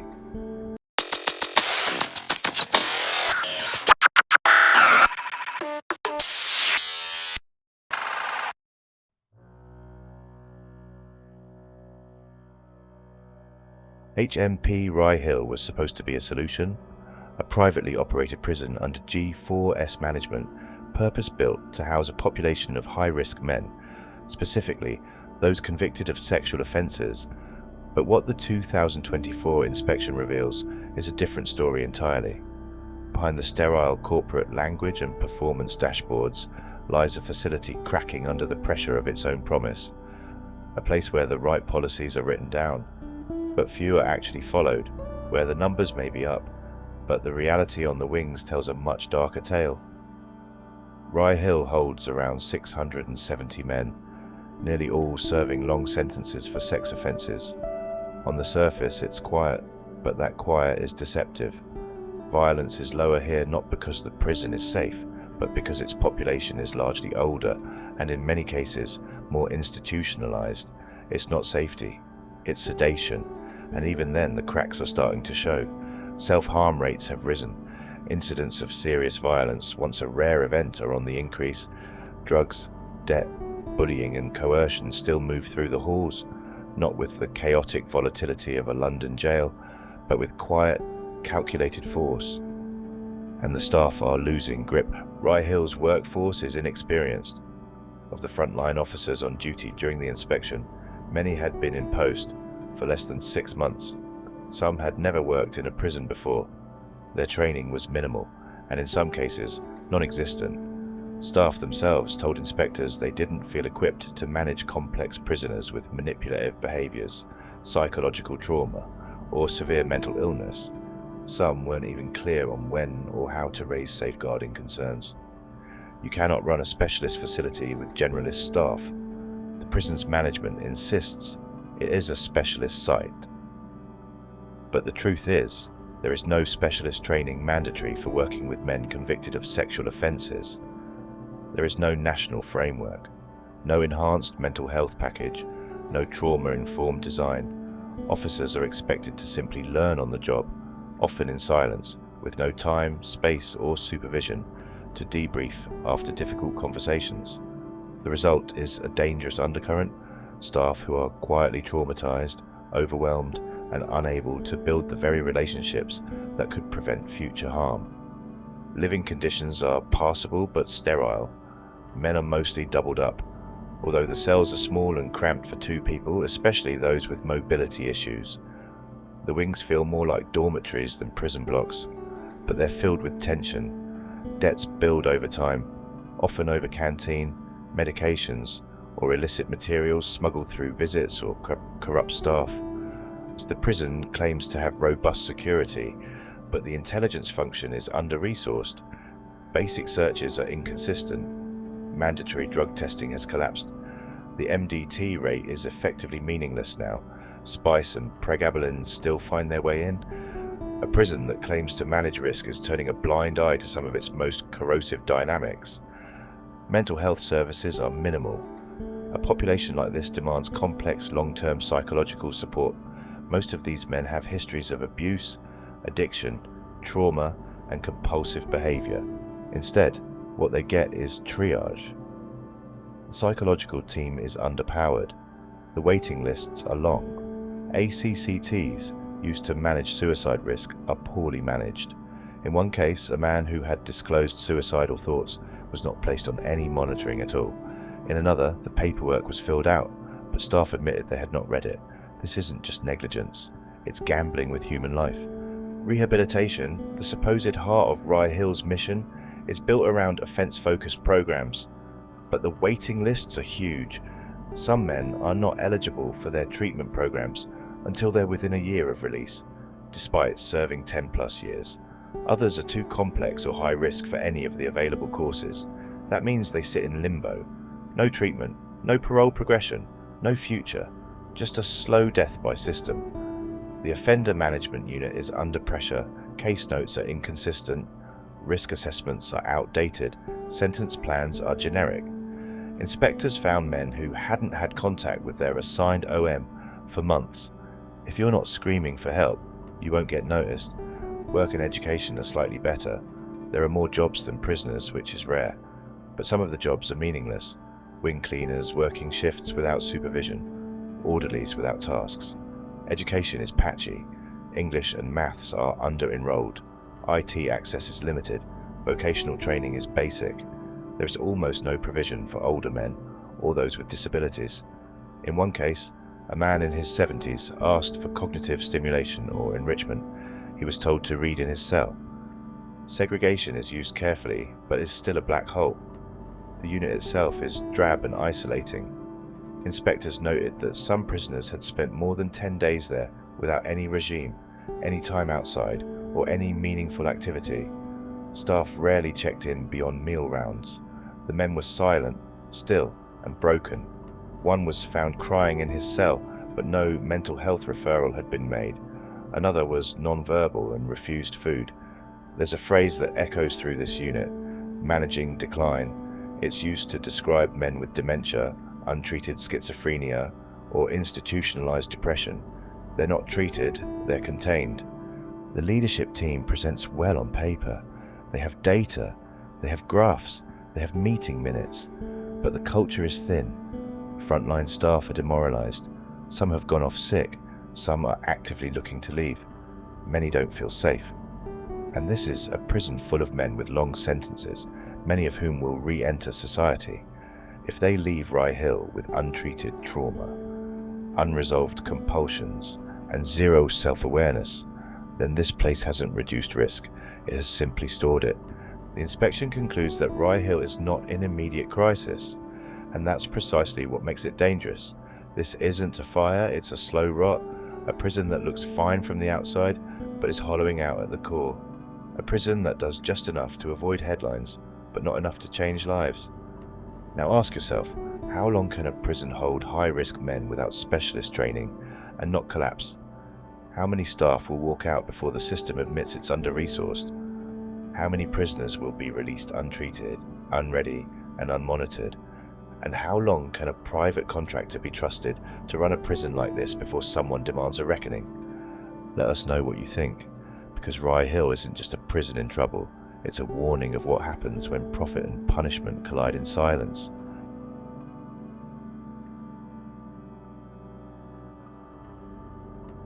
Michael Bailey's death in March 2005 stands as one of the most damning indictments of systemic failure within a British private prison. At just 23 years old, Michael was found hanged in the segregation unit of HMP Rye Hill, a Category B prison operated by Global Solutions Ltd, formerly Group 4. He had been serving a 4-year sentence for drug offences, but in the final days of his life, Michael was not a prisoner simply finishing time. He was a mentally deteriorating young man, lost in a system ill-equipped and unwilling to care for him. Michael was from Birmingham and known to his family and friends as a warm, charismatic and confident individual. But in the 6 days leading up to his death, his mental state began to unravel rapidly and visibly. What was once dismissed as erratic behaviour became undeniable psychosis. He walked naked for hours in the yard, reciting the Lord's Prayer, cried uncontrollably, heard voices from the walls, and told staff repeatedly that he was ready to die. These were not subtle signs. They were desperate, screaming cries for help. The inquest into his death revealed that despite these glaring warnings, he was left in segregation instead of being transferred to a healthcare wing. Mental health assessments were either not carried out or were shockingly inadequate. Staff failed to communicate critical information about his condition. They failed to act on his worsening symptoms. They failed to move him to a safer environment. They failed to place him in a suicide-resistant cell. And they failed to observe him as required, falsifying records to cover their inaction. A suicide and self-harm form had been opened for Michael, which required him to be checked every 10 minutes, 6 times an hour. These checks weren't done. In fact, when Michael was eventually found lifeless in his cell, officers were ordered to forge observation records before even attempting to assist him. The jury in his inquest concluded that the prison had failed in every single area it was asked to consider regarding his care. Staff did not take responsibility, the medical team did not intervene appropriately, and the culture of the prison, already under scrutiny for violence and corruption, seemed to promote neglect rather than accountability. Just days after Michael's death, another inmate, who was due to give evidence at his inquest, was murdered inside the prison. That same month, a prison officer was arrested on suspicion of supplying drugs. At the time, Rye Hill held 660 adult male prisoners, 150 of whom were deemed vulnerable and placed in a specialist unit. But even within this unit, where safeguarding should have been paramount, Michael was allowed to spiral into crisis and ultimately die. His placement in segregation, a form of isolation typically reserved for discipline, only intensified his psychological collapse. It was, in every sense, a death by neglect. The inquest lasted 5 weeks and drew public attention to the brutal underbelly of privately run prisons. Deborah Coles, co-director of the watchdog organization Inquest, described the situation not just as a failure of individuals, but as a fundamental failure of the prison service to oversee private contractors. This wasn't just about Michael. His was the first of 3 controversial deaths at Rye Hill in a short space of time. Each death added more weight to the argument that private prisons, driven by profit, were failing the most basic human duty: to preserve life. Michael's mother, Caroline Bailey, endured the inquest with grace and pain, listening to harrowing testimony about her son's final days. She heard how staff blamed each other, how records were doctored, how no one intervened. Her son cried out for help, and no one answered. In her own words, if just one of those involved had done their job properly, Michael could still be with us. They each and every one owed Michael a duty of care, and they failed him time and time again. Michael left behind a farewell letter to his family. It was the final voice of a man whose suffering had been ignored, whose life had been written off, and whose death could have been so easily prevented. His story is not unique, but it is unforgettable. It remains a brutal reminder of what happens when systems dehumanize the very people they are meant to protect.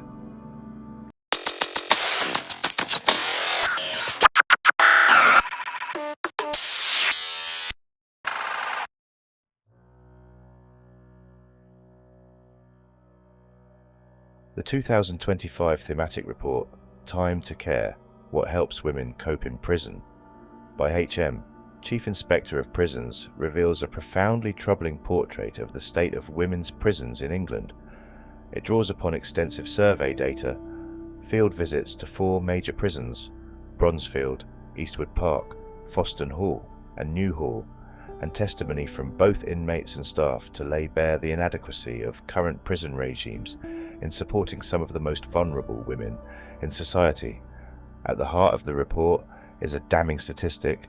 Rates of self-harm among women in custody have risen dramatically over the past decade, from 1,545 to 5,624 incidents per 1,000 prisoners between 2013 and 2023. This 8-fold increase compared to male prisoners underscores an escalating crisis in the mental health and well-being of incarcerated women. Many of these women arrive in prison with histories of trauma, including childhood abuse, domestic violence, and care system involvement. Once inside, rather than finding a therapeutic environment, they are met with conditions that often exacerbate distress and trauma.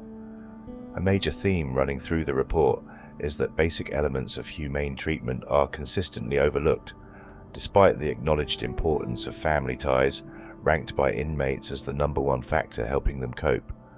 Women are frequently imprisoned far from home, making visits from children and relatives difficult, expensive, and rare. Even when contact is technically possible, the facilities and procedures are often inadequate or mismanaged. Video calls are limited and poorly connected, visitors' centres are understaffed or shuttered, and there is a persistent lack of imagination in supporting relationships with children, such as helping mothers read stories to their children or attend parents' evenings remotely. Even more disheartening is the failure to offer women dignity in day-to-day life. Many women arrive at prison with few personal possessions and are forced to wear ill-fitting male-designed clothing. Access to underwear is limited, and inmates are not allowed to wash their undergarments in machines, resorting instead to washing them in small bowls in their cells, often the same bowls used for shaving or cleaning. These dehumanizing restrictions are emblematic of a broader lack of care and respect. Isolation is another recurring hardship. Women reported being locked in cells for long periods with little to no purposeful activity. Daily routines were frequently cut short without notice. Employment opportunities were limited, often dull and poorly paid. Many women said they had to choose between essentials like hygiene products or phone credit to call loved ones. Despite prisons being located on spacious grounds, access to fresh air and exercise was minimal and inconsistent. Mental health support is woefully insufficient, though 76% of incarcerated women report having mental health issues, far higher than the 51% among men. The therapeutic infrastructure within prisons is inadequate. Most frontline officers are inexperienced and lack training in trauma-informed care. Key work sessions, intended to create meaningful, one-on-one support relationships, are barely delivered, with some prisons completing fewer than 15% of their scheduled sessions. Officers often rotate between wings, undermining consistency and rapport building. While some sites like Newhall have prioritized effective key worker schemes and specialist training, these are exceptions.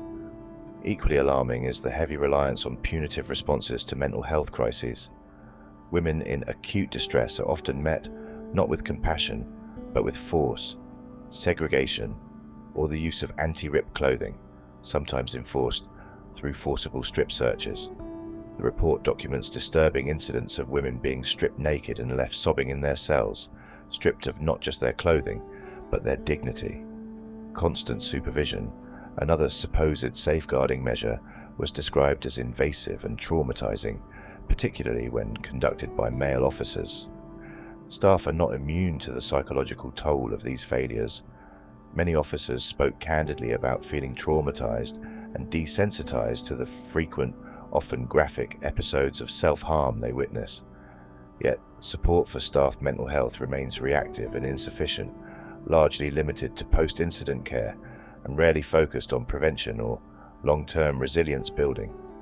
Only officers in specialist units such as PIPES, psychologically informed planned environments, receive ongoing clinical supervision. Peer support, a potentially powerful source of resilience and healing, is largely untapped. Informal networks among inmates provide emotional sustenance and advice, but formal peer roles are underdeveloped or unavailable. The listener scheme, where trained inmates offer confidential support to others, was either non-operational or significantly limited in 3 of the 4 prisons visited. While some isolated examples of good practice exist, such as the HOPE program, which teaches emotion regulation techniques, or charities like Together Women offering case-by-case support, these efforts are small-scale and under-resourced. Facilities like Bronzefield's Salon or Newhall's family support units stand as beacons in a bleak landscape, but are too rare to meet the scale of need. Ultimately, the report does not just expose a crisis in individual prisons, it indicts the entire system of women's incarceration.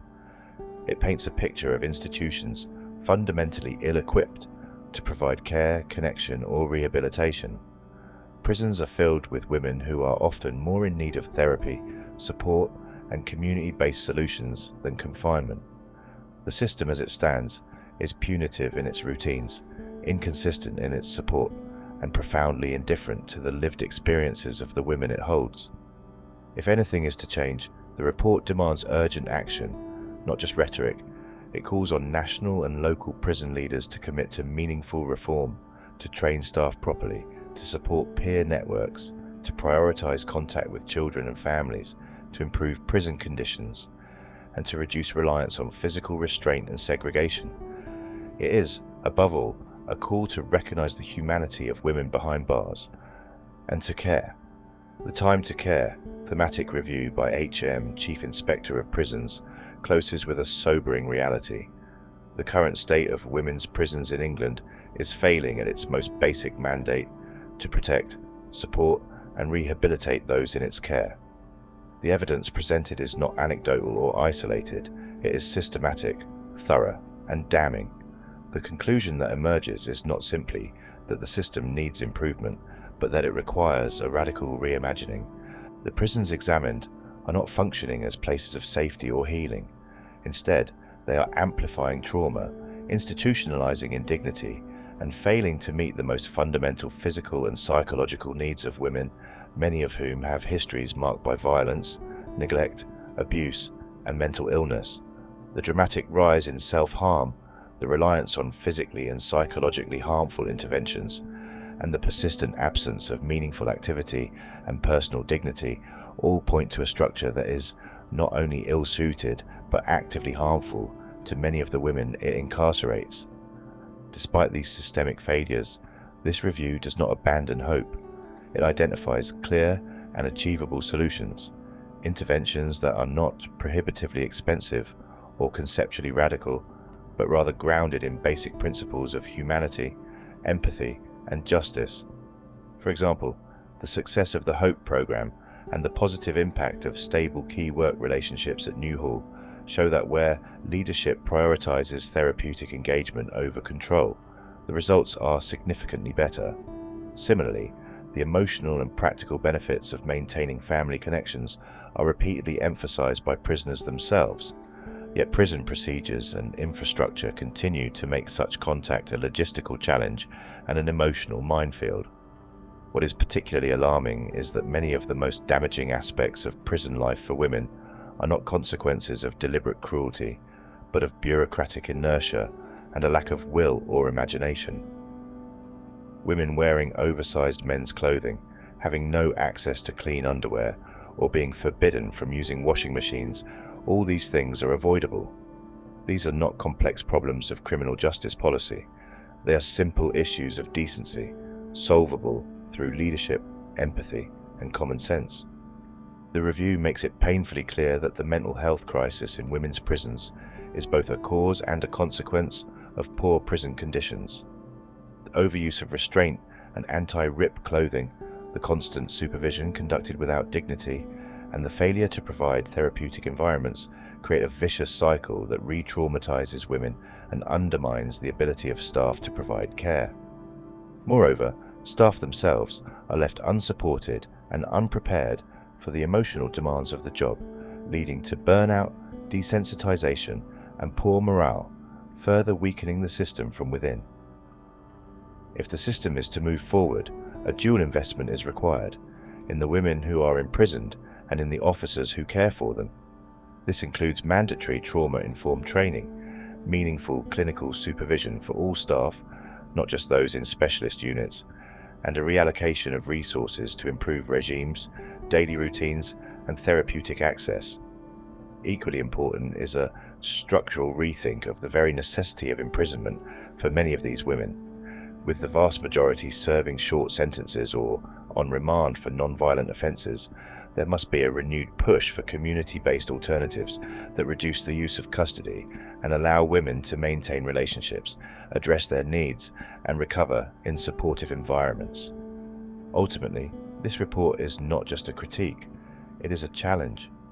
It demands that prison leaders, policymakers, and society at large reckon with the uncomfortable truth that the prison system, as it currently stands, is not only ineffective, but deeply harmful to a population that is overwhelmingly vulnerable and in need of care. The recommendations made are not simply aspirational, they are essential. What remains to be seen is whether this challenge will be met with urgency and conviction, or whether these findings, like so many before, will be shelved in favour of superficial reforms. If the goal is truly to rehabilitate and not just to punish, then it is time not just to talk about care, but to make it the foundation of women's imprisonment before more lives are broken beyond repair.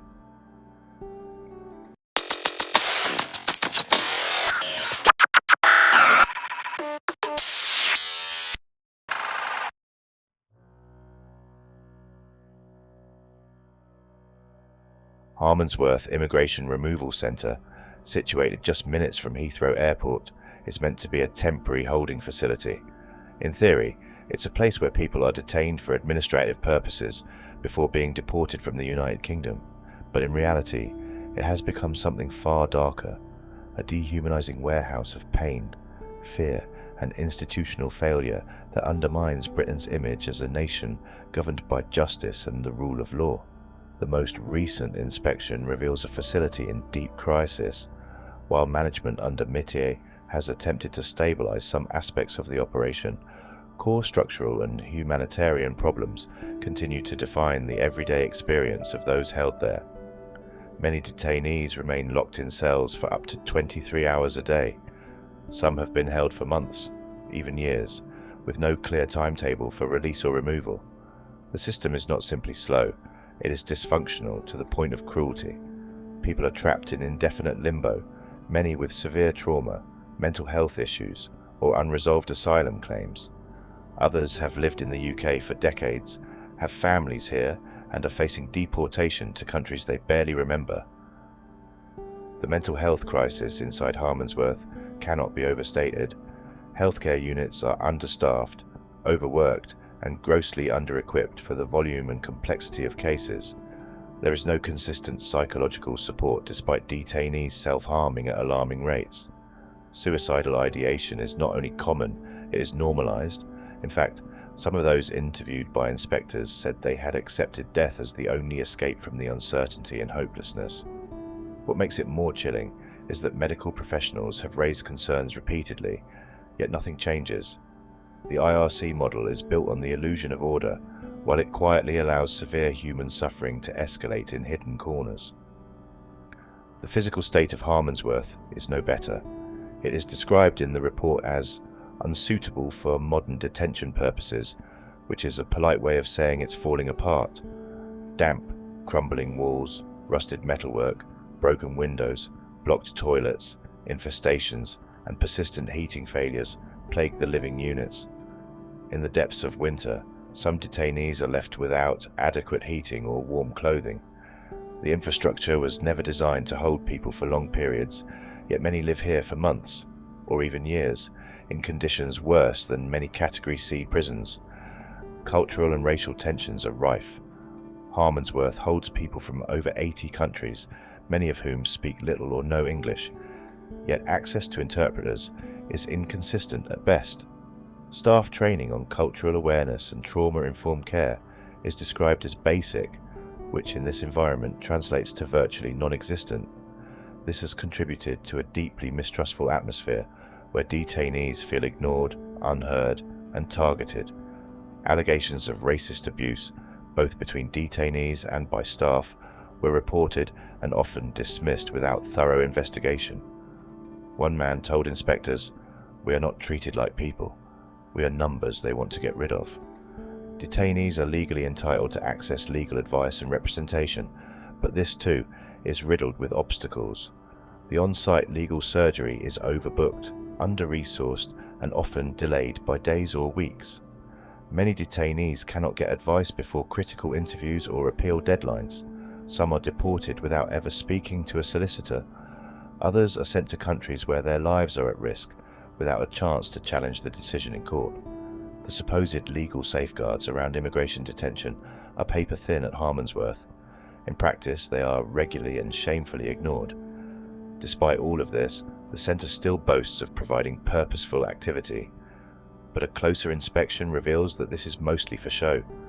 The limited recreational or educational options available are poorly attended, often cancelled, or completely irrelevant to the needs of detainees. In reality, most detainees sit idle with no access to meaningful activity, education, or work. Some volunteer to clean their own units simply to break the monotony. This lack of stimulation exacerbates the mental health crisis. People deteriorate, slowly, sometimes violently, and almost always without notice. Family contact is also severely restricted. Despite promises of video calls and improved visiting conditions, the reality is bleak. Many detainees have no idea when, or if, they will see their families again. Some fathers haven't seen their children in years. Others have lost contact altogether.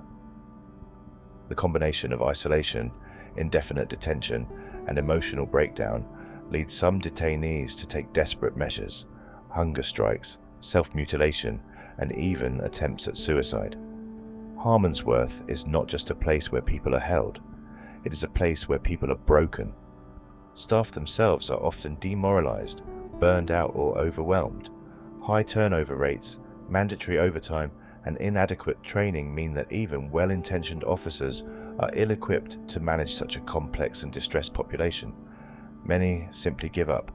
The result is a rotating door of temporary agency staff who do not know the detainees, do not speak their languages, and have little stake in their well-being. This lack of continuity contributes to the widespread perception among detainees that the staff don't care, or worse, that they're complicit in the system's abuse. Even MITI, the private contractor in charge, has not escaped criticism. The report raises serious questions about the company's ability to run a detention center of this scale. Repeated failings, from mental health triage to basic maintenance, have been met with hollow promises and vague action plans that never materialize. Meanwhile, shareholders continue to profit, while men inside the center spiral into psychological collapse. And all of this is happening not in secret, but in plain sight. Harmondsworth has been inspected, audited, and scrutinized for over a decade. Every major NGO in the country has condemned the conditions. Parliamentary committees have published reports. Journalists have exposed the same issues over and over again. Yet nothing changes. The system is built to detain, not to care, to deport, not to understand. Harmondsworth is not a failure of oversight. It is the logical outcome of a system that treats migrants, refugees, and asylum seekers not as humans, but as problems to be solved by incarceration. And the public, for the most part, remains unaware, or worse, indifferent. Politicians talk about deterrence and control, while thousands of lives are quietly shattered behind these walls. So here's the conclusion. Harmondsworth Immigration Removal Centre is a stain on modern Britain. It is a place of indefinite detention, preventable suffering, and institutionalised neglect. It is not fit for purpose, and arguably never was. It's a facility where the rule of law, dignity, and basic decency have been slowly eroded in the name of border control. If nothing changes, more people will be harmed, more will be deported unlawfully, and more will die alone, forgotten, and uncounted. Now we ask you, should indefinite immigration detention even exist in a democratic society? How is it possible that a facility with this level of documented abuse continues to operate under government contract? Why has no one, from senior Home Office officials to MITI executives, been held publicly accountable? And perhaps most importantly, what does it say about us as a nation that Harmondsworth is allowed to continue year after year as if this is normal? Let us know what you think.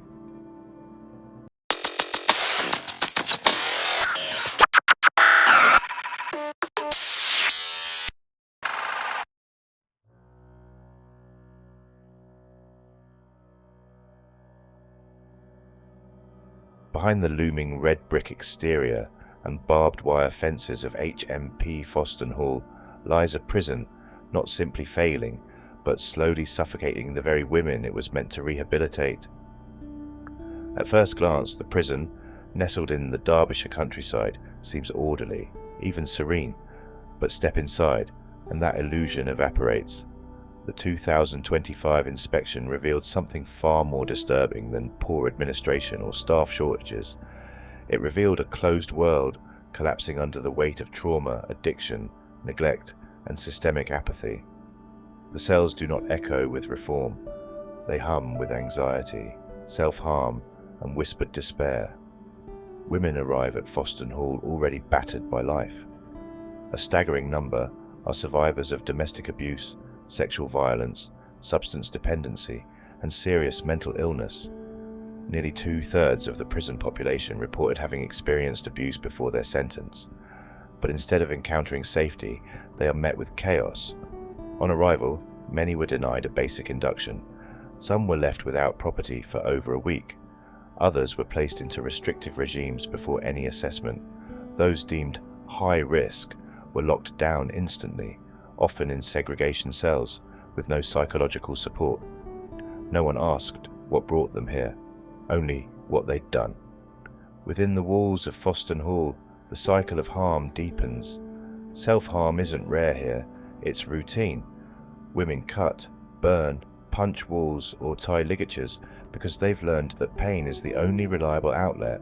The inspection recorded over 400 incidents in just 6 months, an alarming number given the relatively small population. And these figures likely underrepresent the reality, because many incidents are either hidden or dismissed. One woman was placed on an ACCT, suicide prevention monitoring, 7 times in 6 months. Her notes repeatedly used the phrase attention-seeking. She eventually overdosed on a combination of medications she had hoarded from missed observations. She survived, barely, but her story wasn't unique. It was systemic. Cells are small and airless, and on some units, infestations of rats and insects were reported. Windows were broken, mattresses were torn, sanitation failed frequently. Women in menstrual distress were left without proper hygiene products. On more than one occasion, the only sanitary product a woman received came from a fellow inmate's personal stash. The prison shop, canteen, was unreliable, and for those without outside support, basic items like shampoo, soap, or phone credit were out of reach. The shame of poverty is amplified in prison, and at Foston Hall, it breeds resentment and mental collapse. The staff are not the villains. Many are simply exhausted, traumatized themselves, and deeply unsupported. Turnover is high, training is insufficient. Several officers were under 6 months into the job and had no background in trauma-informed care.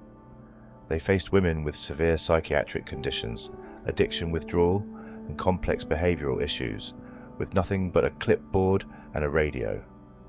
One officer admitted she cried in her car before every shift. Another was punched in the face by a woman experiencing psychosis, and later said, "I can't even blame her." She asked for help for days. Medical care, especially for mental health, is in crisis. The healthcare wing was constantly at capacity. There were no inpatient beds. Women who should have been in secure psychiatric units were instead confined in cells, sometimes with only a blanket and a camera. Prescriptions were delayed or mismanaged. One woman with bipolar disorder hadn't received lithium for 3 weeks due to a bureaucratic oversight. She was hallucinating, paranoid, and increasingly violent. The nurse on duty recorded non-compliance as the issue. Nobody followed up. Nobody connected the dots. Addiction tears through the prison like a ghost in the walls. Spice, pregabalin, heroin, and diverted prescriptions are all common currency. Women trade anything to get high: meals, favors, even acts of self-harm to be transferred to a wing where substances are easier to access. One inmate was hospitalized after injecting crushed antidepressants into her arm. She later told inspectors, "I'd rather die high than live through this sober." There are drug recovery services on paper, but in practice they are underfunded and inconsistent. Peer mentors were not properly trained. Drug testing regimes were random and ineffective. Women most in need of detox were routinely missed. Education, which should be a cornerstone of rehabilitation, barely functions. Classes were cancelled regularly. There weren't enough tutors. The library was underused. Workshop programs, meant to build skills and offer purpose, ran at less than 30% capacity. Women who wanted to better themselves were left disillusioned. One woman said, "I asked for education 6 times. They said next week. That was 4 months ago." For those with learning difficulties or language barriers, there was virtually no support. Foreign national prisoners felt isolated and unheard. Some had no idea of their sentence status or rights. They were ghosts in the system. Relationships between women and staff were described as strained and reactive. Officers often adopted a control-first mentality, enforcing silence rather than offering space to talk. Some used restraint and separation more often than de-escalation. Women in crisis were placed in safe cells, bare concrete rooms with no furniture and lights on 24/7, for days at a time. These were meant to protect them. Instead, they served as psychological punishment. One woman said the experience made her want to die more. Another was heard screaming all night. No one entered the room until breakfast. Reintegration into society, the very point of serving time in custody, is nearly non-existent at Foston Hall. Release planning is chaotic. Women often left without housing or medical support. Those with children were rarely offered parenting assistance. One woman, a mother of 3, was released with no idea where her kids had been placed. She'd been inside for 4 months. The family liaison officer had gone off sick and no one had picked up her case. Her final words before discharge, "I'm going to find them, then probably drink myself to death." She was last seen sleeping rough in Nottingham. One of the most shocking elements of the report was the institutional acceptance of this suffering. Inspectors report a disturbing lack of urgency among senior management. The failures were not treated as emergencies, but as business as usual. There were no detailed plans to address self-harm or mental health. Staff morale was low. A culture of defeatism pervaded. Some officers spoke of quitting. Others said they were simply getting through the day. And at the center of it all were hundreds of women, many damaged before arrival, further broken by their time inside and released into a world no more prepared to catch them than the one that jailed them. This is not just a failing prison. This is a machine built to recycle trauma. HMP Foston Hall is a system that compounds harm, a place where punishment replaces care, and where the women's society has already failed are punished again for their pain. The locks click, the alarms buzz, the gates close, and the silence resumes until the next ambulance is called.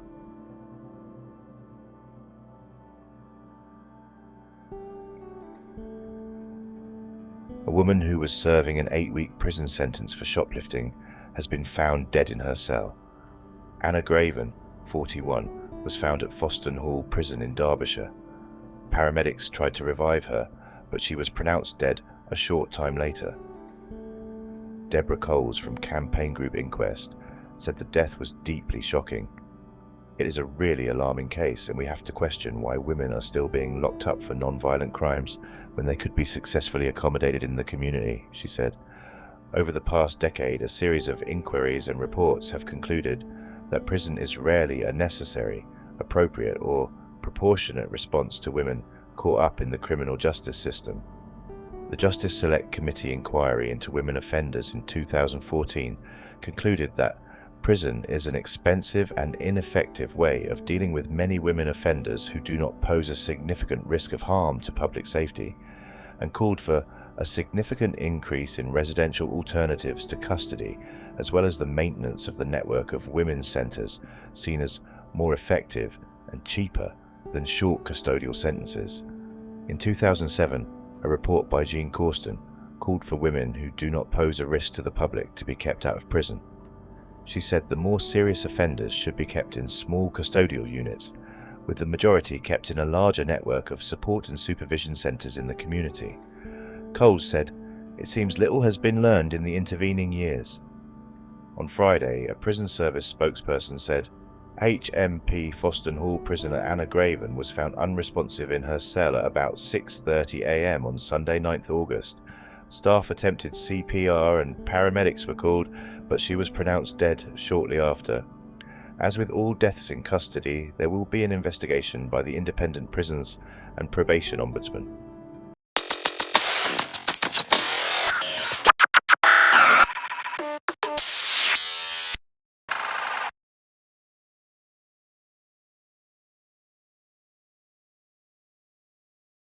Tucked away in the Oxfordshire countryside is a prison that rarely makes headlines, rarely draws protest, and almost never sees a camera crew. Yet inside the brick and metal maze of HMP Bullingdon lies one of the most quietly dysfunctional and damaging institutions in the entire British prison estate. Officially a Category B local and resettlement prison, Bullingdon is supposed to house men who are either awaiting trial, serving short sentences, or preparing for release. What actually exists within its walls is a volatile stew of overcrowding, violence, drugs, racial tension, psychological collapse, and systemic neglect. The 2022 inspection report exposed what insiders have known for years. that Bullingdon is not a place of correction or progression. It is a place of warehousing, punishment by proxy, and institutionalized despair. For those unlucky enough to pass through its gates, it often becomes a graveyard for hope. Originally built to hold around 870 prisoners, Bullingdon routinely operated at levels approaching 1,100. The overcrowding is not just numerical, it is spatial, emotional, and psychological. Cells built for one man now house two. Some are so cramped that inmates sleep within arm's reach of open toilets. Ventilation is poor, heating is inconsistent, and many cells show signs of damp and mold. Showers are often broken or covered in grime. Toilets leak or back up. Access to cleaning materials is restricted. In one instance, inspectors found a prisoner who had gone 6 days without access to soap or a clean shirt. The prison claimed the wing staff were too busy to process his request. That phrase, "too busy," becomes a recurring theme. Too busy to open up, too busy to listen, too busy to prevent a suicide. Daily life in Bullingdon is shaped not by opportunity, but by lockdown. Time out of cell is minimal. For most prisoners, it averages between 2 to 4 hours a day, a number that plummets during staff shortages, which are frequent. On the worst days, prisoners are kept behind their doors for up to 23 hours, often without explanation. The result is predictable and poisonous: frustration, depression, violence, and self-harm. The ACCT system, which tracks those at risk of suicide or self-injury, is overloaded. Some prisoners are flagged multiple times without any meaningful follow-up. Others, as one staff member admitted, are monitored on paper only. One man had been placed on suicide watch after an attempt to hang himself in the shower.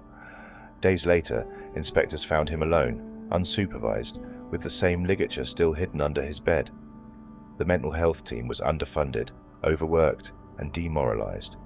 A single psychologist, stretched across 4 wings, described his role as damage limitation at best. Drugs flow through Bullingdon like water, soaked into mail, passed through visits, or thrown over walls. Spice is the most common, followed closely by pregabalin and Subutex. Drug debts fuel a secondary economy of fear. Debtors are extorted, assaulted, or pressured into smuggling. Staff admitted that debt-related violence was now so common that it often went unrecorded. Prisoners described entire wings where certain cells were controlled by gang factions, some of them local, others connected to organized crime networks beyond the prison walls. Rivalries flare, alliances shift, and intimidation thrives in the blind spots of an overstretched security team. Body-worn cameras are inconsistently used. CCTV is under-monitored. Intelligence reports pile up unanswered. Violence is normalized, not because it is ignored, but because there is no longer the capacity to do anything about it. The staff, many of them young, undertrained and unsupported, are burning out. Morale is low. Absences are high. Wing officers are pulled from one crisis to the next, unable to build relationships or enforce consistent rules. The power dynamic shifts daily. In some wings, it is the prisoners who set the tone, deciding who comes out, who uses the phone, who gets protection. In others, staff attempt control through the only tool they have left: lockdown. Entire blocks are shut down because one man throws boiling water or another sets off an alarm. This creates a chain reaction of resentment. One wing blames another, one prisoner blames a rival. Rumors spread, retaliations follow, and all the while staff retreat further from the landings, standing by doors with keys in hand, not eye contact. For black and ethnic minority prisoners, Bullingdon presents a double sentence. The inspection noted widespread perceptions of racial bias in adjudications, in punishments, in access to jobs and education. Complaint systems were viewed with suspicion. Few felt confident that issues raised about racism or abuse would be taken seriously. Some spoke of staff using racial slurs. Others described being passed over repeatedly for wing jobs or education slots. There was a sense of systemic exclusion, not just by individuals, but by the very culture of the institution. In one shocking case, A Muslim prisoner described having his prayer mat confiscated during a search. He was later found praying on a towel in the corner of a filthy cell. The imam, the report noted, visited infrequently and was unable to provide consistent pastoral support. Education and rehabilitation was supposed to be Bullingdon's saving grace. As a resettlement prison, it was meant to prepare men for release. But the reality is closer to educational collapse. Classrooms were frequently empty. Courses were cancelled without notice due to staff shortages. Library access was severely limited. Vocational training was tokenistic. A few barbering slots, some kitchen work, a basic construction course with minimal equipment. The education provider had no consistent presence on the wings, and many prisoners said they hadn't attended a single class in months. One man on a 6-month sentence said he had spent more time cleaning his cell than doing anything rehabilitative, and when asked what he had learned in Bullingdon, he replied simply, "that I never want to come back." Healthcare was a similar story. Though an NHS provider nominally operated on site, delays were chronic. Appointments were routinely cancelled. Medications went missing. Chronic conditions, diabetes, epilepsy, asthma, were poorly managed. Dental care was virtually non-existent. One man had waited over 4 weeks for a tooth extraction, during which time he was prescribed only ibuprofen and paracetamol. Another man collapsed on the yard from a seizure. It later emerged he had been without his anti-epileptic meds for 3 days due to an administrative error. The prison apologized. The man said nothing. Like so many others in Bullingdon, he had learned that pain is not exceptional. It is routine. Perhaps the most damning indictment of HMP Bullingdon is that it is not a broken prison. It is a functioning one. Functioning exactly as the current system intends. It holds people. It contains crisis. It avoids scandal. But it does not rehabilitate. It does not protect. And it certainly does not deliver justice. It is a place where time passes, but nothing changes. Where staff drift. Where men rot. Where paperwork covers pain. And where every day behind the wall feels just a little more like punishment for its own sake.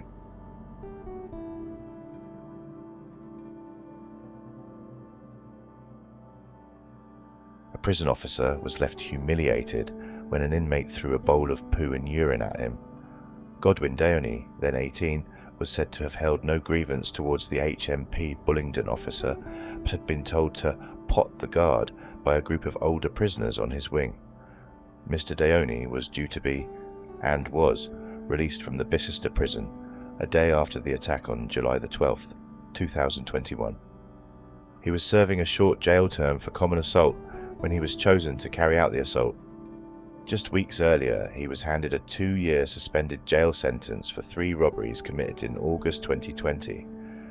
Jailing him for 3.5 years at Oxford Crown Court, recorder John Bate Williams described the poo flinging as a disgusting display of what is known inside prison as potting. He added, "It's not easy to think of a more disgusting and, I would say, cowardly thing to do." The youngster, who appeared before the court via prison video link from HMP Wandsworth, told the judge that he deeply regretted his actions against the Oxfordshire prison officer, as well as his past offending. He said he was engaging in education and trying to improve myself and my behaviour. Prosecutor Bethan Chichester said the victim was in an office on the wing at HMP Bullingdon on July 12, 2021, with the door to the room open so prisoners could come in with any queries. Mr. Deoney's vile attack was not captured on CCTV, but cameras caught him walking up to the office with the washing up bowl full of feces and urine. The defendant was said to have rushed into the office holding the bowl and threw its contents towards the prison officer. Some of the filthy mixture ended up in the officer's eyes and mouth. He was taken to hospital, where he received inoculations against tetanus and hepatitis. Ms. Chichester detailed the emotional impact on the man, who said he did not feel comfortable in his own skin and perpetually smells the liquid. He described feeling humiliated. He's shocked because there was no issue with Mr. Deoney prior to this incident, the prosecutor said. Mr. Deoney of Barley Lane, Ilford, pleaded guilty in March to administering a noxious substance with intent.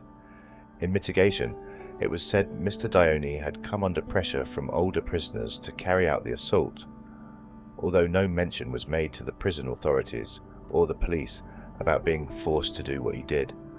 A warrant was issued for his arrest when he failed to attend court last year. He was arrested in March after he was allegedly run over by his brother and left with significant leg and pelvic injuries.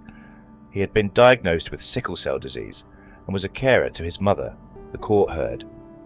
The judge activated his 2-year suspended jail sentence in full and added a further 18 months imprisonment for the potting incident.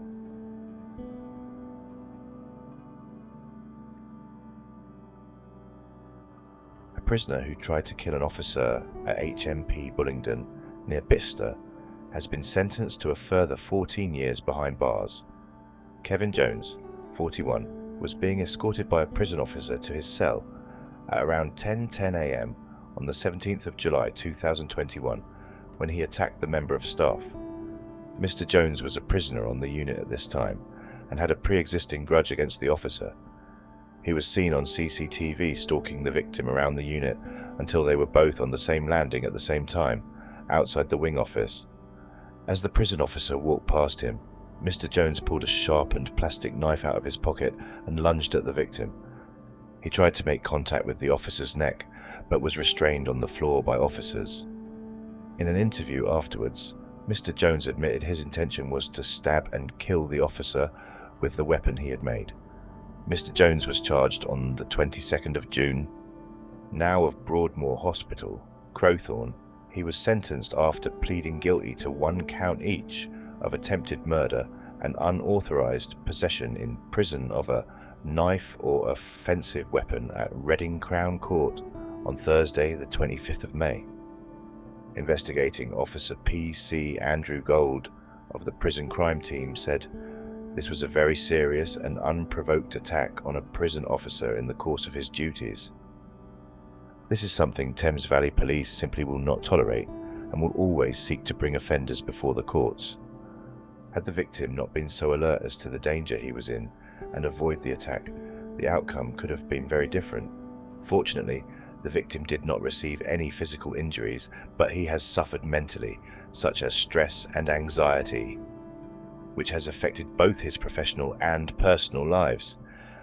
I'm very pleased that the courts recognised the significant threat posed by Jones and imposed a substantial custodial sentence."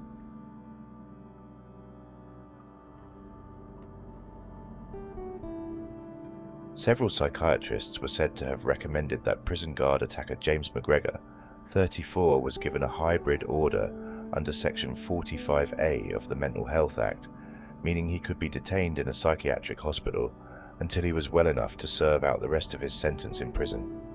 But a gatekeeper assessment by an NHS psychiatrist, conducted by a doctor who assessed him for around an hour over a video link, had ruled he could not be detained at Marlborough House, Milton Keynes. In a plea to the judge at his son's sentencing hearing at Oxford Crown Court this week, Dad Roy said, "He's now stuck between a rock and a hard place where on the one hand people are saying he shouldn't go to hospital under a Section 37/41, a more serious Mental Health Act hospital order. That's not appropriate, and a Section 45A is being denied him." He added, "Every time he is about to have any form of mental health help, he has been moved from one prison to another. He is now back at Bullingdon. He's on remand. He's not getting any treatment. His condition has worsened." The court heard McGregor's record of offending began in 2019, culminating in a 4-year prison sentence imposed in 2020 at Aylesbury Crown Court Judge Francis Sheridan. Ahead of that sentencing hearing, McGregor had spent 12 weeks at an NHS hospital being assessed to see if he was suitable for a hybrid hospital order. It concluded that he may be suitable. Sentencing McGregor at Oxford Crown Court for a new set of offences this week, Recorder of Oxford, Judge Ian Pringle QC, said the Aylesbury judge had, for reasons best known to himself, decided against a hybrid order. It is quite likely he did not do so, first of all because the defendant was not engaging in seeking treatment, and secondly, the assessment was that James McGregor had a personality disorder and he could have sought help for that condition in prison. A similar problem faced Judge Pringle 2 years on. An NHS psychiatrist told him the treatment was available in the prison and he had been deemed ineligible for a place at Marlborough House. Jailing him for 2 years on Wednesday, the Oxford judge said, "I regret to say, because I would have wished to have made a hospital order if it was possible, that I cannot make one because the statutory criteria are not made out in this case. The clinician says it may be much easier, or easier, certainly, for the defendant to seek some assistance as a prisoner once he has been sentenced. Of course, under Section 47 of the Mental Health Act, he could be transferred to hospital if the prison thought that was appropriate." On June the 3rd, 2019, McGregor bit a Buckinghamshire prison officer in the leg. The jailer had been called to restrain the prisoner, who had struck a fellow inmate and another guard. Later that year, on December 4th, and now in Bullingdon Prison, near Bicester, the defendant launched an unprovoked attack on another guard, punching him in the face and leaving him with 2 black eyes. On January the 30th, 2020, a mental health nurse was talking to McGregor about a hospital showing an interest in admitting him. Prosecutor Alex Radley said he asked her to call him an ambulance. She asked why, and he said they would care for him. He went on to rain down punches on the woman. A prison guard who came to her aid was also struck. The final assault came on March 2nd. McGregor punched his mother, who was visiting him at the prison, then scrapped with the prison guard who came to her aid. McGregor, of HMP Bullingdon, admitted 2 counts of causing actual bodily harm and 3 assaults on emergency workers.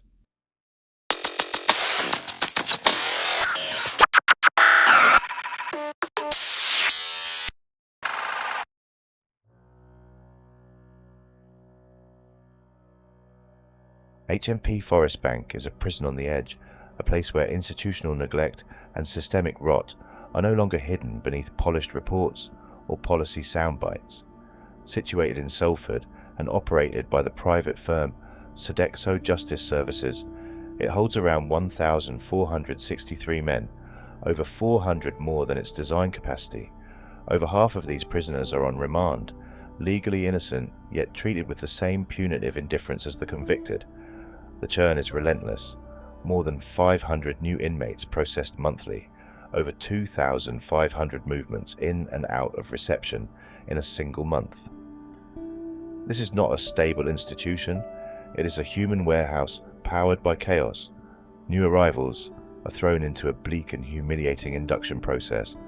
Men fresh from court are often dumped into bare holding rooms late at night, some waiting as long as 12 hours to be moved. Many arrive to find their first cells dirty, without kettles, curtains, TVs or phones, effectively silenced and forgotten. Staff assigned to care for first-night prisoners are critically outnumbered, sometimes one officer overseeing over 200 men, including those flagged as suicide risks. Basic decency, like a hot shower or a phone call home, is often denied without justification. Violence is endemic. Forest Bank has some of the highest prisoner-on-prisoner assault rates in the country. Drug use is so rampant it's institutionalized. Mandatory drug testing shows a 38% positivity rate, and suspicion tests come back positive a jaw-dropping 74% of the time. Despite this, the incentivized substance-free wing, supposedly a refuge for those trying to stay clean, has a 50% positivity rate in its own testing. It's not a refuge, it's a farce. Body scanners, anti-drone measures, and even action against corrupt staff have done little to stem the flow. Drones, throwovers, and smuggling continue, and despite mounting evidence, the prison has no regular access to drug detection dogs.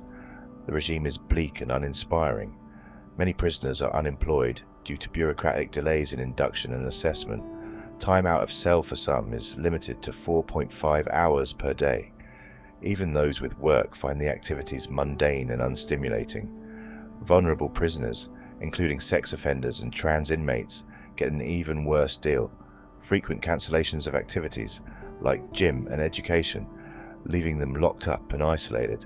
Mental health care is overstretched and dangerously under-resourced. Over 1,000 incidents of self-harm were recorded in a year, with 4 suicides linked to the prison.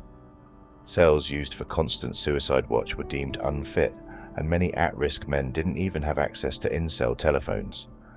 While staff do their best, the sheer volume of need makes it impossible to respond meaningfully. Some inmates were under constant supervision for more than 6 days with minimal human engagement, merely watched rather than supported. Governance of force and segregation is disturbingly lax. Despite claims of decreased use of force, fewer than half of incidents were captured on body-worn cameras.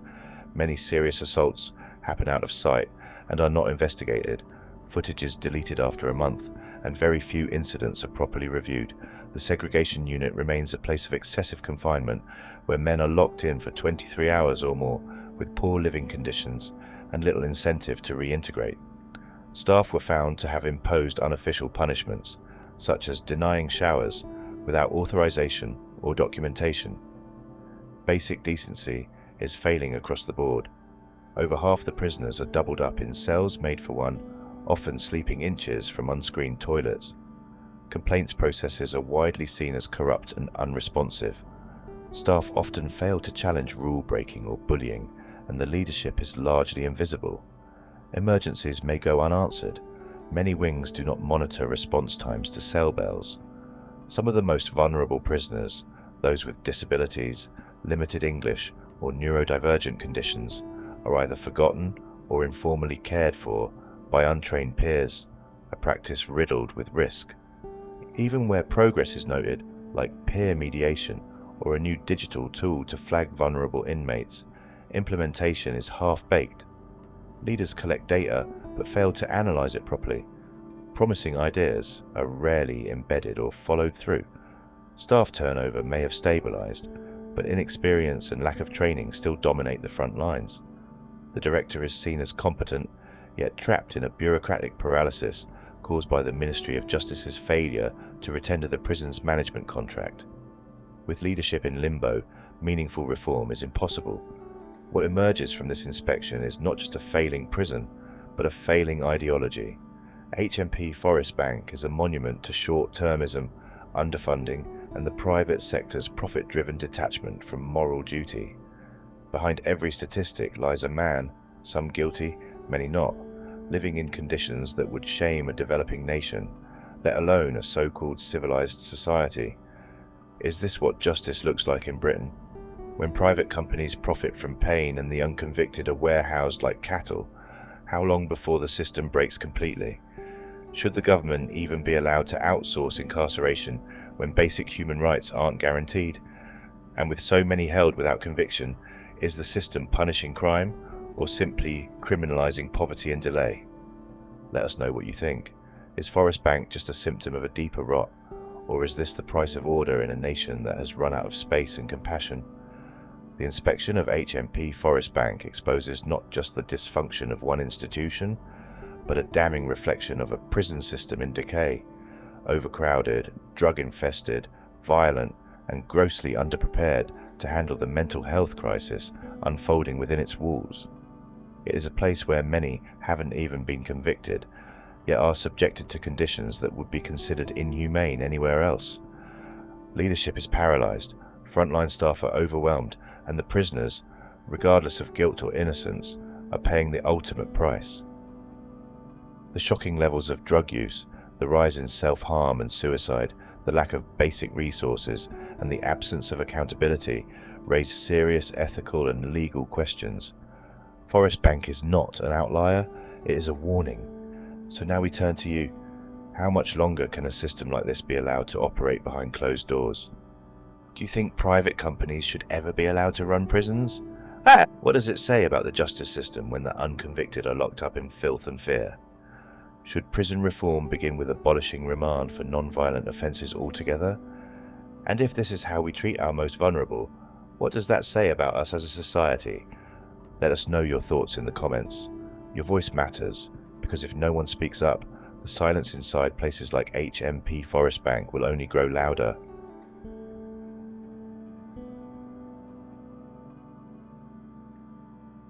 Prison officer who smuggled contraband items including phones and tobacco into jail by stuffing them into the waistband of her gym pants has been locked up herself.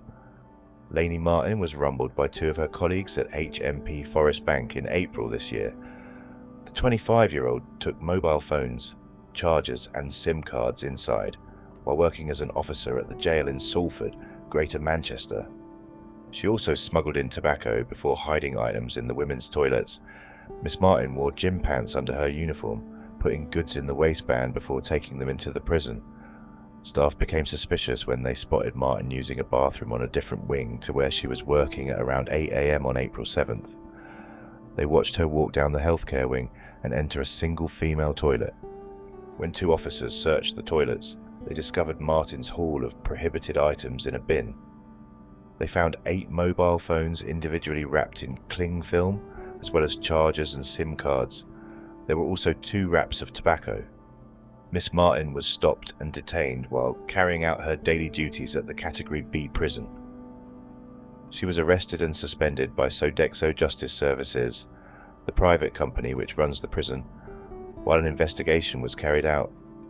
During a police interview, Miss Martin initially denied the allegations against her before claiming she had been made to do it under duress. The shamed former prison officer has now been jailed for 14 months after pleading guilty to 10 charges of conveying prohibited articles into Forest Bank in Pendlebury, Salford. PC Dan Hayes of Greater Manchester Police said, "This is a case where Miss Martin, a prison officer, has betrayed the trust of her colleagues, the prison service and the victims of the inmates from across the Northwest by supplying phones and tobacco to those who have committed crimes and are serving sentences for their actions."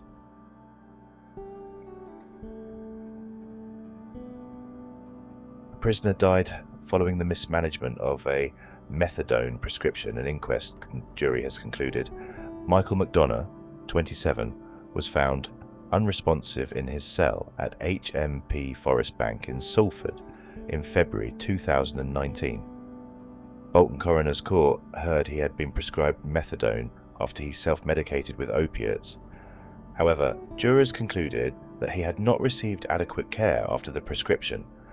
The panel found that the medical professionals responsible for the prescription had failed to carry out adequate inquiries into McDonough's dependence on and tolerance to opiate medication before deciding to prescribe the drug.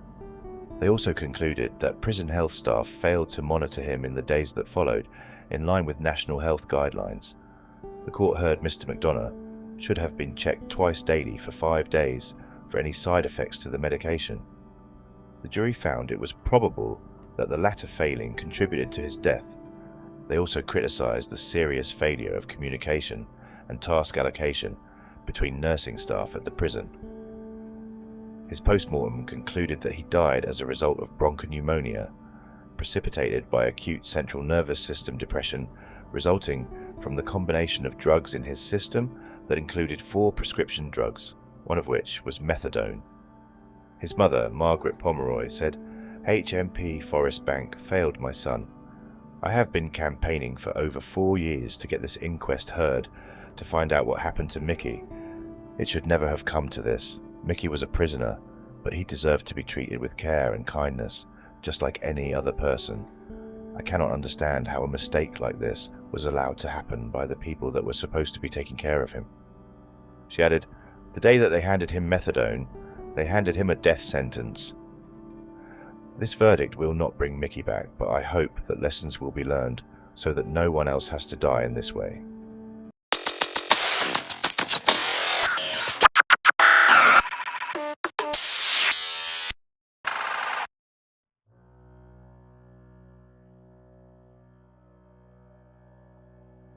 In the heart of East Yorkshire, surrounded by concrete estates and the hum of dock traffic, sits HMP Hull, a prison that time and reform appear to have passed by. Opened in 1870 and battered by nearly 2 centuries of incarceration, this Category B facility now finds itself on the front line of crisis. According to the latest 2025 inspection, Hull is a pressure cooker of rising violence, institutional exhaustion, and corrosive stagnation. Yet, despite it all, the prison still clings to the notion that it's functioning, that it's stable. But stability at Hull has a sinister meaning. It means surviving without truly rehabilitating. It means containing chaos just enough to pass the next inspection, and it means ignoring the long, slow collapse of morale, both for the men inside and those charged with managing them. This isn't just a struggling prison. This is a warning sign for the entire British penal system. Inside HMP Hull are more than 900 adult men. Some are on remand, some serving short bursts, others serving long-term sentences for crimes ranging from robbery to murder. What unites them is the environment, one of overcrowded wings, overstretched staff, and a chronic lack of meaningful activity. The regime is, on paper, regular. Prisoners get time out of cell. There's access to education. Healthcare exists. But in reality, all of it is on a knife edge. Inspectors found that up to 60% of prisoners were locked in their cells during core hours, many for more than 22 hours per day. This isn't due to discipline or punishment. It's due to simple, brutal mathematics. There aren't enough staff to safely manage movement. There aren't enough officers to escort men to classes, visits, or even to shower regularly. When they are out, prisoners often find broken systems. Education sessions are regularly cancelled. Vocational workshops, once the backbone of prison reform, are closed or empty.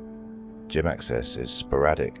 Healthcare appointments are repeatedly missed due to lack of escorts. One prisoner told inspectors, "This place drains the life out of you. You come here for a sentence, but it feels like punishment on top of punishment." Violence in Hull has climbed to worrying heights.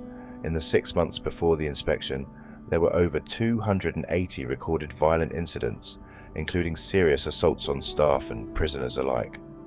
Use of force by officers was widespread, but documentation, like body-worn video usage, was incomplete in nearly half of cases.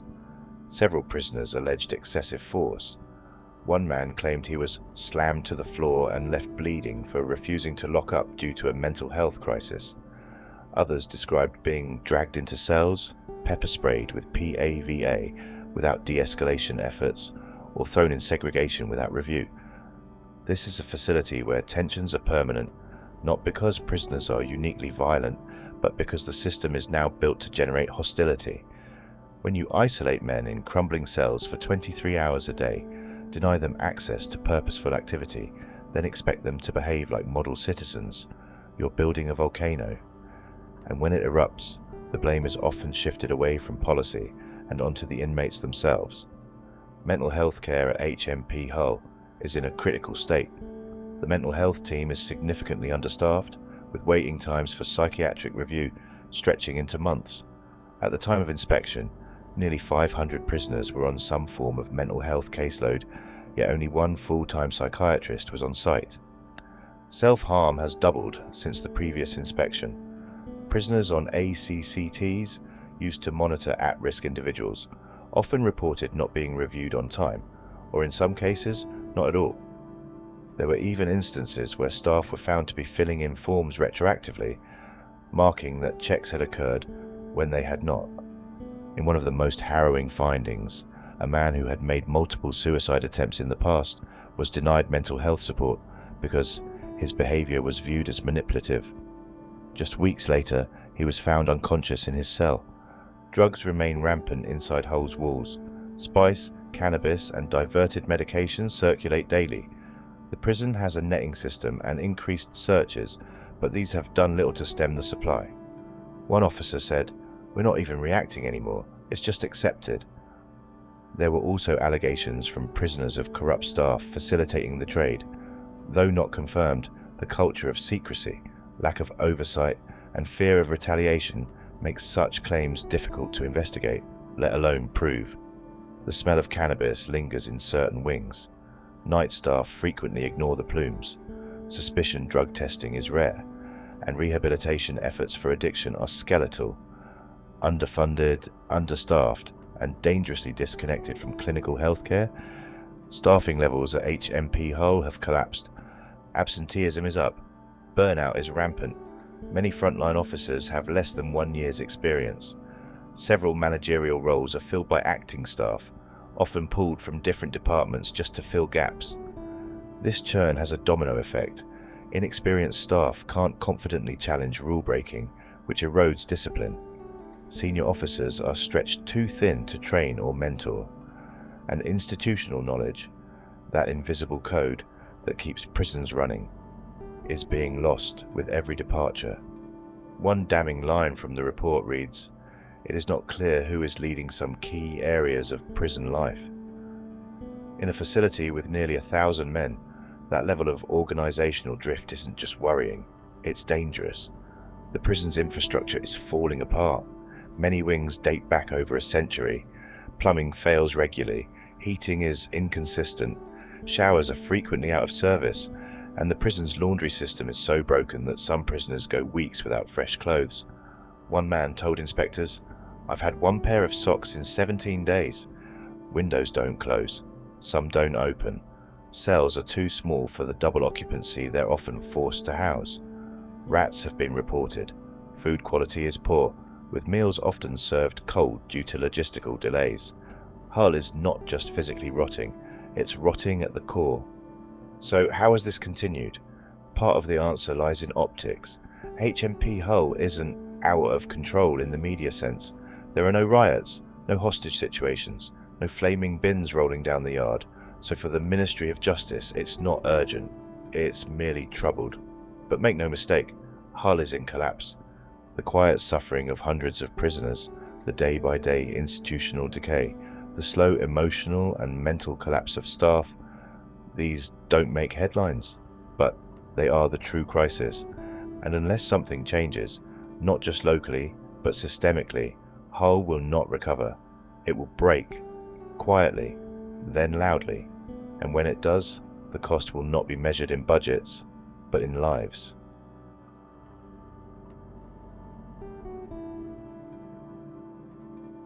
A prisoner found hanged in his cell did not intend to end his life, a jury has concluded.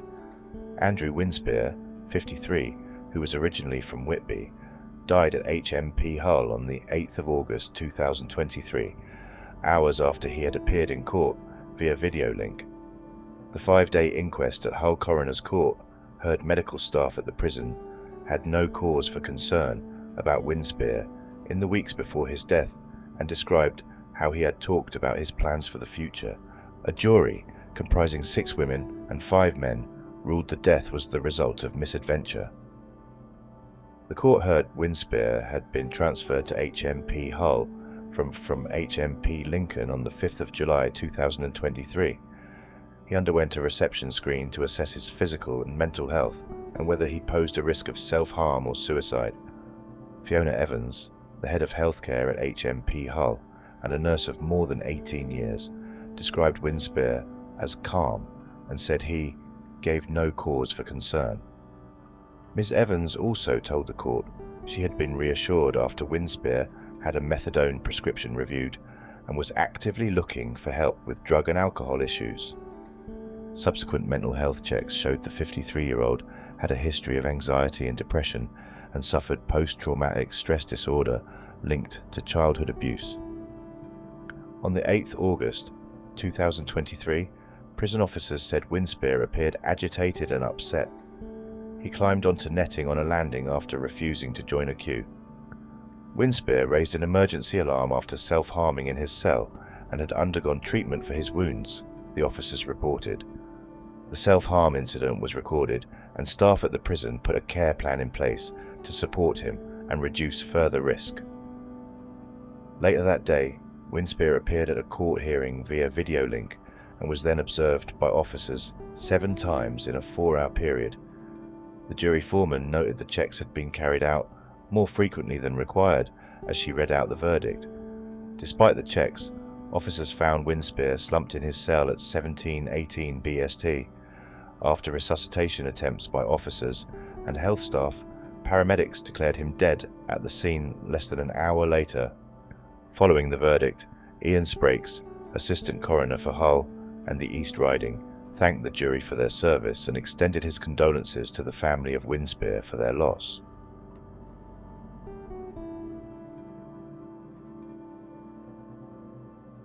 A Hull prison officer has been jailed after he punched a prisoner so hard that he broke his own hand. Jack Kerrison, 27, hit the inmate in an unprovoked attack which left the man in hospital with a cut to the top of his head in June 2021. He then tried to persuade other prison officers to cover for him and concocted a fake story he wanted them to follow. Mr. Kerrison admitted assaulting the prisoner, causing actual bodily harm, when he appeared at Hull Crown Court. He was sentenced to 18 months in prison.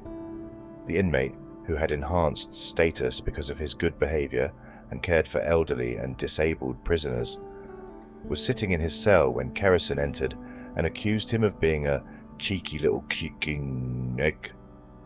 Mr. Kerrison then repeatedly hit the man with both fists. The victim curled up on the floor to protect himself. The court heard. Kerrison was then seen shaking his hand as if it hurt and was found to have fractured a bone, which needed hospital treatment. After the attack, Mr. Kerrison told colleagues, "We need to come up with a story and stick to it. If you stick to the story, I'll owe you." He later telephoned another prison officer telling him to keep to the story and contacted him on Facebook asking him to stick to what I said. Charlotte Baines, prosecuting, said the inmate could not comprehend why an officer had carried out an unprovoked attack on him when he had not done anything wrong. Since the attack, he has thought about it every day. He feels constantly on edge. This was a persistent assault. It was an abuse of power and a position of trust, as well as an attempt to cover the assault up and recruit others to lie for him. Mr. Kerrison lied to 2 senior prison officers and continued to give a false story during police interview, denying any physical contact with the prisoner. Ismail Uddin, mitigating, said Kerrison had suffered a momentary loss of control and then lied because he was a rabbit in headlights. However, the judge recorder Gurdeal Singh told Kerrison, "Your good character doesn't save you. You went well beyond. There was no justification. You carried out an unlawful assault."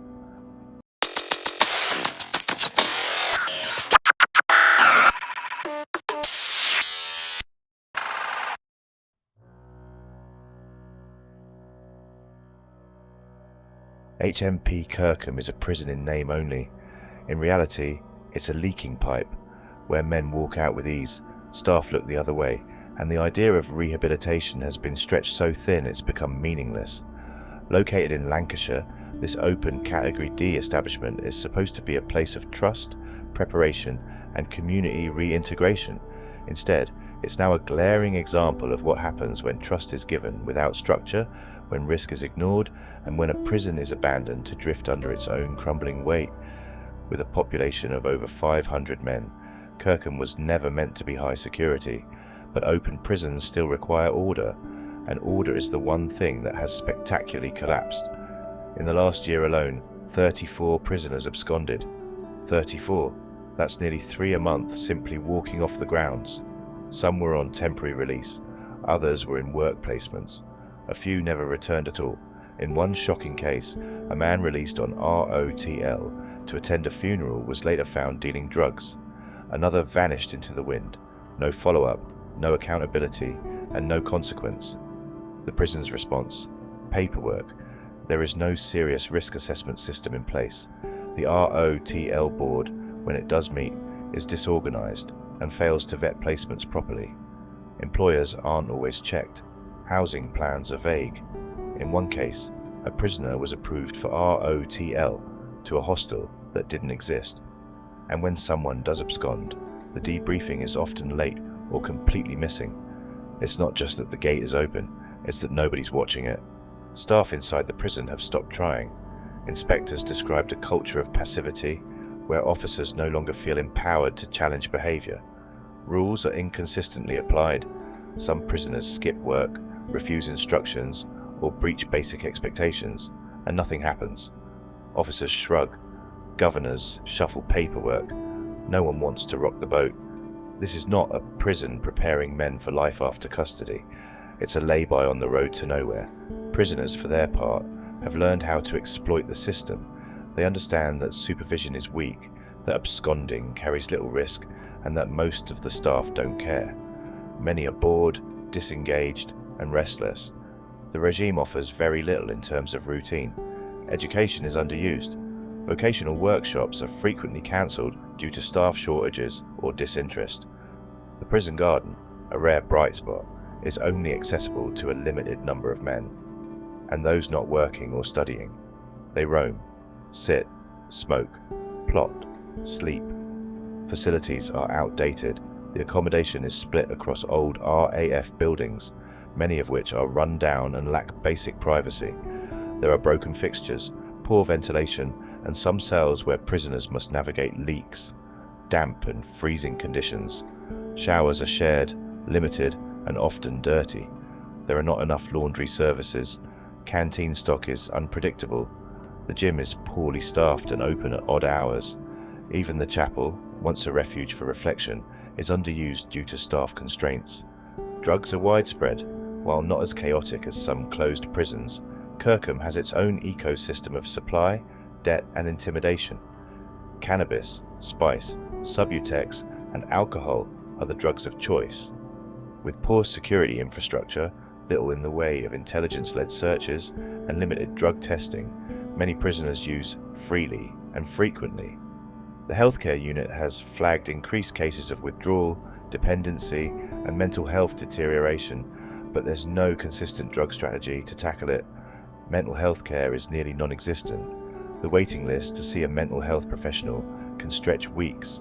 Counselling is ad hoc. There is no neurodiversity screening, no trauma-informed care, and little understanding of how addiction, PTSD, or learning disabilities affect behaviour. Prisoners with complex needs are placed in general population with no tailored plan. One man, clearly in crisis, was described by staff as just difficult.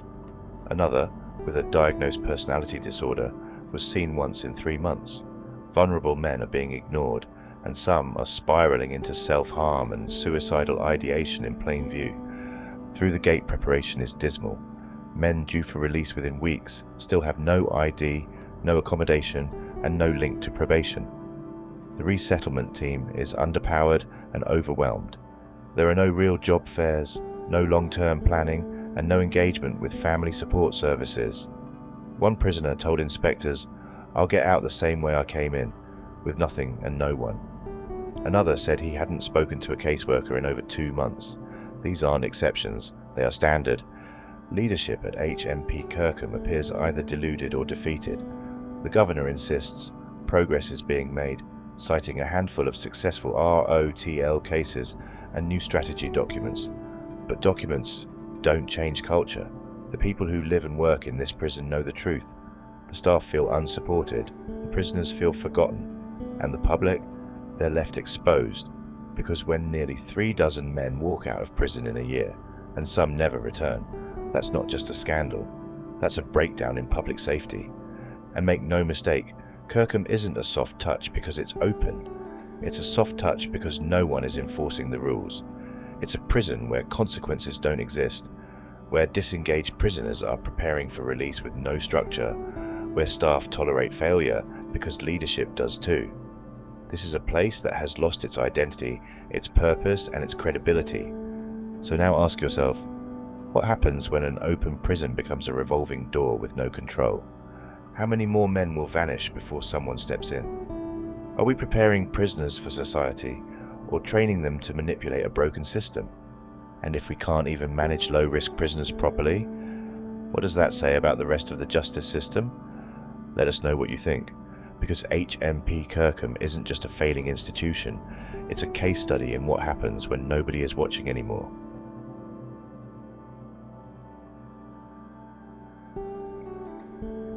A prison governor who had a relationship with a drug-dealing gang boss has been jailed for 9 years.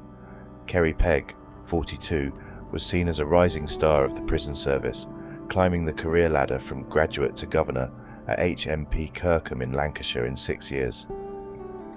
But her trial heard she didn't play by the rules and began a relationship with major Liverpool crime figure Anthony Saunderson, helping him secure day release. Sentencing her at Preston Crown Court, Judge Graham Knowles KC told her, "You betrayed the public trust in you, and you betrayed the prison service." He continued, "It was shocking and unconscionable that you should have had that relationship. You knew how you should and should not act. You had training and support. You were warned and you were challenged. The boundaries were clear and explicit and you knew you were crossing them. How EncroChat crackdown uncovered Kerry Pegg's affair. Miss Pegg, from Up Holland in Lancashire, was convicted of misconduct in public office and possession of criminal property following a trial at the same court in April. The jury heard how, when police raided Miss Pegg's home in Orrell, Wigan, they found a toothbrush with Saunderson's DNA on it. It also emerged Miss Pegg, who was also found guilty of one count of possession of criminal property, had been given a £12,000 Mercedes C-Class car by Mr. Saunderson, which was paid for from the proceeds of 34 kilos of amphetamines. During his communications with other criminals, Saunderson, who is now spending 35 years behind bars, had used the name Jesse Pinkman after a meth dealer in the hit TV show Breaking Bad.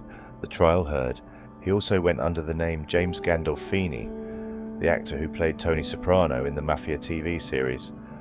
Jurors heard Miss Pegg was known to spend a lot of time in her office with the inmate, and in October 2018 he put in a request to be released on temporary license. Though such requests are routine, there are specific rules for how they should be dealt with, rules which the governor broke. Detectives found Miss Pegg, originally from Bramhall, Stockport, was living way beyond her means, buying designer jewellery and clothes, including Jimmy Choo shoes and Chanel necklaces. They found that despite her £3,000 a month income, she was deeply in debt and had not declared 3 county court judgments, which amounted to misconduct, as debts make officials vulnerable to corruption. Her 4 credit cards were maxed out, the court heard, and she had just 6 pence in her savings account. Judge Knowles said the fact she had not declared the county court judgments left her catastrophically compromised and vulnerable to corruption and blackmail. He added that Miss Pegg was impossibly vulnerable to Mr. Saunderson once she started in her dereliction of duty, because she knew he could destroy your career. Police found at Miss Pegg's house a pair of Hugo Boss flip-flops with Mr. Saunderson's DNA on them. In addition to the 9-year sentence for the first charge of misconduct in public office, Miss Pegg was sentenced to 2 years prison for the second misconduct charge and 4 years for accepting criminal property, all to be served concurrently. Miss Pegg was arrested in late 2020 following a police investigation into Mr. Saunderson's communications on the encrypted messaging system EncroChat. Officers found messages from Mr. Saunderson which included references to Kerry and to buying a Mercedes for his girlfriend. Mr. Saunderson also joked with associates about driving around with Peggy in her new car. Miss Pegg was arrested with the Mercedes parked outside her house, the court heard. She also had a burner mobile phone she used solely to communicate with Mr. Saunderson. Miss Pegg joined the prison service in 2012 as a graduate entrant, working at prisons including Risley, Liverpool and Style, and by April 2018 she was a governor at HMP Kirkham, where Mr. Saunderson was reaching the end of a 10-year sentence for drugs offences. He had been one of Merseyside's most wanted fugitives for his part in importing cocaine with a street value £19 million in shipments of corned beef from Argentina. Miss Pegg's trial heard Mr. Saunderson had developed and delivered a program titled BADD, Beating Alcohol and Drug Dependency, for inmates at several jails, while he was still actively involved in drug dealing running an amphetamines factory. Mr. Saunderson was released from HMP Kirkham in May 2019, and within 2 months, while still on licence, was involved in another massive drug conspiracy. Miss Pegg's trial heard he continued contact with prisons in the BADD program and was also still close to Miss Pegg, who was at the time the regional official coordinating drug strategy in 6 prisons in the northwest. Even members of his gang grumbled that their boss was spending too much time with Miss Pegg, neglecting his wife and work, the court heard. Taryn McCaffrey from the Crown Prosecution Service said Miss Pegg's actions in becoming involved with a prisoner who had committed serious drug offences portrayed a total lack of integrity or judgment. She displayed a shocking lack of professionalism in her role, overriding rules around Saunderson's temporary release and ignoring her obligations to declare personal debts. DAIN's Brian Morley from the Northwest Regional Organised Crime Unit's Prison Intelligence Unit said, Kerry Pegg was a senior figure within the prison service, a public servant expected to behave to the highest standards, but this was serious misconduct on her part and greatly undermines the trust given to prison staff and order in a prison. Miss Pegg's defence barrister, Andrew Alty, told the court his client had been taken advantage of by a sophisticated criminal. He said she was a caring, compassionate individual who tries to see the best in everyone. Phil Coppell, chief executive of HM Prison and Probation Service, said, "The criminal misconduct in this case lets down the public we serve, as well as the vast majority of honest and hard-working prison staff, but it also demonstrates our determination to take robust action against those who failed to achieve proper professional standards."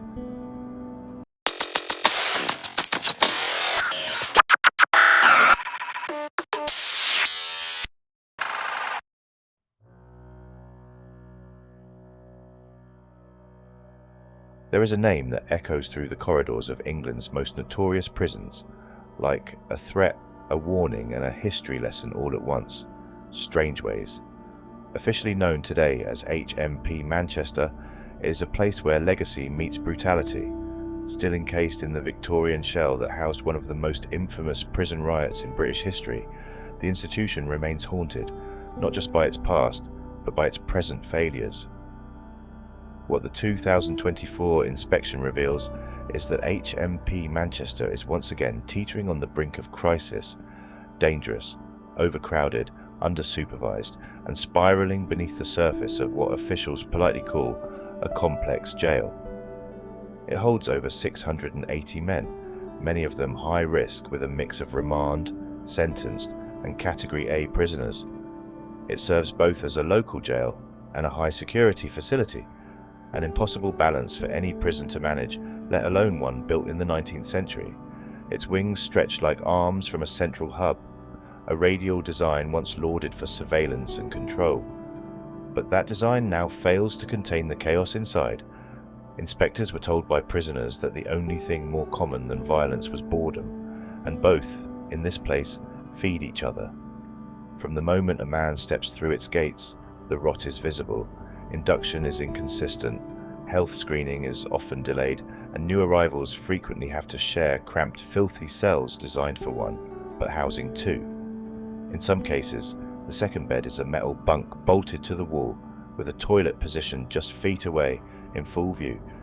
Dignity here is optional. On multiple wings, cells had broken windows, poor ventilation, leaking pipes, and graffiti covering the walls. Some prisoners had gone days without clean clothes. Showers were not consistently available. Food portions were described by inmates as an insult, cold, flavourless, and insufficient. The prison blames budget, prisoners blame neglect. And then there's the regime. Time out of cell is supposed to be a cornerstone of any functioning prison system. At HMP Manchester, it is an illusion. On most wings, prisoners are locked up for 22 to 23 hours per day. Even those engaged in work or education face constant regime collapses. Staff shortages have led to entire wings being restricted without notice. On some days, men are left inside their cells for 24 hours straight. No fresh air, no gym, no visits, no calls. In the segregation unit, prisoners described entire weeks spent with less than an hour outside their door. Control is slipping. There are not enough officers to run the prison safely. Many are inexperienced, temporary, or simply burned out. In some parts of the prison, staff are afraid to challenge poor behaviour. On others, they no longer bother. The result is predictable. Violence has risen sharply, especially assaults between prisoners. Bullying, drug debts, and intimidation dominate the culture. In some wings, a handful of prisoners hold the power, distributing contraband, threatening others, and enforcing their own twisted codes of discipline. Officers, spread thin, either look the other way or step in too late. Drugs remain a corrosive force. Despite scanners, searches, and supposedly tightened mail systems, synthetic cannabinoids like spice are widespread. So too are diverted prescription drugs. In one shocking revelation, prisoners described how they could buy Valium or Subutex more easily than paracetamol. There are no coherent demand reduction strategies. Drug testing is sporadic and too often fails to capture the scope of the problem. Some men use to escape the boredom, others to cope with the trauma.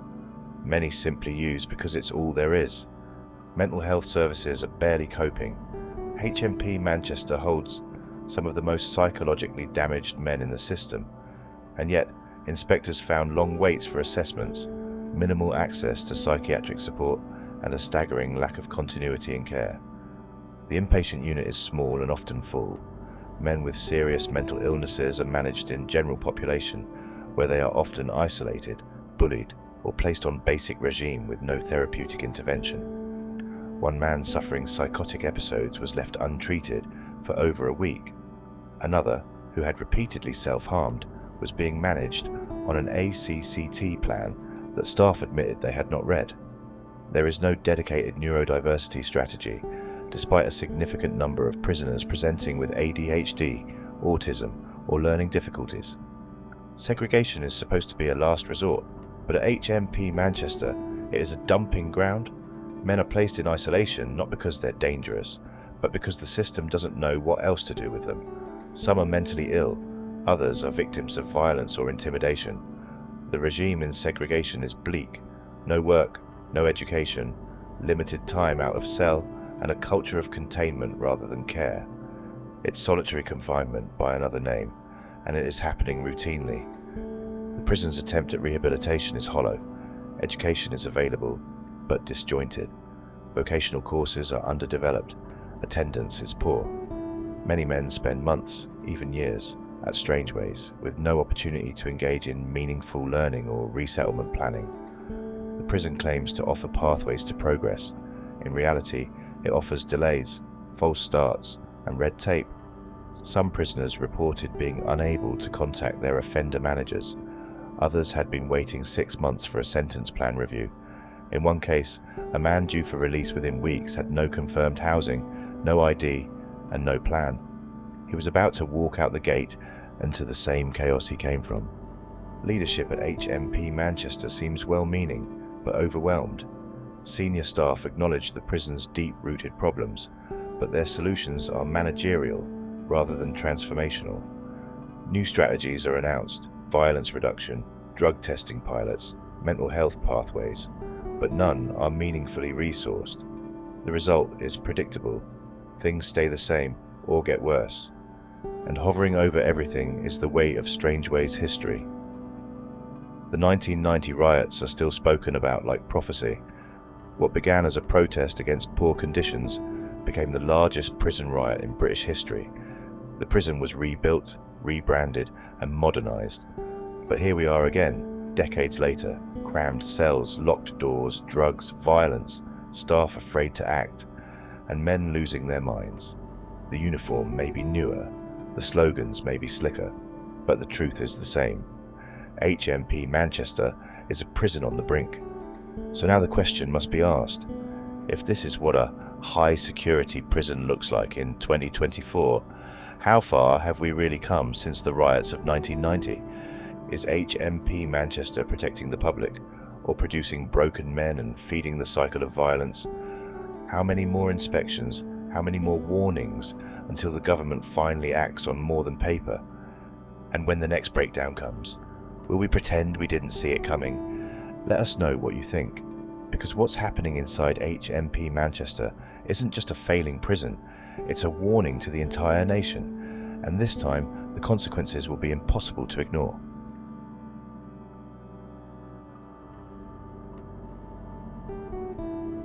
Despite legislation progress on the Victims and Prisoners Bill in Parliament last month, a 14-year-old boy was turned away from seeing his father on prison steps at HMP Manchester in what would have been their second reunion in 12 years. Thomas White, who stole a mobile phone in 2012 and given a minimum 2-year sentence, has still not been released. Mr. White was allowed to his 14-year-old son Caden in April this year for the first time since his incarceration, after the support of Lord Blunkett. But on June 20th, Caden White was turned away at the prison when he went to see his father. The visit had been blocked, but had since been overturned, and Caden White was promised that he would be reunited with his father. When Caden and his grandmother, Margaret White, approached the prison steps at HMP Manchester, they were turned away. The prison has since admitted there had been an error and issued an apology to the White family. Another visit has now been rearranged. Margaret White, mother of Thomas White and grandmother of Caden White, said, "Once again, we have been let down by a broken system. In what world is it fair for a 14-year-old child to be turned away on the prison steps from seeing their dad? He was so excited for this visit. We are resilient, but this is getting too much." Caden White said, "It's been nearly 2 months since I last saw my dad. We have so much lost time to catch up on.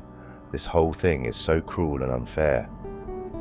Thomas's family are urgently seeking his transfer to a psychiatric hospital where he can access appropriate mental health treatment. Lord David Blunkett and James Daly MP for Bury North have both pledged their support to this mission and to challenge the 2 hospitals in the Greater Manchester area, which they claim have rejected a bed for Thomas in the last 6 months, despite his worsening mental health. Thomas has now served in 12 prisons in 12 years, with only a sheet for bedding according to reports, and is locked in his cell for 23 hours a day. Reports say that at HMP Manchester, prisoners are required to book prison visits themselves using a digital device. Thomas White, like many other prisoners serving a long time in prison, is reported to be digitally illiterate. He is also dyslexic, which makes the booking process difficult and stressful for him, according to campaigners. Reports allege that there wasn't a dry eye in the room when father and son were first reunited in April after almost a decade. Caden, who called his dad the best hugger in the world, stood and hugged him for many minutes according to onlookers. The pair spoke of life after Thomas's release and going fishing together one day. Last month, campaigners expressed relief as Parliament passed legislation allowing rights for prisoners serving public protection or IPP sentences after a redaction of support from the Labour Party raised concerns around the Victims and Prisoners Bill. The legislation, which was passed on May 14th, has ended what has been dubbed a scandal by Richard Garside, director of the Centre for Crime and Justice Studies. Initially thought to be controversial, critics accused the bill of being hijacked by Dominic Raab, after additional clauses included giving Mr. Raab the power to veto prisoner releases and alter parole boards. In April earlier this year, Caden White was allowed to see his father for the first time since his incarceration after the now abolished IPP sentences were brought into practice to keep victims safe and protect the public. Thomas White is still languishing behind bars for petty crime, despite Tom Wheatley of the Prison Governors Association has claimed jails will run out of space within weeks just a few days ago. The Northwest has been identified as a particular area of concern according to Wheatley. The Express reported that Mr. Wheatley said, "We understand that we will no longer be able to receive prisoners from court in the 2nd to 3rd week of July. It is not an exact science, but it is very soon after the election. This position was projected some time ago. The outgoing government did not take the necessary action in a timely fashion to avoid this. If a new government arrives and says, 'We want more people in,' it would be challenged in court by the PGA because ministers would be placing our members at risk." The latest Ministry of Justice, MOJ, data has revealed the capacity in prisons across England and Wales is 88,815, while the population stands at 87,347. Many stuck in prison on IPPs today are low-level offenders. Others include Wayne Bell, jailed aged 17 for an assault while attempting to steal a bike nearly 20 years ago in 2007, and Aaron Graham, given an IPP in 2005 for a GBH charge, who will have spent 19 years in prison in December this year.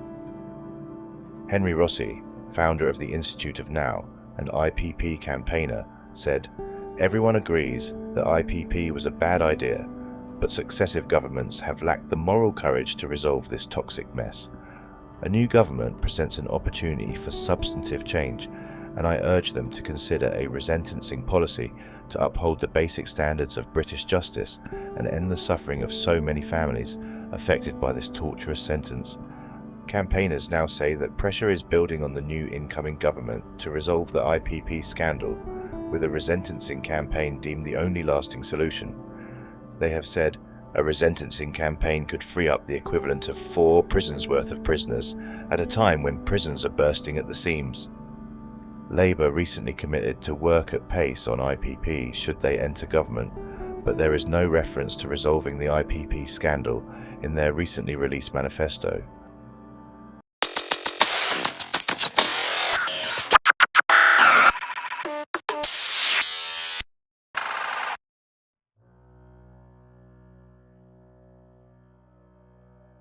HMP Nottingham, once seen as a symbol of modernisation following its 2010 rebuild, has again found itself in the crosshairs of serious concern.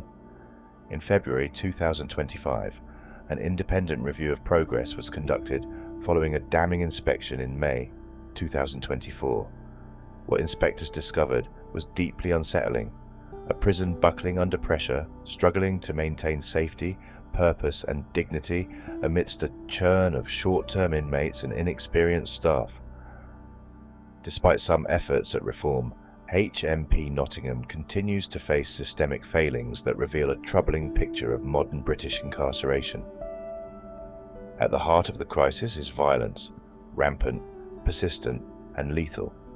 Since the last full inspection, prisoner-on-prisoner assaults have increased, not decreased, and while many incidents weren't deemed serious, a man was murdered in custody shortly after the inspection. That one stark fact alone undermines any claims of substantial progress. A data-driven violence reduction strategy has been drafted, but real-world impact remains limited. Debt, mental health issues, gang conflicts, and drug misuse all contribute to the chaos. The prison's response, workbooks and budget courses, feels painfully inadequate for the scale of the problem. Self-harm continues to plague HMP Nottingham. Though a multidisciplinary action plan is now in place, the fact remains, self-harm levels are among the highest in the country. Vulnerable prisoners are still regularly held in segregation, despite being assessed as mentally unfit for such conditions.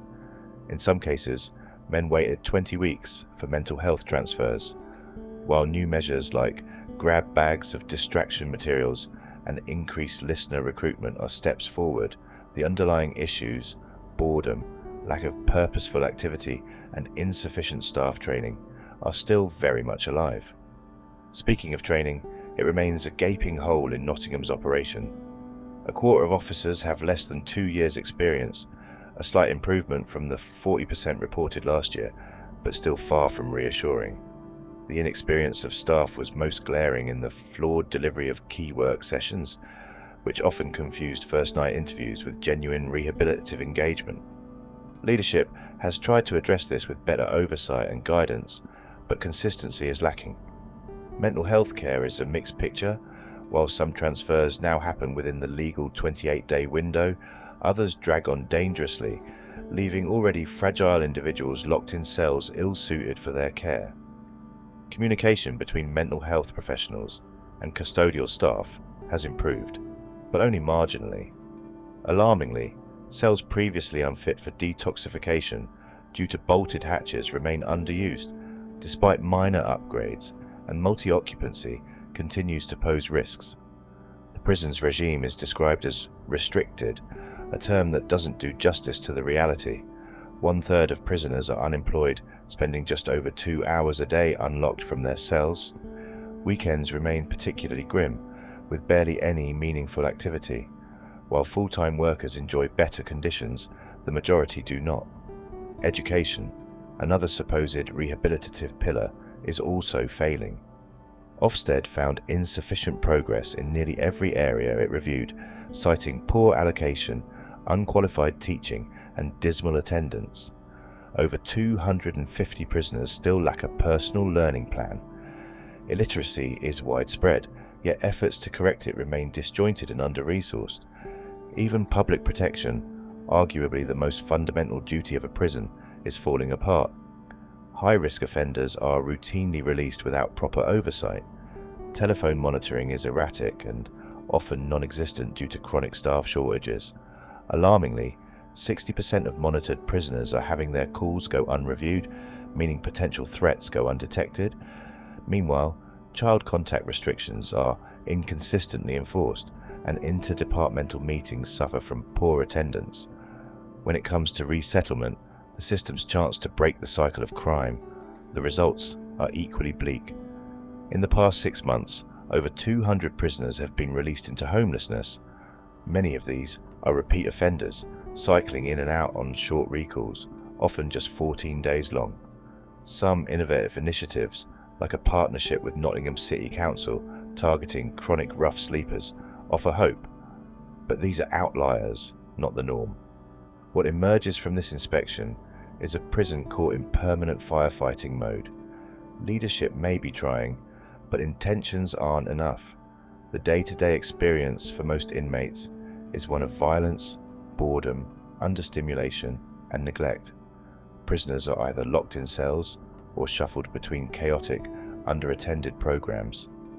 Rehabilitation is more theory than practice, and safety is the exception, not the rule. HMP Nottingham has become a case study in systemic stagnation. Despite repeated inspections, action plans, and policy tweaks, the core problems remain stubbornly embedded. It's not that reform is impossible, it's that it is always too little, too late. So the question must be asked, why do we tolerate institutions that repeatedly fail their core mission? Can a reception prison with high churn ever truly offer stability and reform? Is the government prepared to invest in staffing, training, and mental health at the scale required to fix places like HMP Nottingham? Or will we continue to shuffle the blame while men languish in cells, waiting for education, for therapy, for housing, and sometimes for justice that never comes?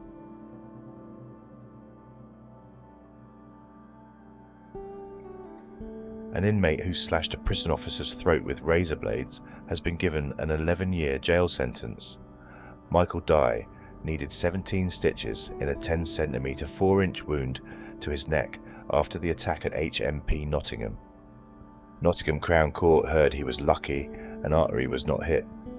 Michael McKenna admitted wounding with intent and attempting to cause grievous bodily harm to another prison officer at a court appearance.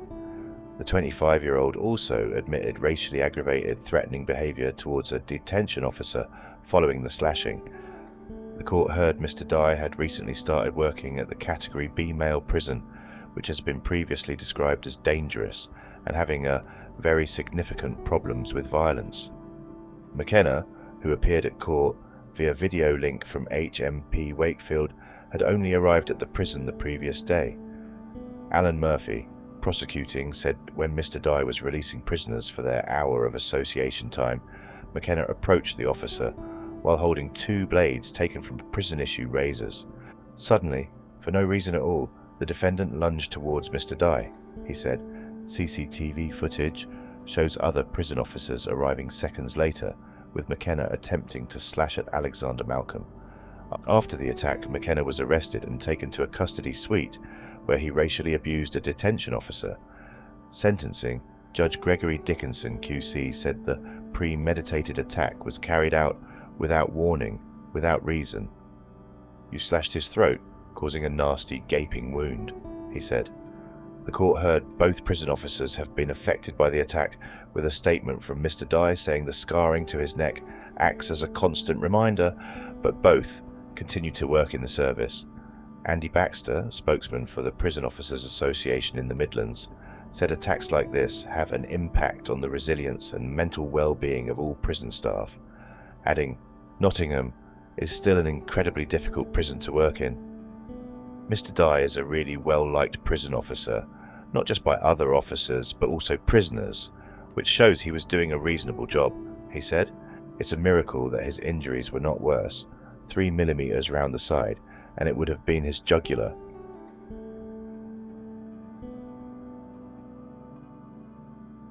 A 21-year-old man has been jailed for throwing drugs over the walls of Nottingham Prison from neighbouring gardens. Louis Denham, formerly of Woodfield Road, Strelly, pleaded guilty at Nottingham Crown Court to 2 counts of supplying psychoactive substances and was sentenced to 16 months in prison. The conviction was the first in Nottinghamshire to use new laws introduced in 2015 under the Serious Crime Act, making it an offence to throw packages into a prison. The legislation aims to criminalise throwing new psychoactive substances into prison grounds in an attempt to supply drugs. Mr. Denham carried out the throwovers from Eadingley Square, just a few yards away from the prison on Perry Road, Sherwood-on-Sea. Packages were found in the prison grounds in March 2016 and sent for forensic analysis, which found Denham's fingerprints on the containers. On August the 26th, 10 cigar-sized packets containing drugs were found close to the prison's perimeter fence. Mr. Denham was seen nearby and chased by a police officer, who arrested him. A search of his home uncovered 10 micro-sized mobile phones, which were small enough to fit inside the drug packages. The drugs came under the definition of psychoactive substances, more commonly known as legal highs, but many of which have since been made illegal by changes in government law. The drugs are a problem in prisons across the country, and last year more than half of prisoners at HMP Ranby, near Retford in Nottinghamshire, said they found getting drugs easy. A report conducted by the National Offender Management Service revealed 15% of inmates had developed a drug problem since being at the prison. Detective Inspector Ed Cook led the operation leading to Denham's arrest. He said, "This is the result of an operation between Nottinghamshire Police and HMP Nottingham to target offenders supplying items into the prison. New psychoactive substances can be directly linked to an increase in violence because of the unpredictable effects on the user's health. This in turn increases demand on prison staff and the emergency services, including police and healthcare." He added, "We have a duty to ensure our communities are safe, including the prison community, and that means bringing people like Denham, who was using access to local residents' gardens to supply the prison, to justice." Further operations will be conducted to target such offences at all our prison establishments. Nottinghamshire prisons came under fire last year after drone activity was recorded at HMP Ranby, near Retford, and HMP Watton, east of Bingham. Officers recorded several cases of drones carrying mobile phones and trying to smuggle drugs into the jails.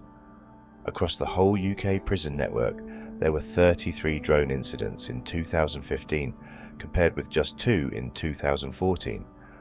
Governor of HMP Nottingham Tom Wheatley said, "Psychoactive substances cause misery in prison, and those who supply them are breaking the law and obstructing us from delivering a safe, secure, and decent environment. We work with our law enforcement partners to ensure that this activity is likely to result in imprisonment for the perpetrators."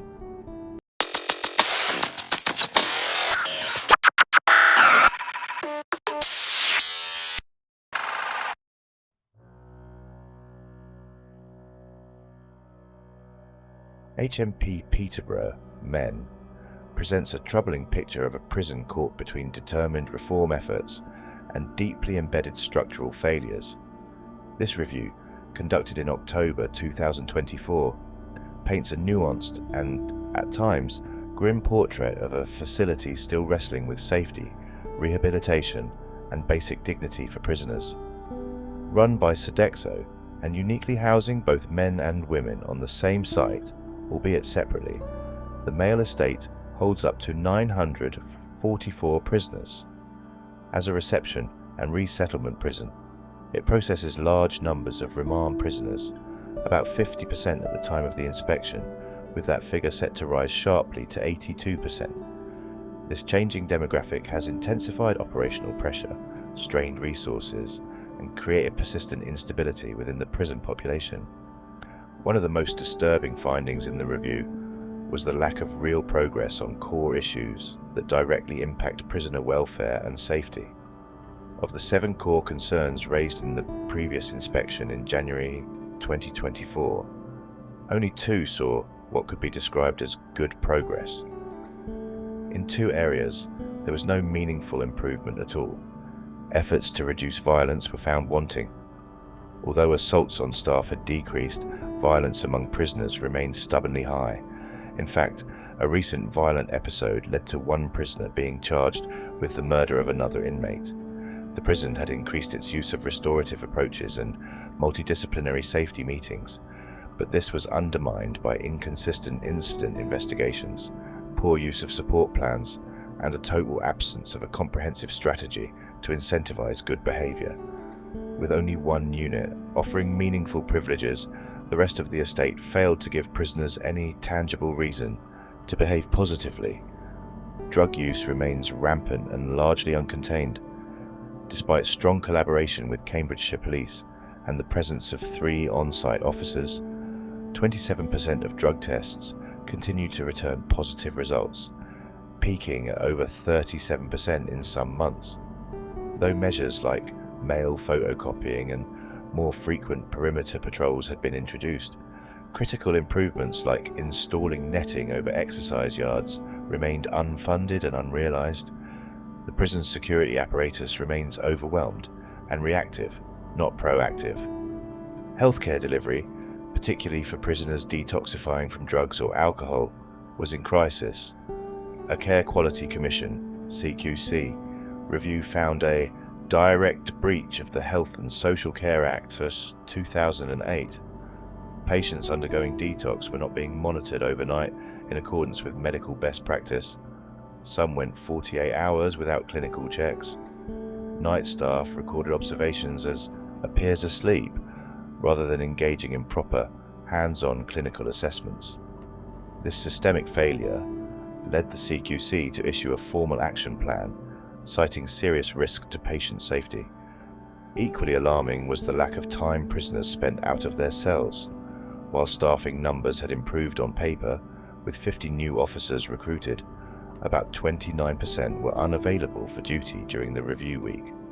Prisoners were still being kept locked in their cells for most of the day, with 54% found locked up during daytime checks. Routine delays and mismanagement meant even wing workers weren't let out until hours after scheduled unlock times. Social and personal development activities were virtually non-existent. Association rooms sat empty. Clubs, games, and creative outlets were mostly theoretical, with little evidence of implementation beyond ordering board games. No structured enrichment activity existed to support the development of a rehabilitative prison culture. One of the few bright spots in the report was education and work. Ofsted noted that the number of education, training, and workplace opportunities had increased, and a variety of new vocational courses had been introduced.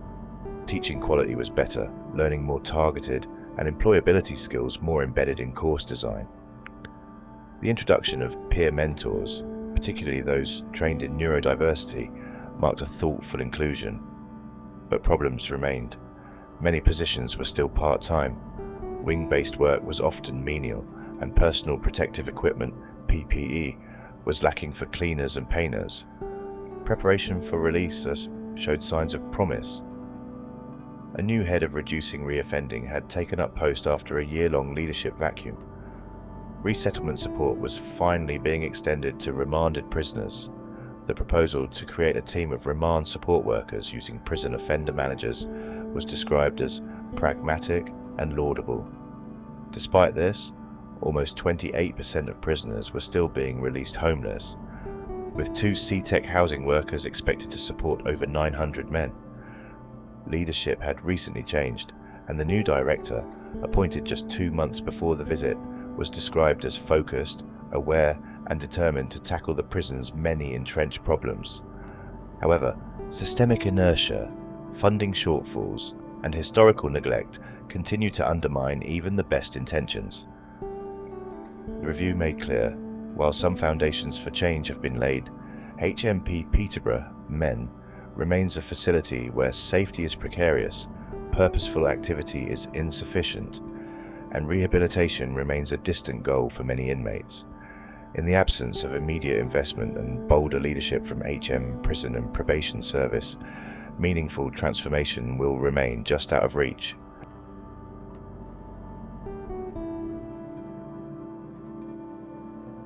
In a stark breach of trust and prison security, a former officer at HMP Peterborough has been jailed for smuggling mobile phones into the facility in exchange for over £3,000 in payments.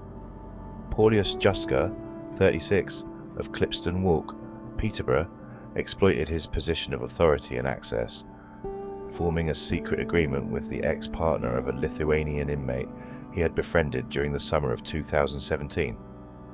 Mr. Juska first began assisting the inmate, who struggled with English, by bringing him extra food and acting as a translator during appointments. What may have initially appeared as simple compassion soon turned into collusion. Within weeks, Mr. Juska made contact with the prisoner's former partner, 32-year-old Lijana Morkelionite of Cromwell Road. The two entered into a conspiracy that would run for nearly 3 months, between June and September 2017. The scheme involved Mr. Juska smuggling contraband mobile phones into the prison. Though he was initially not caught during searches, prison intelligence flagged his suspicious behavior. When investigators examined his financial records, the conspiracy quickly unraveled. Mr. Juska had received a total of 17 payments from Miss Morkelionite, amounting to £3,275, all linked to the smuggling operation. Both Mr. Juska and Miss Morkelionite admitted their roles and pleaded guilty to conspiring to bring prohibited items into a prison. On Friday, January the 10th, at Peterborough Crown Court, Mr. Juska was sentenced to 12 months in prison. Miss Morkelionite, while spared immediate custody, was sentenced to 16 weeks, suspended for 2 years, and ordered to complete 140 hours of unpaid work. The case sheds light once again on the internal risks facing UK prisons, not from inmates, but from staff members compromised by personal gain or emotional manipulation. Detectives emphasised that Mr. Juska's motive stemmed from financial hardship, but stressed that such justifications can never excuse corruption in environments meant to uphold public safety. DC Paul Twell, speaking after sentencing, stated, "Mr. Juska was in financial difficulties and he thought he could use his position as a prison officer for personal gain. We will continue to work with the prison service to make sure that all officers maintain the highest standards." For the prison service, the incident serves as a sobering reminder of the constant threat posed by corruption and the importance of stringent staff vetting, monitoring and support. Though small in scale, this case once again exposed a breach that could have compromised inmate safety, encouraged criminal coordination, and undermined the integrity of the system.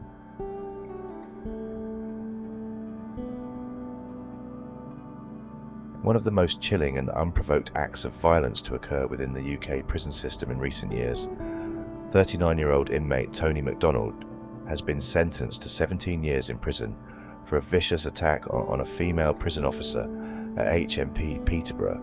The assault, which took place on July 31st, 2023, involved MacDonald throwing boiling water mixed with sugar, a brutal prison weapon commonly referred to as napalm, over the unsuspecting officer as she responded to a routine emergency call.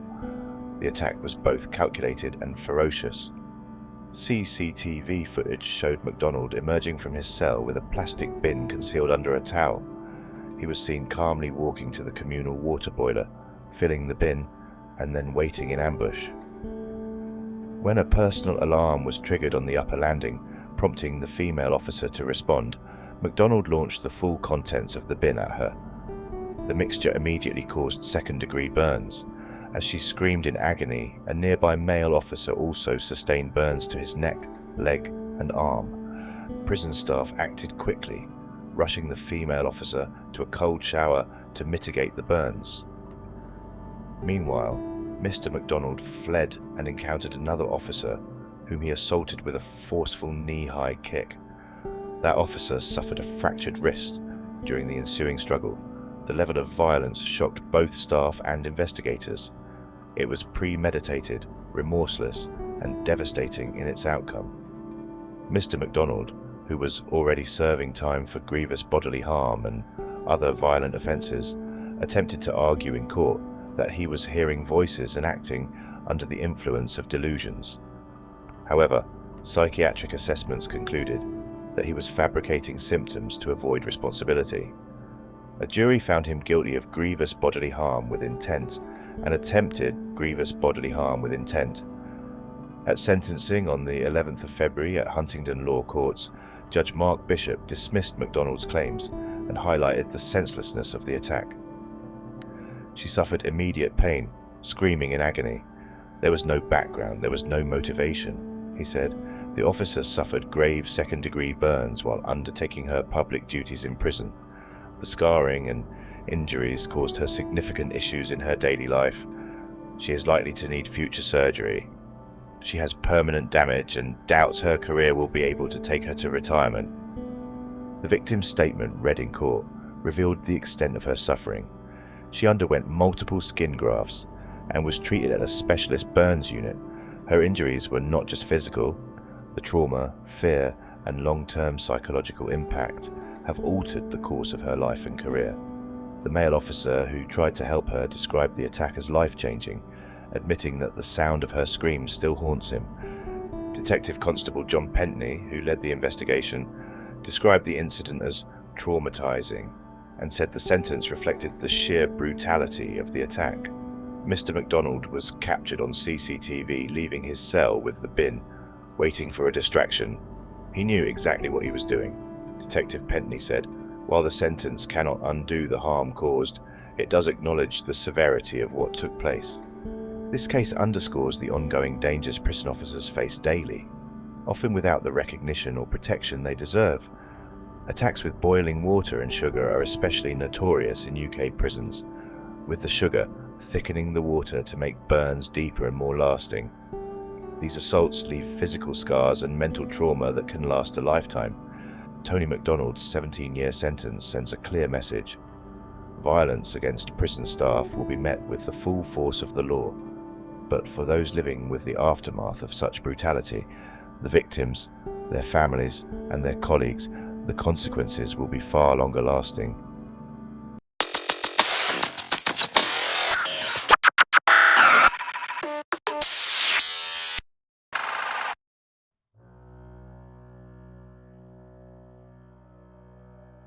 What happens when a prison gives up pretending?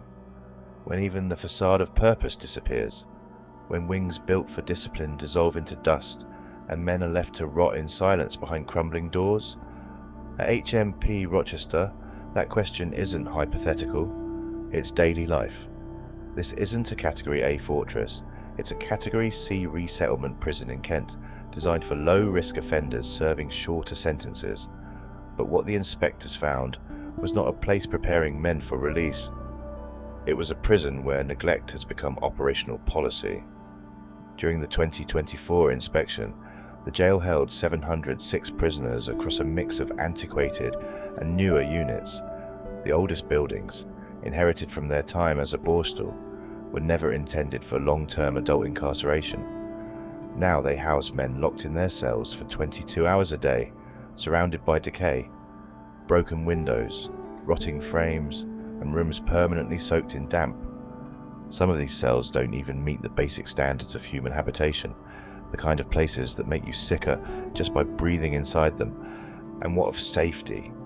1 in 4 prisoners said that they felt unsafe, not just once, routinely. Violence was rising.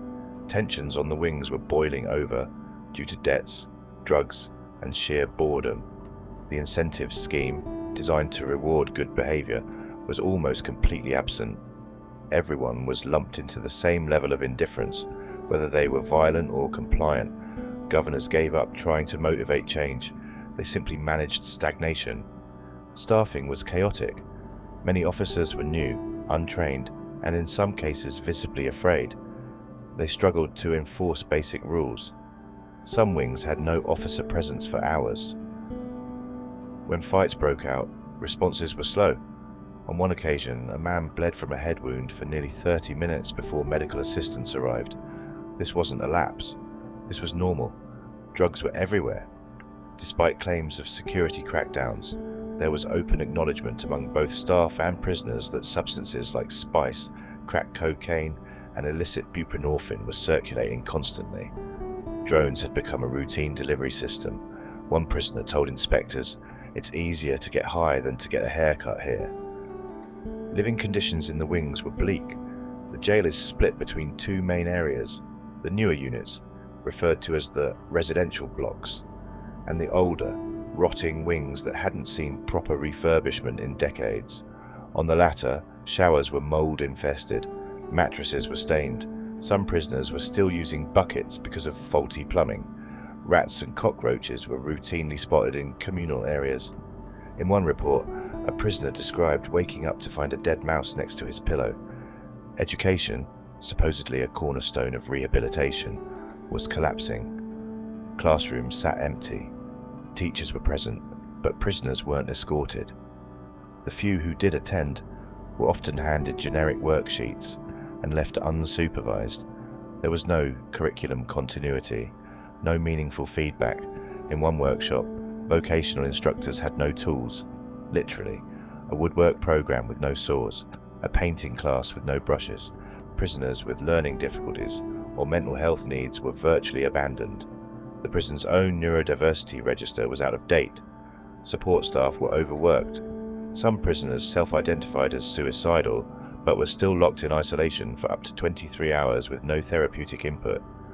ACOCT reviews, critical safety checks for those at risk of self-harm or suicide, were often brief and without clinical involvement. One man had 11 ACCT reviews in 8 days, none longer than 4 minutes. Healthcare overall was in disrepair. Wait times for dental treatment stretched beyond 3 months. Mental health referrals were being triaged by overburdened nurses. Medication queues ran late into the night due to staff delays. Some prisoners were left without pain relief altogether because their prescriptions had not arrived from pharmacy.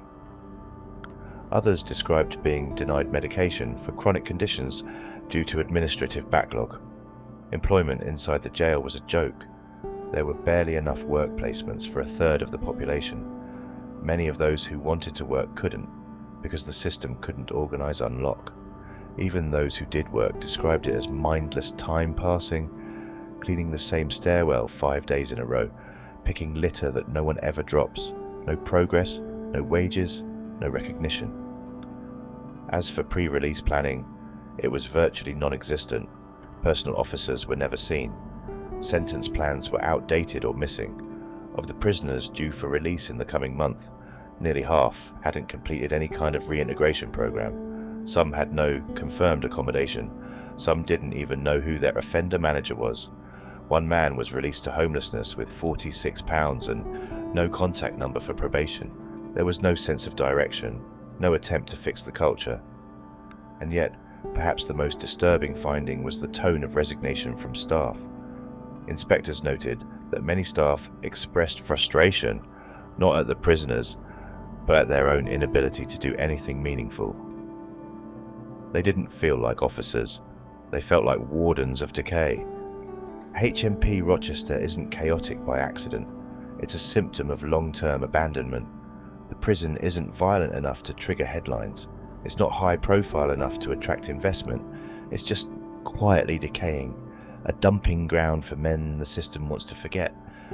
Now ask yourself, what does it say when a prison with the word resettlement in its mission can't even guarantee prisoners clean clothes or working toilets? Why do we keep locking men up in buildings we wouldn't let our dogs sleep in? And if this is how we treat the people at the lowest risk, the ones supposedly ready for release, what kind of cycle are we creating? Let us know your thoughts, because if HMP Rochester isn't fixed soon, it won't be a prison.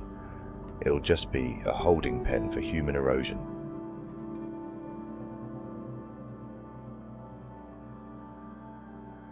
Qazi Islam, a convicted terrorist once radicalized by notorious hate preacher Anjem Chowdhury, has been cleared by a jury of wielding a makeshift weapon, a sharpened toilet brush, during a protest at HMP Rochester, where he was serving time for plotting to carry out a Lee Rigby-style beheading attack. Mr. Islam, now 26, was previously jailed in 2015 for preparing acts of terrorism. He targeted a vulnerable man with Asperger's, coercing him into buying bomb-making materials and encouraging him to carry out a murderous plot against British soldiers. He was caught before the plan could be enacted and was handed an 8-year sentence after being found guilty at the Old Bailey. While serving his sentence at HMP Rochester in Kent, Mr. Islam staged a protest on 24th May 2022, climbing a wall within the prison grounds and covering his face with a makeshift mask. During the standoff, he held a sharpened toilet brush in one hand and issued demands to be transferred to a non-racist prison. According to the prosecution, he ignored repeated commands from officers to come down and stated he was ready for war. The incident was captured on CCTV and documented by staff. Prosecutor Ferial Ertan told Southwark Crown Court that Islam sharpened the end of the brush to fashion a crude weapon and used it to make a statement during his protest. 2 prison officers challenged him, but he refused to engage with them and continued to brandish the object from his elevated position. However, Mr. Islam denied that he intended to use the brush as a weapon. He admitted to holding the item but claimed it was only for self-defense and insisted he never posed a real threat to prison staff.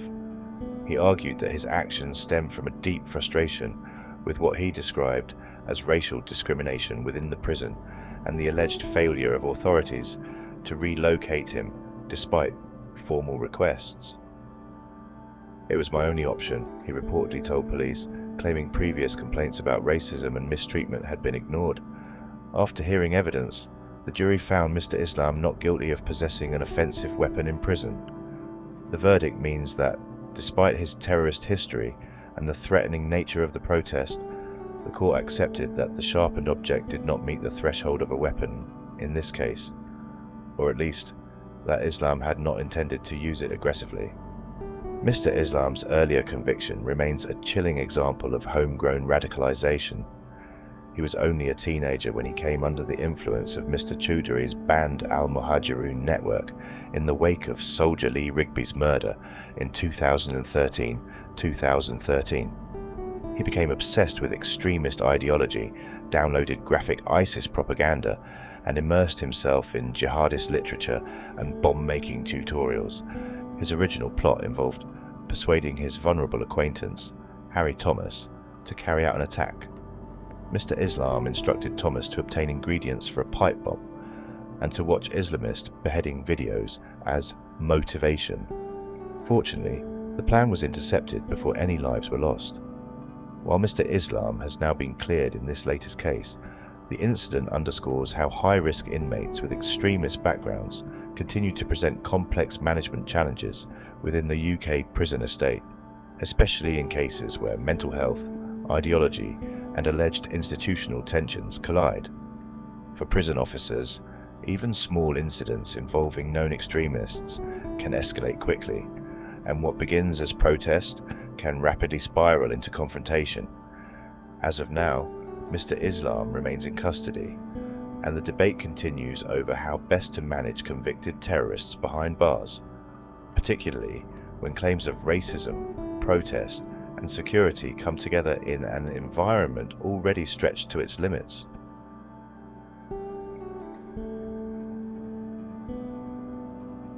A respected prison officer at HMP Rochester suffered a life-altering attack that would not only end his career in the service but leave permanent physical and psychological scars.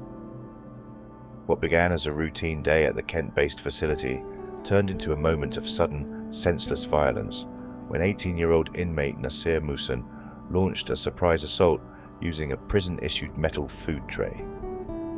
The attack, captured on CCTV, shocked fellow staff, triggered a criminal trial, and reignited concerns about staff safety in understaffed and volatile prison environments. The officer, whose name was withheld for privacy and legal reasons, had been acting as the governor's deputy during the day. He was known among staff and prisoners alike as professional, experienced, and respected, someone who had weathered the daily risks of prison life without ever showing fear or resentment, but none of that preparation could have predicted what took place when he approached Mr. Musan's cell that afternoon. As the officer leaned slightly into the cell, Mr. Musan, unprovoked and without warning, hurled a metal tray with extreme force. The tray struck the officer directly in the face, shattering his cheekbone and eye socket. The injuries were catastrophic. Emergency medical treatment followed, and he was later fitted with metal plates in his skull. Though the physical recovery was extensive, The psychological trauma was worse. The attack ended his decades-long service with the prison service. A man once dedicated to maintaining safety and order within the prison walls was forced to medically retire, not by choice, but by the irreversible consequences of that single act of violence. During the subsequent court proceedings, the full weight of the assault became clear. CCTV footage played in court showed Mr. Mooson waiting in his cell and targeting the officer with calculated aggression. The prosecution made it clear this was not a heat-of-the-moment conflict, but a deliberate and potentially lethal assault on a public servant carrying out his duties. Mr. Mooson, already serving time for robbery, was convicted of causing grievous bodily harm with intent. At the time of the attack, he was only 18 years old, a stark reminder of the unpredictable danger that younger prisoners, often volatile and aggressive, can pose to prison staff. He was handed an additional 7-year sentence to be served consecutively to his existing time in custody. The judge described the attack as a cowardly and brutal act that had devastating consequences for the victim and his family. The aftermath of the incident rippled far beyond the courtroom. Colleagues of the injured officer spoke of their own growing fear for safety in prisons, increasingly plagued by violence, overcrowding, and short staffing. HMP Rochester, like many UK prisons, has long struggled with these challenges. The attack served as a rallying cry for stronger protections for staff, better mental health screening for inmates, and more robust infrastructure to prevent the use of everyday items, like food trays, as weapons. The officer later spoke of the anguish he felt not just over his injuries, but over being pulled away from the career he had dedicated his life to. "I didn't get to leave on my own terms," he was quoted as saying.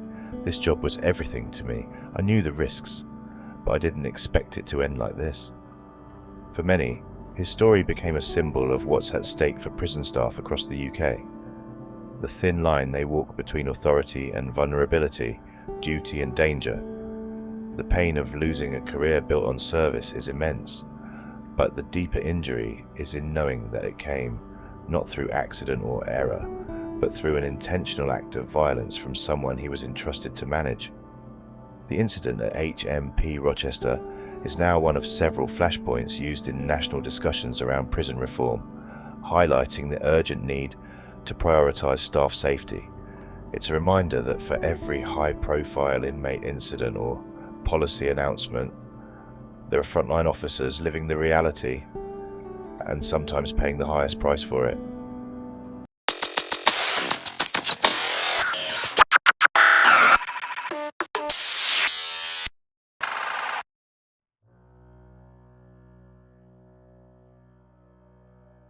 HMP Stafford stands today as a paradox.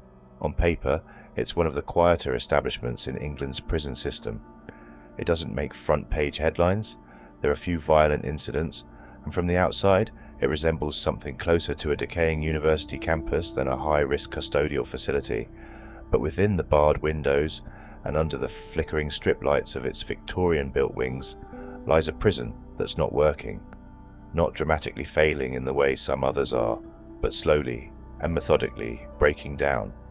Stafford is a place where rehabilitation is a myth, time is a punishment, and the forgotten population it houses are slowly being erased by systemic neglect. Designed to hold around 750 men, Stafford is now almost exclusively dedicated to incarcerating men convicted of sexual offences. This specialisation, however, is precisely what makes its failures more dangerous, because this is not just a place to store prisoners, but a facility where meaningful rehabilitation should be not just an option, but a necessity. If the state is going to hold men for historic or recent sex crimes, many of them elderly or vulnerable, it must also be prepared to offer a pathway to change, manage risk with precision, and ultimately protect the public through proper reintegration or containment. But HMP Stafford, in its current state, does none of that. The regime is deceptively calm, violence rates are low, drug use is minimal, and staff-prisoner relationships are broadly polite. On the surface, it appears manageable. But what hides behind this mask is institutional paralysis. The prison runs on routine, not purpose. Many of the men here are older, some in their 60s, 70s, or even 80s. They shuffle from cell to yard to healthcare and back again, often without any structured activities, any rehabilitation work, or even access to a functioning support system. They are not being managed, they are simply decaying in place. The prison layout is old and tired. Most wings, A to E, offer outdated accommodation with limited accessibility for the prison's aging population. There are narrow staircases, no lifts in key areas, and poor provision for disabled prisoners. F Wing, the segregation unit, offers little more than isolation. Healthcare beds are limited, and those requiring end-of-life care are placed in converted cells with minimal comfort or dignity. One of the most chilling aspects of this inspection was the absence of any dedicated palliative care suite, despite the fact that multiple prisoners died in the prison in the year prior. These men are not just dying in custody, they are dying in conditions unfit for basic humanity. But it is in the area of rehabilitation where Stafford truly reveals its collapse. As a prison for sex offenders, one would expect robust risk assessment processes, extensive therapy options, and access to accredited programs. Instead, nearly 40% of prisoners had not even had a basic OASIS risk assessment completed. This is not a new issue. It was flagged during the previous inspection in 2020 and again during a 2022 review. It is unforgivable. Without a risk assessment, prisoners cannot begin offence-related programs, cannot be accurately managed, and cannot be safely released. It renders the entire system meaningless. Psychology services, key to the rehabilitation of sex offenders, are dangerously understaffed. Many posts remain unfilled, and those in place are stretched to breaking point. Program delivery has almost ceased entirely. What exists is triaged and rationed, available only to a select few deemed urgent or near release. Some prisoners spend 10 to 15 years in the system and never even begin the process of reform.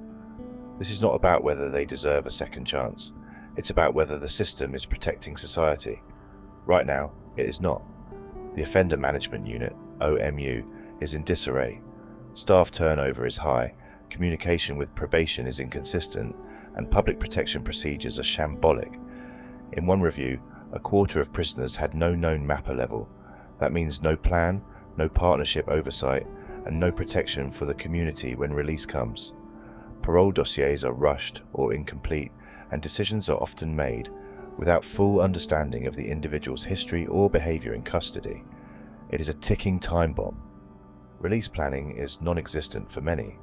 A significant proportion of men leave Stafford into the community with no accommodation, no job prospects, and in some cases, no probation engagement. The prisons through the gate services are skeletal, relying on stretched community partnerships and overburdened charities. For those few who do receive support, it is often generic and ill-suited to the unique needs of sex offenders. No therapy, no intensive management, no reintegration pathways, just a train ticket and a ticking clock. Mental health provision is weak.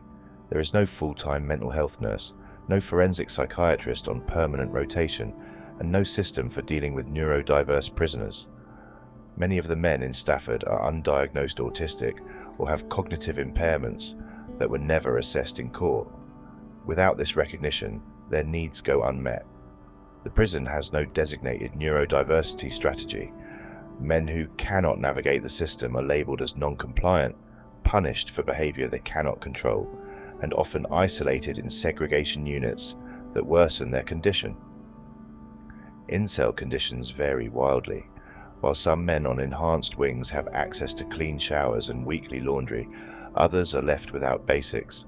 Cells have poor ventilation. Toilets are unscreened in some cases. During summer, heat builds up in upper wings to unsafe levels. In winter, old heating systems falter. Food is standardized, bland, and served in portion sizes that many describe as inadequate. For older prisoners with health conditions or medication regimens, diet is rarely tailored. The education program at Stafford is a formality, not a function. Classes are oversubscribed, underdelivered, and lack relevance. Many older prisoners don't even attempt to engage, citing embarrassment, ill health, or lack of access. Digital literacy programs, essential for a population that will re-enter a world dominated by technology, are either absent or insufficient. The library is underused, the workshops are few, and employment opportunities are reduced to cleaning or serving in the kitchens. There is no aspiration, no vision, just tedium. And while inspectors praised the polite and respectful culture between staff and prisoners, this should not be confused with trust or engagement. The reality is that both groups are disengaged. Officers are demoralized, overworked, and unsure of their role in a prison that has lost its identity. Prisoners have stopped complaining, not because things are fine, but because they no longer believe anything will change. All the while, the Ministry of Justice publishes statistics showing Stafford as stable. Violence is down, yes, but at what cost? When men are locked up for 22 hours a day with nothing to do, in an environment that neither challenges nor supports them, violence does not disappear. It just transforms into hopelessness. HMP Stafford isn't a prison on the verge of collapse. It's a prison already collapsed, only without the noise. No riots, no fires, no headlines, just the slow erosion of purpose, responsibility, and duty. In a system built on the promise of public protection, it is failing silently and fatally. So we must ask, what happens when the only reason a prison is considered safe is because its inmates have given up hope? What is the true cost of releasing men who've served 10 years but never faced their offending? Who takes responsibility when the quietest prisons produce the loudest failures? Let us know your thoughts. Is this justice, or is HMP Stafford the clearest proof yet that the system isn't broken? It's working exactly as neglected and forgotten as intended.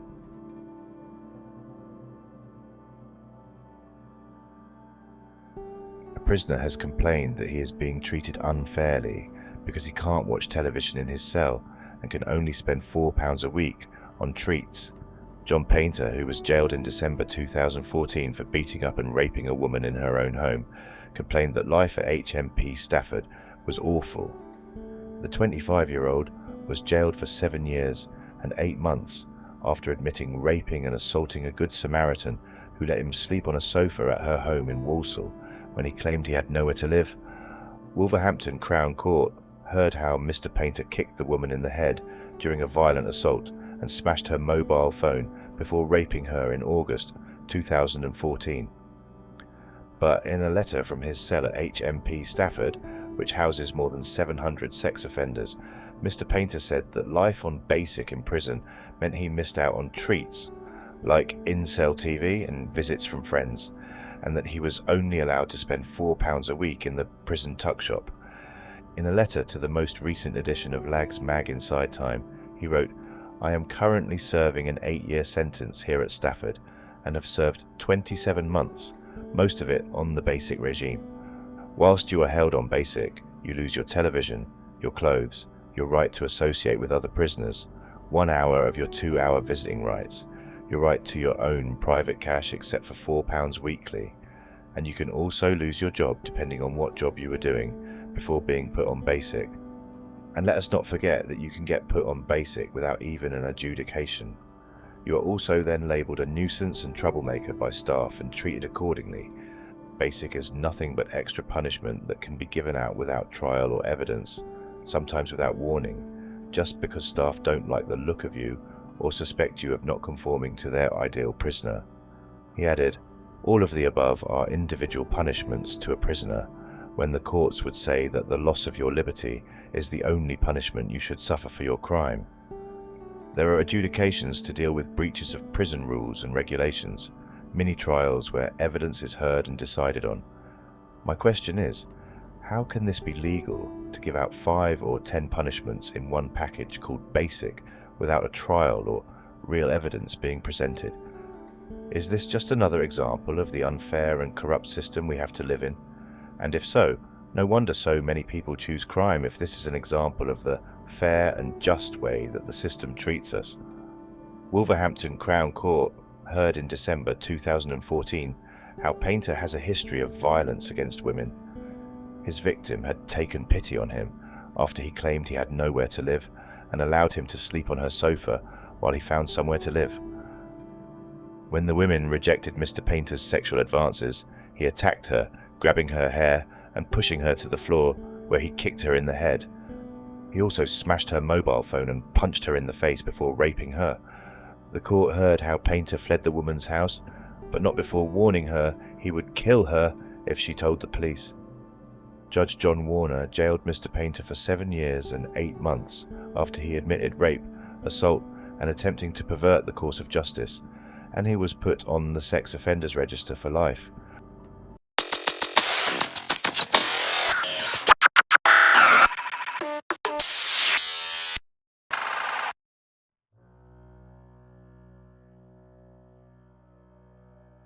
HMP Stanford Hill, nestled quietly on the Isle of Sheppey, presents itself as the final stage in a man's journey through the criminal justice system, a Category D open prison designed to be the bridge between custody and the community.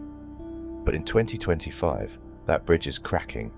Behind its fences, Stanford Hill is less a model of successful reintegration and more a muddled holding facility riddled with absconds, staff disengagement, weak resettlement outcomes, and a complacency so ingrained it borders on dangerous. The prison holds just over 450 men, mostly those considered lower risk and serving the tail end of their sentences. In theory, these are prisoners who have earned trust, men with jobs in the community, nearing release, engaging in rehabilitation. But the reality is far from ideal. Over the last year, Stanford Hill has seen a shocking spike in absconds. In just 12 months, 17 men have simply walked out the front door and disappeared. That's nearly one every 3 weeks. These aren't spontaneous moments of madness. They are deliberate, calculated, and entirely predictable. The system, it seems, has no real mechanism to stop them. In many cases, these absconds were linked directly to the prison's broken temporary release regime. Men were approved for ROTL, release on temporary license, with minimal risk assessment, outdated documentation, and in some cases, no confirmation of employment or housing. In one instance, a man approved for ROTL absconded within days, only for it to be revealed that staff had never verified his external work address. Another case involved a prisoner returning from a weekend release, failing a drug test, and still being allowed out again the following week. This isn't rehabilitation, this is reckless delegation dressed up as policy. And when these men abscond, the internal systems for reviewing and learning from it are weak, often forgotten. There's no deep review process, no strategic response. Prisoners continue to abscond, and staff continue to rubber stamp ROTL forms. This lack of accountability has turned the prison into a revolving door, where the illusion of freedom is given without any structure to manage it safely. The physical layout of the prison gives prisoners more freedom of movement, but staff presence on the wings and across the estate is inconsistent. One inspector described entire areas of the prison being left unsupervised for long stretches of the day. Officers appear reluctant to challenge poor behavior or enforce rules. Men return late from community placements without consequence. Others loiter outside designated areas with little supervision.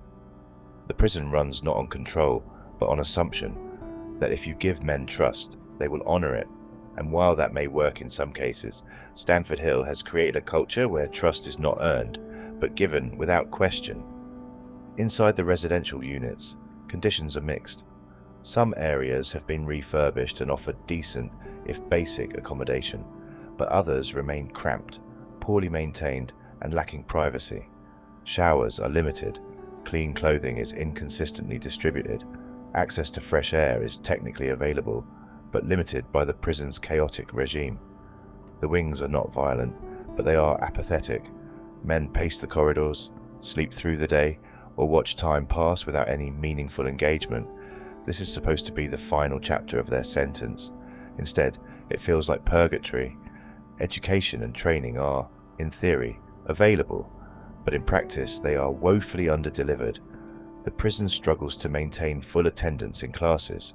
Vocational courses are poorly advertised, and many men with jobs in the community report having no interest in continuing their education. The prison does little to challenge that attitude. Instead, It prioritises job placements, some of which are poorly vetted, offer no skill development, and serve more as a release valve than a step forward. The result is that many men leave custody without a qualification, without a plan, and without a sense of purpose. Substance misuse is present and underreported. Drug tests are inconsistently applied, and many prisoners know how to time their use to avoid detection. There have been multiple incidents of men returning from ROTL under the influence, with little consequence. The prison's drug strategy is outdated, and its response to incidents is more about paperwork than prevention. There is little to no active engagement around harm reduction. Even the incentives for remaining drug-free have faded. The culture is lax, and prisoners exploit it with ease. Staff morale is low. Officers describe feeling powerless to enforce rules, unsure of their authority, and unsupported by senior management. Many report that when they do raise concerns, nothing happens. This erosion of confidence has led to a passive, disengaged workforce that watches rather than intervenes. The prison leadership appears more concerned with managing optics than solving root issues. Governors speak of improvement plans and community links, but the day-to-day experience for prisoners remains unchanged. Healthcare services are limited and stretched. Mental health provision is minimal, with no consistent counselling available. Many prisoners with anxiety, depression, or PTSD are left to manage alone. There are no robust pathways for neurodiverse prisoners, and those with more complex needs often fall through the cracks. Access to outside appointments is delayed, and on-site medical support is mostly focused on emergencies, not prevention. For a prison focused on resettlement, the through-the-gate provision is woeful. Many prisoners report leaving with no accommodation secured. Some are released with £46 and no support plan. Probation links are weak. There is no dedicated resettlement officer on several wings. Men who are weeks from release are still asking basic questions about benefits, housing, and ID. It is shocking that a prison focused on transition is doing so little to actually prepare men for life beyond the gate. HMP Stanford Hill is not in flames. It is not violent. It is not overcrowded, but it is drifting. A prison designed to promote trust, growth, and freedom has become a place where complacency rules, staff watch from the sidelines, and men abscond because they know they can. It is not a place of last chance. It's a place of last hope. So ask yourself, what's the point of an open prison when men walk out the door and disappear without consequence? How do we claim to care about rehabilitation when education, resettlement, and mental health are all failing? Has Stanford Hill become a symbol of trust, or just a soft-touch system that's given up on doing things properly? Let us know what you think. Is this what release preparation looks like in modern Britain, or just another broken stage in a system that's pretending to work?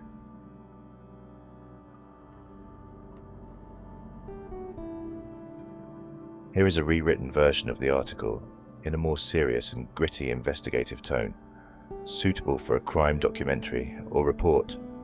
4 prisoners serving sentences at an open prison in Kent were among 10 men arrested in connection with a massive £10 million drug trafficking operation uncovered during a police raid in North London.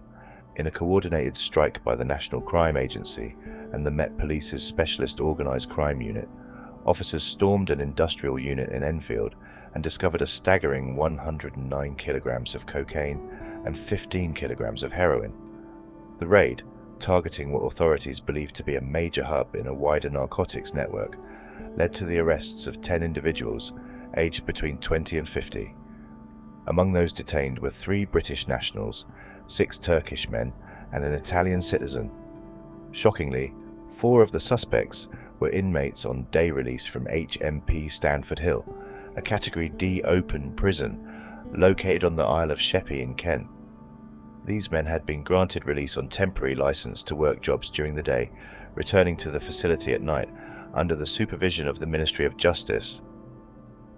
The revelation has sparked serious concerns over the security and vetting processes used when granting day release privileges to prisoners, particularly those with known connections or histories tied to organised crime. Authorities confirmed that 3 men have since been charged, while the remaining 7, including the day release inmates, were released under investigation as inquiries continue. Detective Chief Inspector Mark Brooks commented on the bust, "This seizure has prevented dangerous drugs from reaching the streets of London and beyond, where they could have caused untold damage to lives and communities. These operations may be complex and demanding, but they are essential in dismantling the networks that profit from addiction and misery." The Ministry of Justice issued a brief statement confirming awareness of the situation. "We are aware of an ongoing investigation involving 4 prisoners at HMP Stanford Hill." HMP Stanford Hill, known for its more relaxed regime and role in rehabilitating prisoners nearing the end of their sentence, now faces scrutiny over how easily inmates were allegedly able to engage in high-level drug trafficking while under supposed supervision. The case raises pressing questions about the effectiveness of open prison monitoring and whether organized crime figures are exploiting temporary release systems to continue illicit operations from the outside.